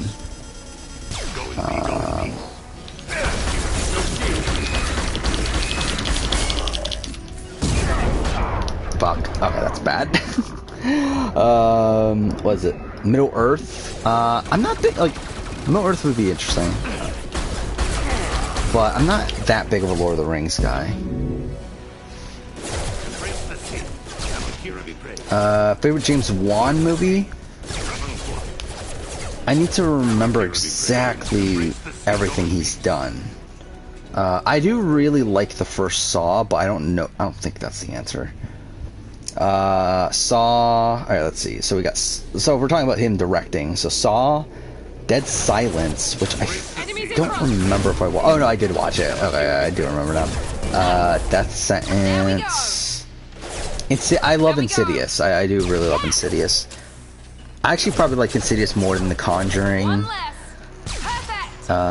Furious 7 is probably my favorite Fast and Furious movie, which that's another one. I wouldn't be opposed to doing a Fast and Furious ranking. Even though, it's not really a franchise I'm that passionate about, but I would like to do it at some point. But Furious 7 is probably my favorite in the series there. And again, I really didn't like Aquaman. I really didn't. It's probably my least favorite DCU movie. Malignant. I've never even heard of that. Oh, is it even out yet? Oh, it's not even out yet. Okay. Yeah, I mean, I would say, to be honest, probably the answer is Insidious. I really did love Insidious.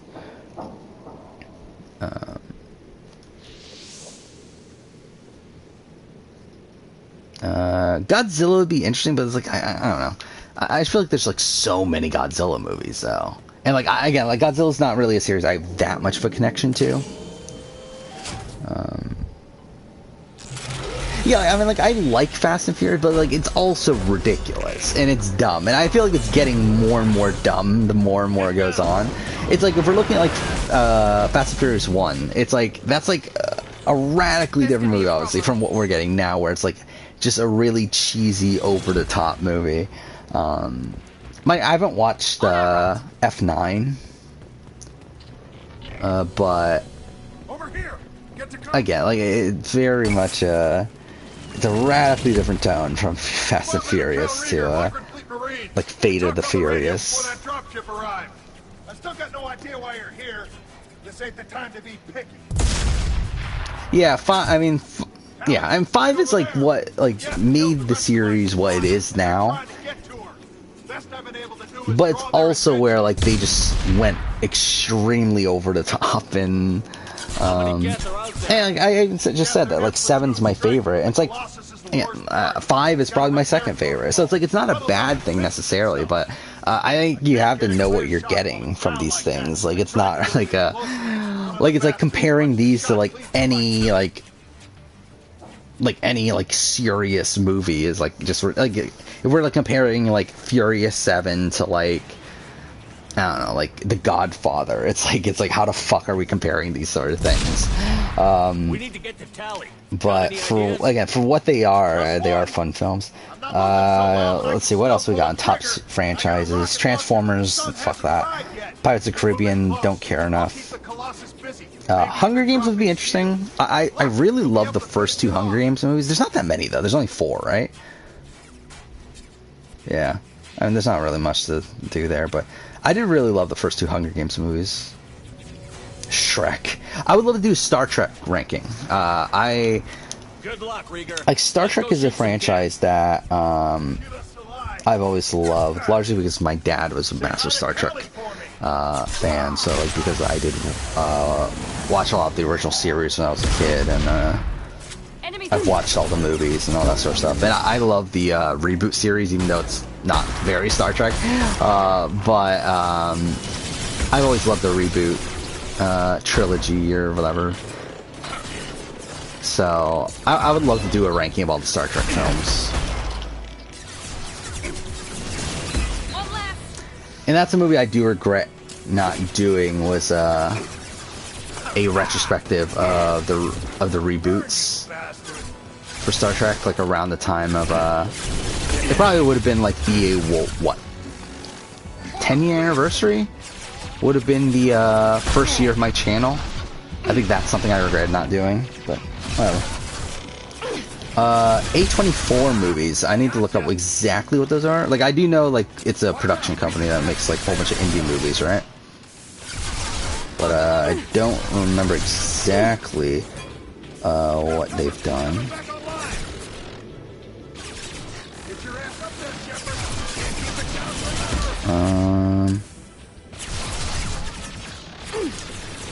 Okay, yeah. I mean, like, I remember when I was really into film, a lot of movies I really liked were from A24. Yeah, so Enemy, really great movie. Spectacular Now, I really loved.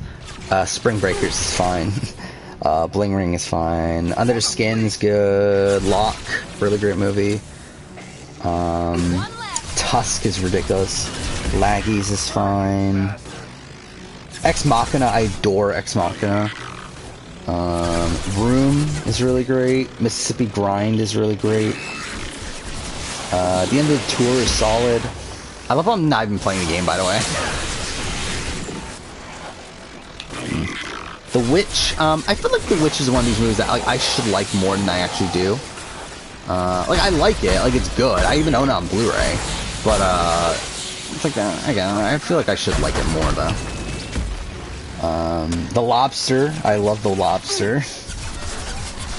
Swiss Army Man is ridiculous. Moonlight, I love Moonlight. 20th Century Women is pretty good. And I think we're nearing the end of movies I've watched. The Florida Project was fine. Disaster Artist is great. Hereditary is good. And I think at that point we're getting to a lot of more recent movies that I haven't watched, even though I would like to. Yeah. Uncut Gems I did watch, which I did enjoy. Yeah. I would say my favorite of those, though, is probably Ex Machina. I really adored Ex Machina at the time. Hey, I always liked Alex Garland as a writer and everything. Like, I loved Enslaved Odyssey to the West, which is a game that he wrote that was developed by Ninja Theory. And since then, I've really loved almost everything he's done. I didn't love Annihilation. I feel like Annihilation's another movie that I should have liked more than I did. But I loved Ex Machina, which he directed and wrote, and then obviously he did 28 Days Later, which is really good. He did Sunshine, which is really good. He wrote Dread, which is really good. Never Let Me Go is good. Not on the same level, but it's good. Okay. Fine.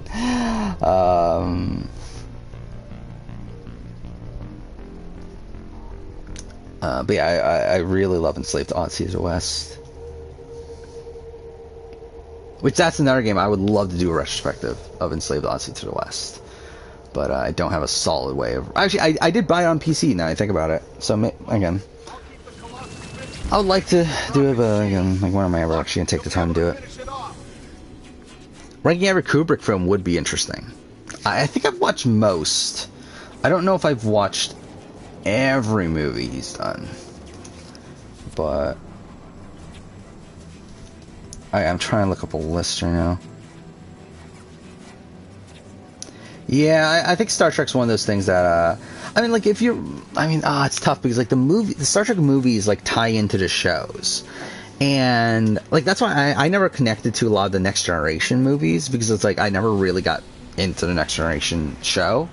While like I like even though they're very hit or miss, I do really enjoy the original trilogy or the original series based ones more.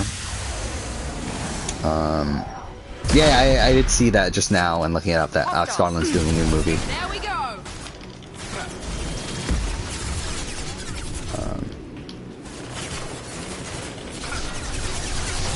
Yeah, I think a Star Trek ranking though would be pretty fun.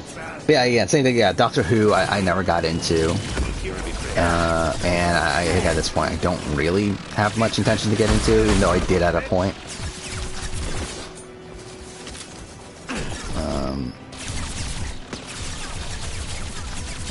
Yeah, how many Kubrick movies are there anyway? Let's see. Are there only 13? I really thought there were a lot more. Yeah, obviously I'm not going to include his documentaries. I don't think I've watched Fear and Desire. I've watched Killer's Kiss, I watched The Killing, I watched Paths of Glory, I watched Spartacus, I watched Lolita, watched Doctor Strangelove, watched 2001 Space Odyssey, watched Clockwork Orange, so I've watched all of his movies but Fear and Desire. But mind you, I don't have a great memory of certain, like I don't have a great memory of like Paths to Glory or Paths to Glory or the, actually The Killing I probably have a better memory than, but like Spartacus I don't have that great of a memory of. But I would say my favorite is probably Clockwork Orange. Actually, it is Clockwork Orange. It's actually not really that close. I think Clockwork Orange, and then I actually really like Eyes Wide Shut, but I mean realistically, is it number 2? Probably not. And The Shining's obviously really great. I never got into 2001: Space Odyssey. Like I respect, it's a film that I respect, but like it's not really one that I actually enjoy watching though. Which is why I think makes it tough to really rank it too high for me. Bam. Thoughts on Stephen King? I mean, I really like a lot of what Stephen King does. The thing is though, like most of what I watch from Stephen King though is like the adaptations of his stuff. Like I haven't actually read any Stephen King books. But I do enjoy a lot of adaptations that were made of his stuff though.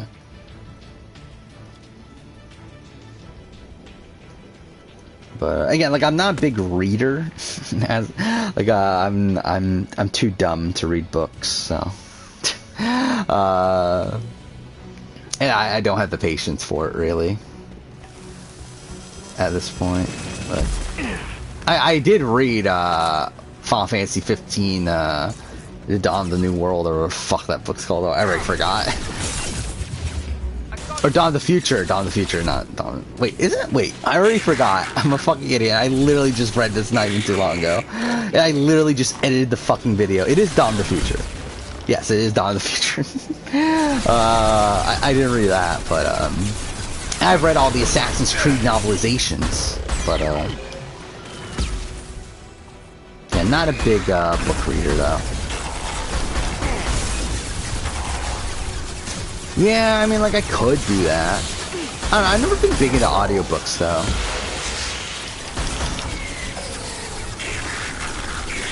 I mean, like, when I was a kid, I definitely was more so, but, like, I feel like now, I probably don't have the patience for it.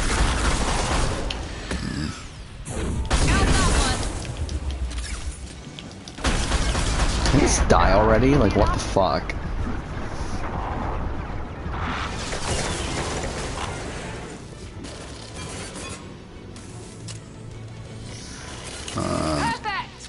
Oh yeah, I did read It. I forgot about that. I did read It years ago. So I guess I have read a Stephen King book. Just a second.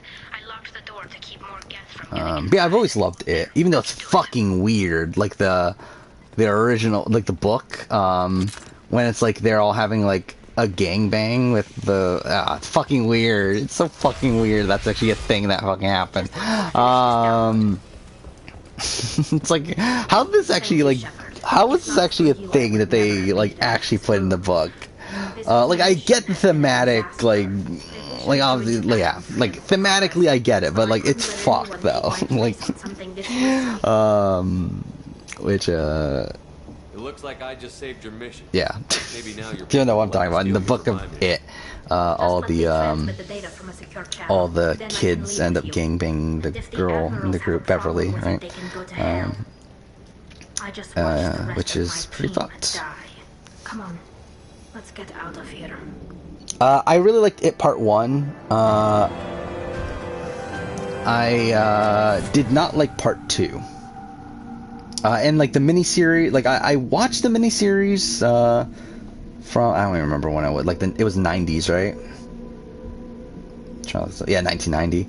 I did watch that a while back, but I don't really remember a lot of it. But I really liked chapter 1, right?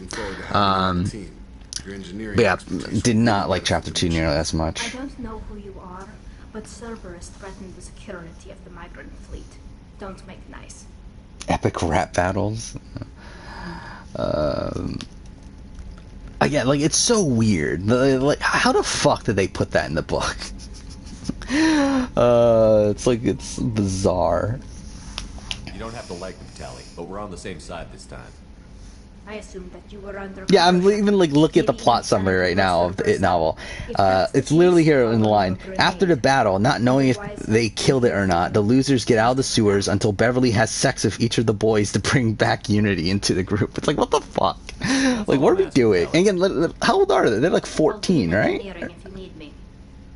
Or are they 11? Don't forget to introduce yourself to Edie. Okay, that's even more fucked. It's so weird. It's like, what the fuck are we doing?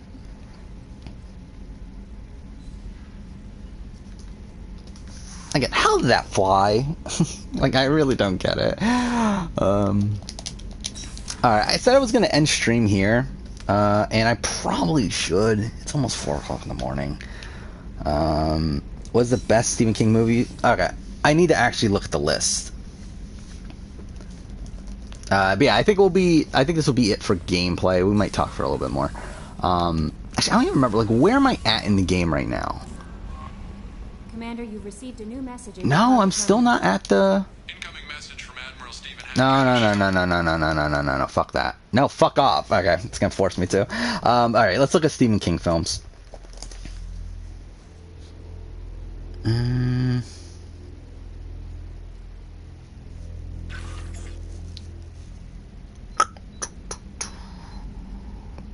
Alright, we got The Shining. Obviously Shining's great. Carrie is really good. I never watched Dead Zone. Misery is good. Not on the same level for me, though. Stand By Me is, again, good. Yeah, I mean, Stand By Me is really great. Christine, it's fine. I don't think I've watched Pet Sematary. They're holding her in a secret prison outpost on terrorism charges. I need you to infiltrate the prison and get her out of there. Actually, I just realized all I need to do is log in to my MDB and I can see if I watched it or not. I'm on an important prison. Don't care. Again, didn't mean to do that.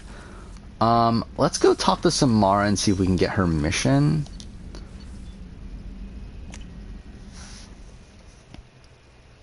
Yeah, so Shining, Carrie. Yeah, I haven't watched Dead Zone. Misery, Stand By Me, Christine. I watched... Okay, I guess I did watch Pet Sematary. I don't remember much of it. Yeah, Shawshank Redemption's obviously good. I don't know, I never felt like I liked it as much as I should, though. But I also haven't watched it in, like, nearing 10 years. So I probably would like it more if I... Chef surprise again. Gosh, now, where am I going, Samara? Where's it here, right? Oh, yeah, we didn't get Kasumi. Should I get Kasumi? Ah, shit. How are you? I've spent much. Oh, yeah, I think I need to talk. If you are patient, I want to talk. It has been my pleasure. I don't know what I'm doing then in the game, because we don't have the elusive man. I guess we will go to Citadel? I don't even know. Well, we'll figure it out later. Dolores Caliborn, I don't even know what that is. Green Mile's good. It, again, I really like It. Cujo, never loved Cujo. Never watched The Dark Half. Never watched Salem's Lot. I watched Firefly. Okay, I never watched a lot of these other ones. 1408, I always liked 1408. Maximum Overdrive, I forgot that was a Stephen King movie. The Running Man, that was a Stephen King movie? Wait, it's fine. Creep Show, eh. Secret Window, was that Stephen King? I like Secret Window, even though it's fucking dumb. Like, I mean,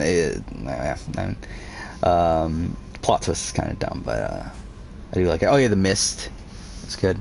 Yeah, I don't know if I have like a solid for sure number one. And to be honest, it's probably It, if I'm being realistic. Again, I mean, like The Shining is good. I mean, like I think if we're looking at like quality of the actual film itself, but then even then, The Shining was like, that wasn't like what King like wanted, right? Like Stephen King was like upset at how Kubrick made it, right? So, yeah. There are 11 Children of the Corn movies? Who the fuck need even one? That's fucking weird. Yeah. Oh yeah, that'd be funny, to do a ranking of all the Leprechaun movies. That'd be pretty funny. Because I think I've watched all but one. I mean, obviously they're all bad, so it's like, whatever, but that would be funny. Commander, there's a message waiting at your private terminal. I believe it's from Admiral Anderson. Yes, they really want me to go to you know what, fuck it, let's just go to Anderson. Again, might as well at this point. And you know what, at this point, we might as well just make this the longest stream ever. I mean, we're pretty fucking close anyway. I mean, not that I've had a long stream in reality, but, fuck it, we'll do it.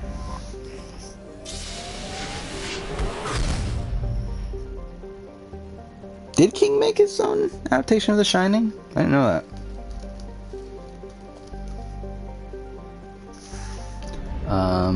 Yeah, I mean, like, again, might as well go. I think we're only like 10 minutes away from this being my longest stream. Again, like, because I don't really go that long considering these are all night streams. But we might as well make this the longest one at this point. Miniseries? Okay. Yeah, I'm trying to look this up. What is my longest stream before this? 4 hours, 28 minutes. So we're, yeah, about 10 minutes away from that. So we'll definitely, do that. Oh yeah, I did know, yeah, Dr. Sleep. Which, I kind of watched Dr. Sleep, but kind of haven't. Like, it's one of these movies, like, I had on in the background when I was, working on some stuff, and then but never actually fully pay attention to it. I would like to give it a genuine shot, but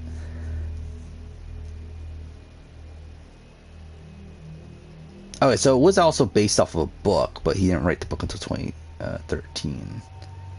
That's interesting. What are we doing here? Let's use Samara, why not? And Thane, why not? Not that it matters, like, we're not doing any combat here.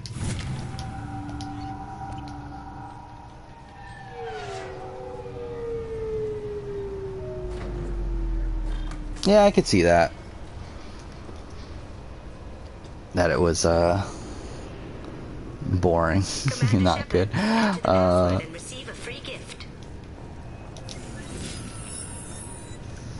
Please tell me your password, Commander Shepard. Yeah, I feel like there's a lot of stuff, though, for Stephen King. Like, to rank all the Stephen King stuff. I feel like that's a lot of stuff, right? Yeah, that's like a good, like, I don't know, like 40-ish movies. Probably more than that. I don't know. You know who I am, Kasumi. I'm not here to play games. I heard you were hardcore, Shep, but I figured you'd be up for some intrigue. Kasumi Goto, at your service. But you apparently already knew that. Actually, I just realized, when did National Treasure come out? I just realized, I think I completely forgot about National Treasure. Wasn't that 2003? Oh, it's 2004. Okay, that's why. Because I want to do a retrospective of National Treasure at some point. Because I loved National Treasure when I was a kid. And that's like one of those movies that I would like to do some sort of video on at some point. But again, not really an excuse to really do it anytime soon.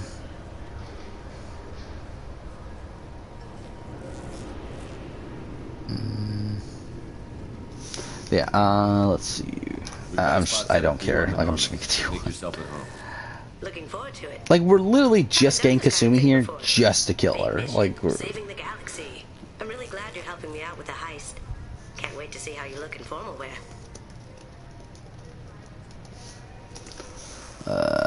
Nope. Unless you're stealing something from the collectors, I'm not interested. This is part of my deal with Cerberus. Hear me out before you say too no. bad. I'm looking for my old partner's gray box. A man named Donovan Hawk took it. Yeah, I would like to also rank all the Pixar movies. That's another thing. But at this point, I'm kind of behind on Pixar movies. There's definitely a point where I had watched all of them, but it's been a little bit. Yeah, Steven Spielberg would be interesting. I think I've talked about this in the past. That I've never been a big Spielberg guy. I don't know. I just think for the movies that Spielberg makes, just doesn't really click with me most of the time. Not that I don't like his movies. It's just that I don't feel like I'm as much of a fan of his stuff than I am with like other people. And it's because I also think he makes great movies. Like obviously, like Jaws, Raiders of the Lost Ark, E.T. is fine. Jurassic Park. Even more modern stuff like Minority Report, I really enjoy. But it's like, I don't know, I never really love Spielberg. Like, I feel like there's so many other directors I'm more incentivized to do videos on than him. Like, I would rather do a Scorsese ranking. Like, I would love to do a Scorsese ranking. I do think I'm missing... Like, I've definitely... missing some of his older stuff, I feel like. Actually, even his, oh no, his most recent movie is Irishman. Okay, I did watch that. I haven't watched Silence, though. I am missing that. And then... I haven't watched Kundun. I don't even know what the fuck that is. Oh, okay, I do know what that is. But yeah, I haven't watched that. I don't think I've watched Cape Fear. And if I have, it's one of those movies I've only watched, like, in the background. And then I haven't watched like Who's That Knocking at My Door and like some of his other early stuff. Yeah, Alice Doesn't Live Here Anymore. I haven't watched that. Yeah, Clint Eastwood would be interesting. In terms of his directed movies, in terms of like if we're doing like his full filmography, then like, I'm not fucking doing that. But yeah, in terms of like the movies he's directed, I do feel like there's enough there. Probably. How many movies has he done? He's done a lot, right? Yeah, oh my fucking god. I didn't realize it was that much. Yeah, I haven't watched a lot of these. I've watched Play Misty for Me. I've watched The Outlaw Josie Wales. I watched Pale Rider. Wow, I didn't realize there were this many. That's ridiculous. Like, I really didn't realize he had that many movies. Watched The Unforgiven. Watched The Bridges of Madison County. Watched Space Cowboys. Watched Bloodwork. I've watched all of his recent stuff, I think. Yeah, I'm pretty sure. I haven't watched Richard Jewell. I've never even heard of Cry Macho, which I guess is his most recent movie, but I've watched every other, like I've watched The Mule, I've watched 1517 to Paris, I've watched Sully, I watched American Sniper, so I've watched a lot of his more recent stuff, but definitely some movies I'm missing there. Ridley Scott would be interesting. I don't remember his full filmography at this point. Like, what has he done recently?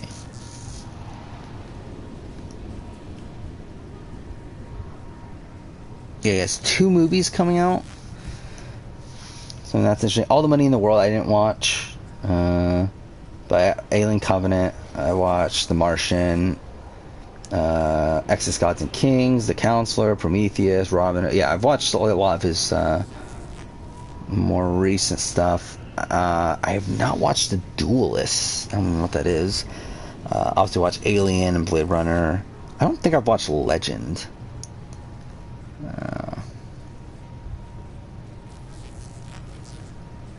I don't think I've watched Black Rain. I don't think I've watched Somebody to Watch Over Me. Yeah, there's a lot of movies like earlier on that I have not watched, but I think I've watched every movie of his post 1999, up until All the Money in the World. So that'll be a fun one too. But yeah, I think like the first one I would do is Christopher Nolan. We'll see what we can do. And then I would love to do Denis Villeneuve. But I bet your darling would like to come along on a heist with me. I think he would be fun. We should probably wrap this up. You look pretty silly standing there talking to an advertisement. See you on the ship, Shepard.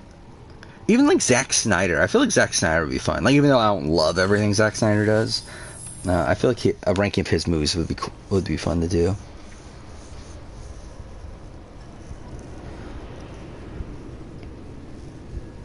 But yeah, there's definitely some fun stuff there. Oh yeah, I forgot I was looking up Pixar. Yeah, what am I missing from Pixar? Because I know at a point I had watched everything, but I'm pretty sure it's not the case anymore. Yeah, so Toy Story, Bugs Life, Toy Story 2, Monsters Inc., Finding Nemo, Incredibles, Cars, Ratatouille, WALL-E, Up, Toy Story 3, Cars 2, Brave, Monsters University, Inside Out, Good Dinosaur, Finding Dory, Cars 3. Did I watch Cars 3? I think I probably missed Cars 3. I don't think I've watched Coco. I'm pretty sure I did watch... Yeah, I watched Incredibles 2. I haven't watched Toy Story 4. Then I haven't watched all the modern ones. So yeah, it's like I've watched everything up to Finding Dory, and I watched Incredibles. So I'm missing like 6 movies there. But that would be a fun one. Yeah, I mentioned Studio Ghibli. That'd be fun. Mission Impossible would be fun.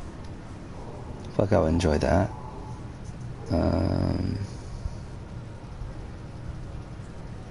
Planet of the Apes. I would love to do Planet of the Apes. Cars 3 is the best Cars movie. Is that a thing?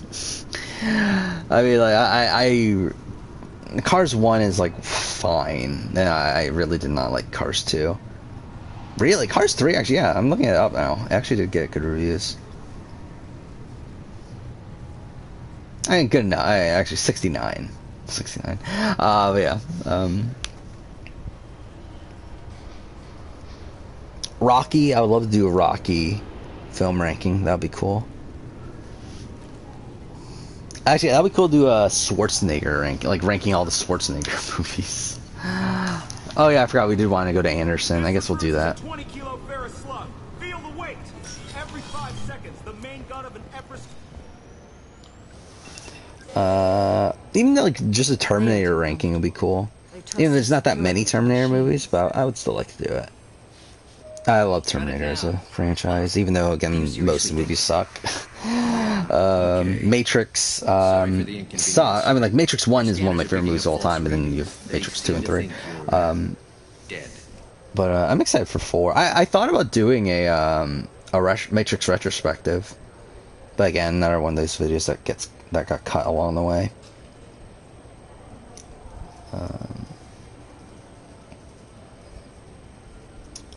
Yeah. What else is there? Die Hard. Should I do Die Hard video? Yeah, either way. I'm getting that everywhere. It's a pain in the ass. I love Rush Hour. Loved Rush Hour when I was a kid. Our station commander. Yeah, not really much there to really talk about, but he can reinstate your IDs. It'd be interesting to do at some point. Yeah, that's something that me and Sarah Beth have in common. Is love Rush Hour 2. My console says you're dead. I watched Rush Hour 2 so many fucking times when I was a kid. Don't change it. James Cameron. Yeah, I mean, I could do that. I'm pretty sure I've watched. I think I've watched all of his movies. Like, I mean, not including his documentaries. Officially, you still don't exist. And you Let's see, what do we got? Security checkpoints. You should head up to the Presidium, though. Have I watched Piranha 2? Maybe that's like one I'm missing, but yeah, watch Terminator, watch Aliens, watch The Abyss, watch Terminator 2, watch True Lies, watch Titanic. Ghost of the Abyss is a documentary. See, I mean, yeah, I've watched all of his movies, so. Thing is, like, there aren't that many, though, right? There's like 1, 2, 3, 4, 5, 6, 7, 8. So it's not that much, but I mean, that's actually that's really doable. So I mean, I'm sure I could do that. Yeah, like a movie. What's everything that they've done? Like, how many movies do they have at this point? Like, I know, yeah, Corpse Bride. Oh, is that not even like one of their actual movies? Oh, is that like before they were? Well, either way. Yeah, Coraline, I remember. Paranorman, I've watched. Box Trolls, I watched. Yeah, I've watched all of their movies, but Missing Link. Yeah, so Corpse Bride is not. I always thought of that as a. Oh, it's a Tim Burton movie. Okay. All right.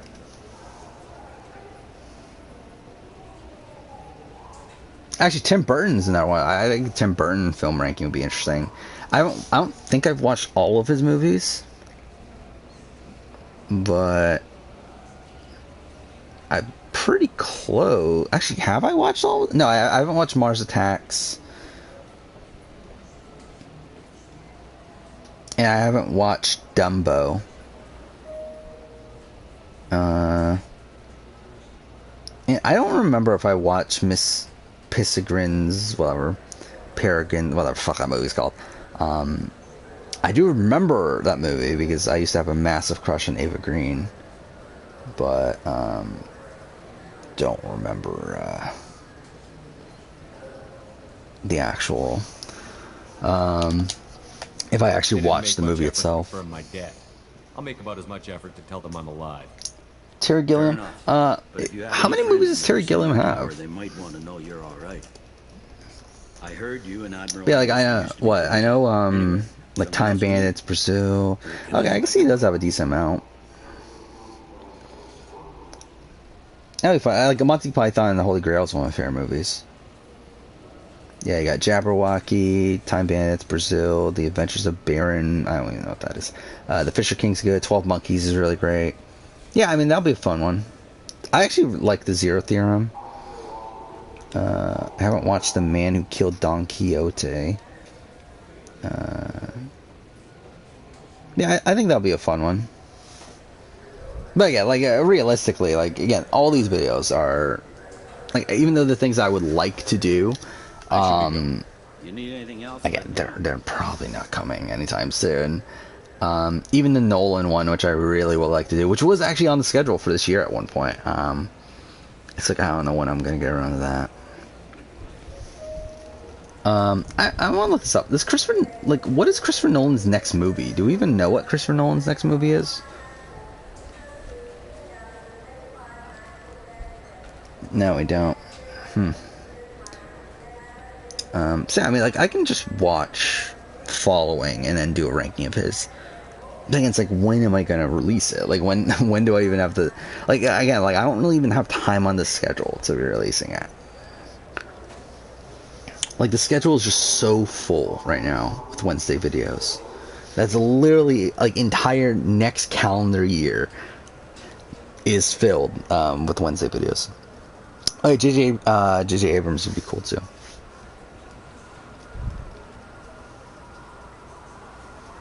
How many movies has he actually directed? Not that many, right? Yeah, it's just like 6. It would be interesting though. Like, I think that, like, I mean, to be honest, I could just do that ranking right away, right now, though. Like, it would be Star Trek, then Force Awakens, then Star Trek Into Darkness, then Super 8, and then Mission Impossible 3. Actually, no, then Mission Impossible 3, then Super 8, and then Rise of Skywalker. Like, it's a very easy ranking. But, yeah, if we add in, like, movies he's produced and everything, that would be interesting. But at that point, it's like, it becomes kind of, like, I don't know, it feels like a bit much.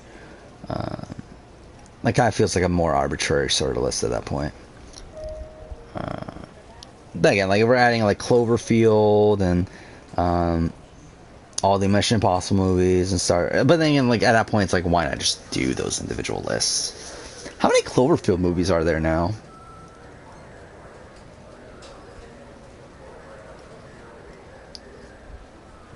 Okay, there's only 3? I really thought there were more. Okay. I guess they're making a 4th one, but... what is that noise? Okay, I guess that's in-game. Okay. I was hearing, like, a weird, like, screeching noise or whatever. I guess that was in the game. It's like I took off the headset and I don't hear it, so... Oh, yeah, I think it's those things flying. Oh, shit, I didn't realize we're, like, way past the time I wanted to get to. Fuck me, it's past 4 o'clock. To be honest, like, at this point, I cannot guarantee that I'll be streaming tomorrow. I might be completely fucked tomorrow. We'll see. I'll obviously try to stream tomorrow, but again, staying up this late is definitely not ideal. I wasn't sure you got my message. Darren Aronofsky's a good one too. What did you want to see me about? I'll be honest. Yeah, the Cloverfield movies, like, I really love the first one. I love 10 Cloverfield Lane. I didn't hate the Cloverfield Paradox, but it's like, it's not good, and it's also very clearly not a Cloverfield movie. And like, it's very clear they made it not as a Cloverfield movie, and then at the last second we're like, hey, this could probably make more money if made into a Cloverfield movie. But then, like, wasn't that like what'd they do with that one? It was like a Netflix movie, right? Yeah, so it's like, well, again, I don't fucking get what they were doing there. But yeah, Darren Aronofsky is a good one. I think I've watched all of his movies. Maybe. Again, Pi, Requiem for a Dream, The Fountain, Wrestler, Black Swan, Noah, Mother. Yeah. Actually, no, I didn't watch Mother. Yeah, never mind, I didn't watch Mother. He does have a new one coming up too, but I've watched everything before that. Yeah, I do really like his movies. I mean, I love The Wrestler, I love Black Swan, I love Requiem for a Dream. And The Fountain's like, eh. Noah's pretty bad, and then Pi is good. I'm still not clear on why you wanted me to come.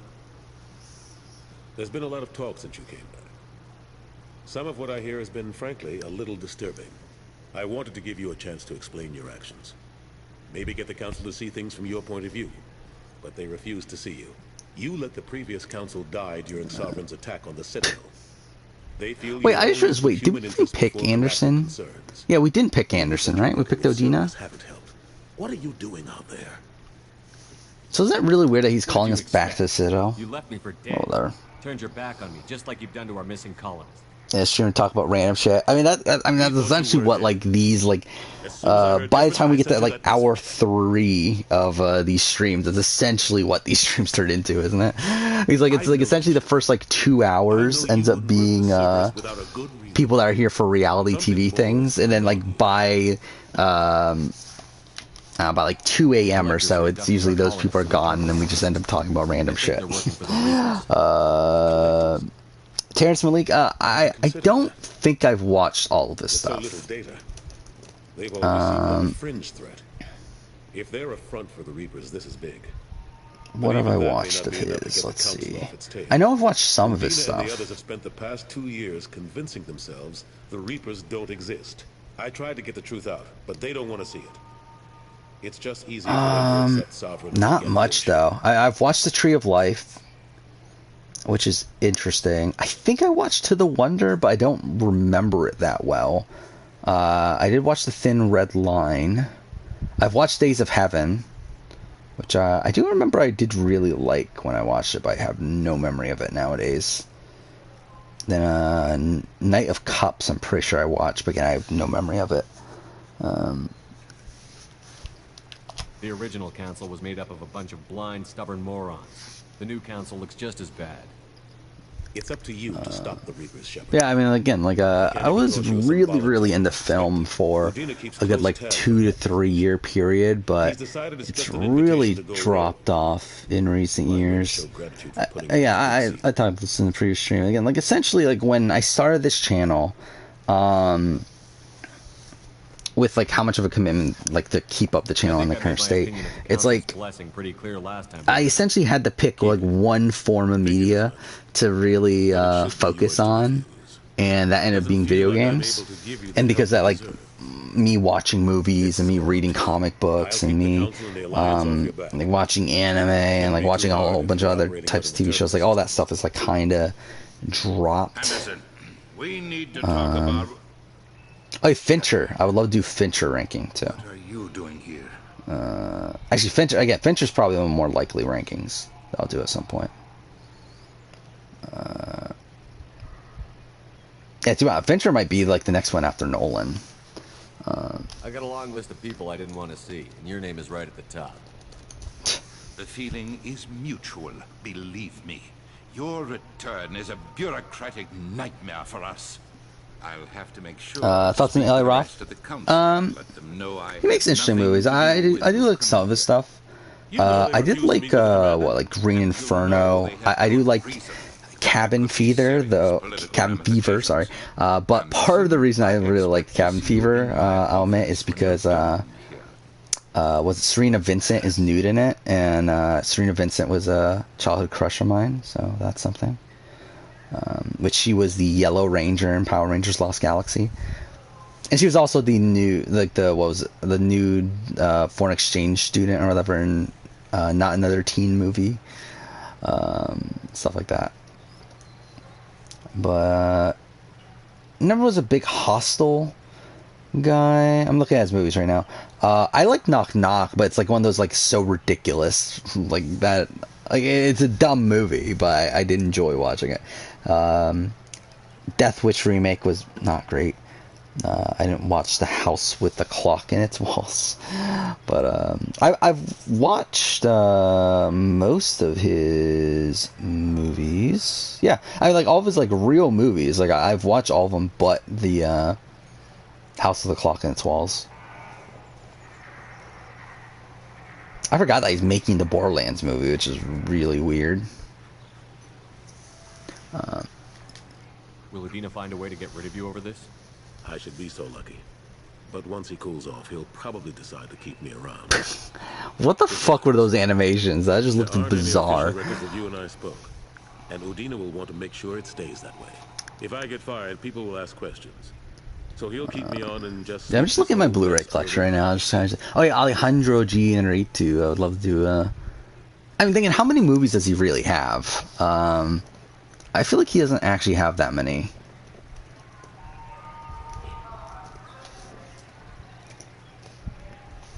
But I do love Birdman. Birdman's one of my favorite movies of all time.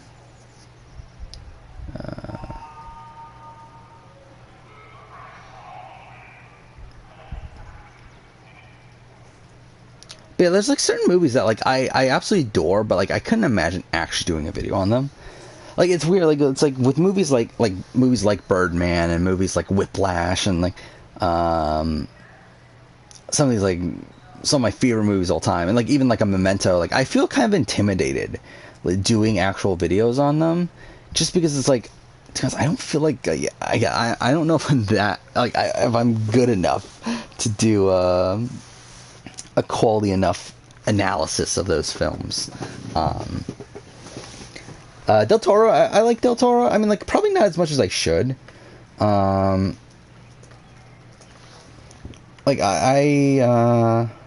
yeah, I haven't watched The Shape of Water at this point. Pan's Labyrinth is always a movie that I try to really like, but I just like kind of just like am okay with it. I'm trying to look at his other stuff. And Blade 2 is fine. I like the Hellboy movies. Pacific Rim I enjoyed. But Crimson Peak is fine. But yeah, I'm not like a massive Del Toro person. But I better go. Of course, Shepard, I understand. I wish I could do more to help you. But if you ever want to talk... Yeah, the stuff that I have watched is like, for the most part, solid.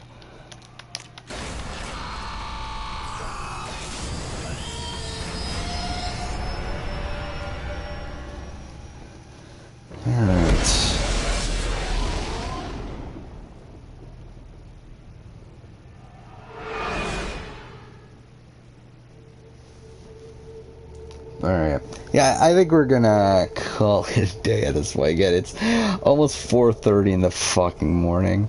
So again, I'll try to stream tomorrow. I most likely will stream tomorrow unless I'm like really fucked.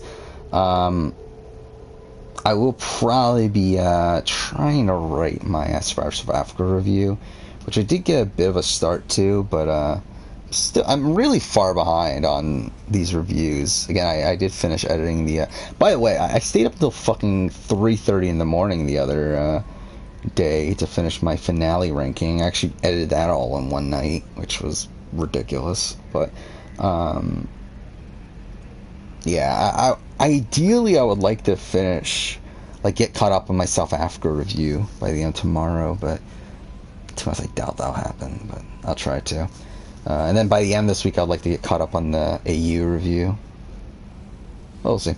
Anyway, that'll probably be my goal for tomorrow in terms of working on stuff for the channel.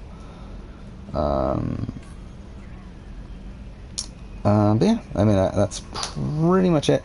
Yeah, we'll stream tomorrow, hopefully. And we'll then stream on Wednesday. Again, that is the schedule that I've been going with for the last few weeks. Is Sunday, Monday, Wednesday, ideally Thursday, but the problem is I work, and with Survivor South Africa and Big Brother doesn't really work out, but either way. But yeah, see you later, everyone. See you later, Swordquill. See you later, Jaw 2317. See you guys later.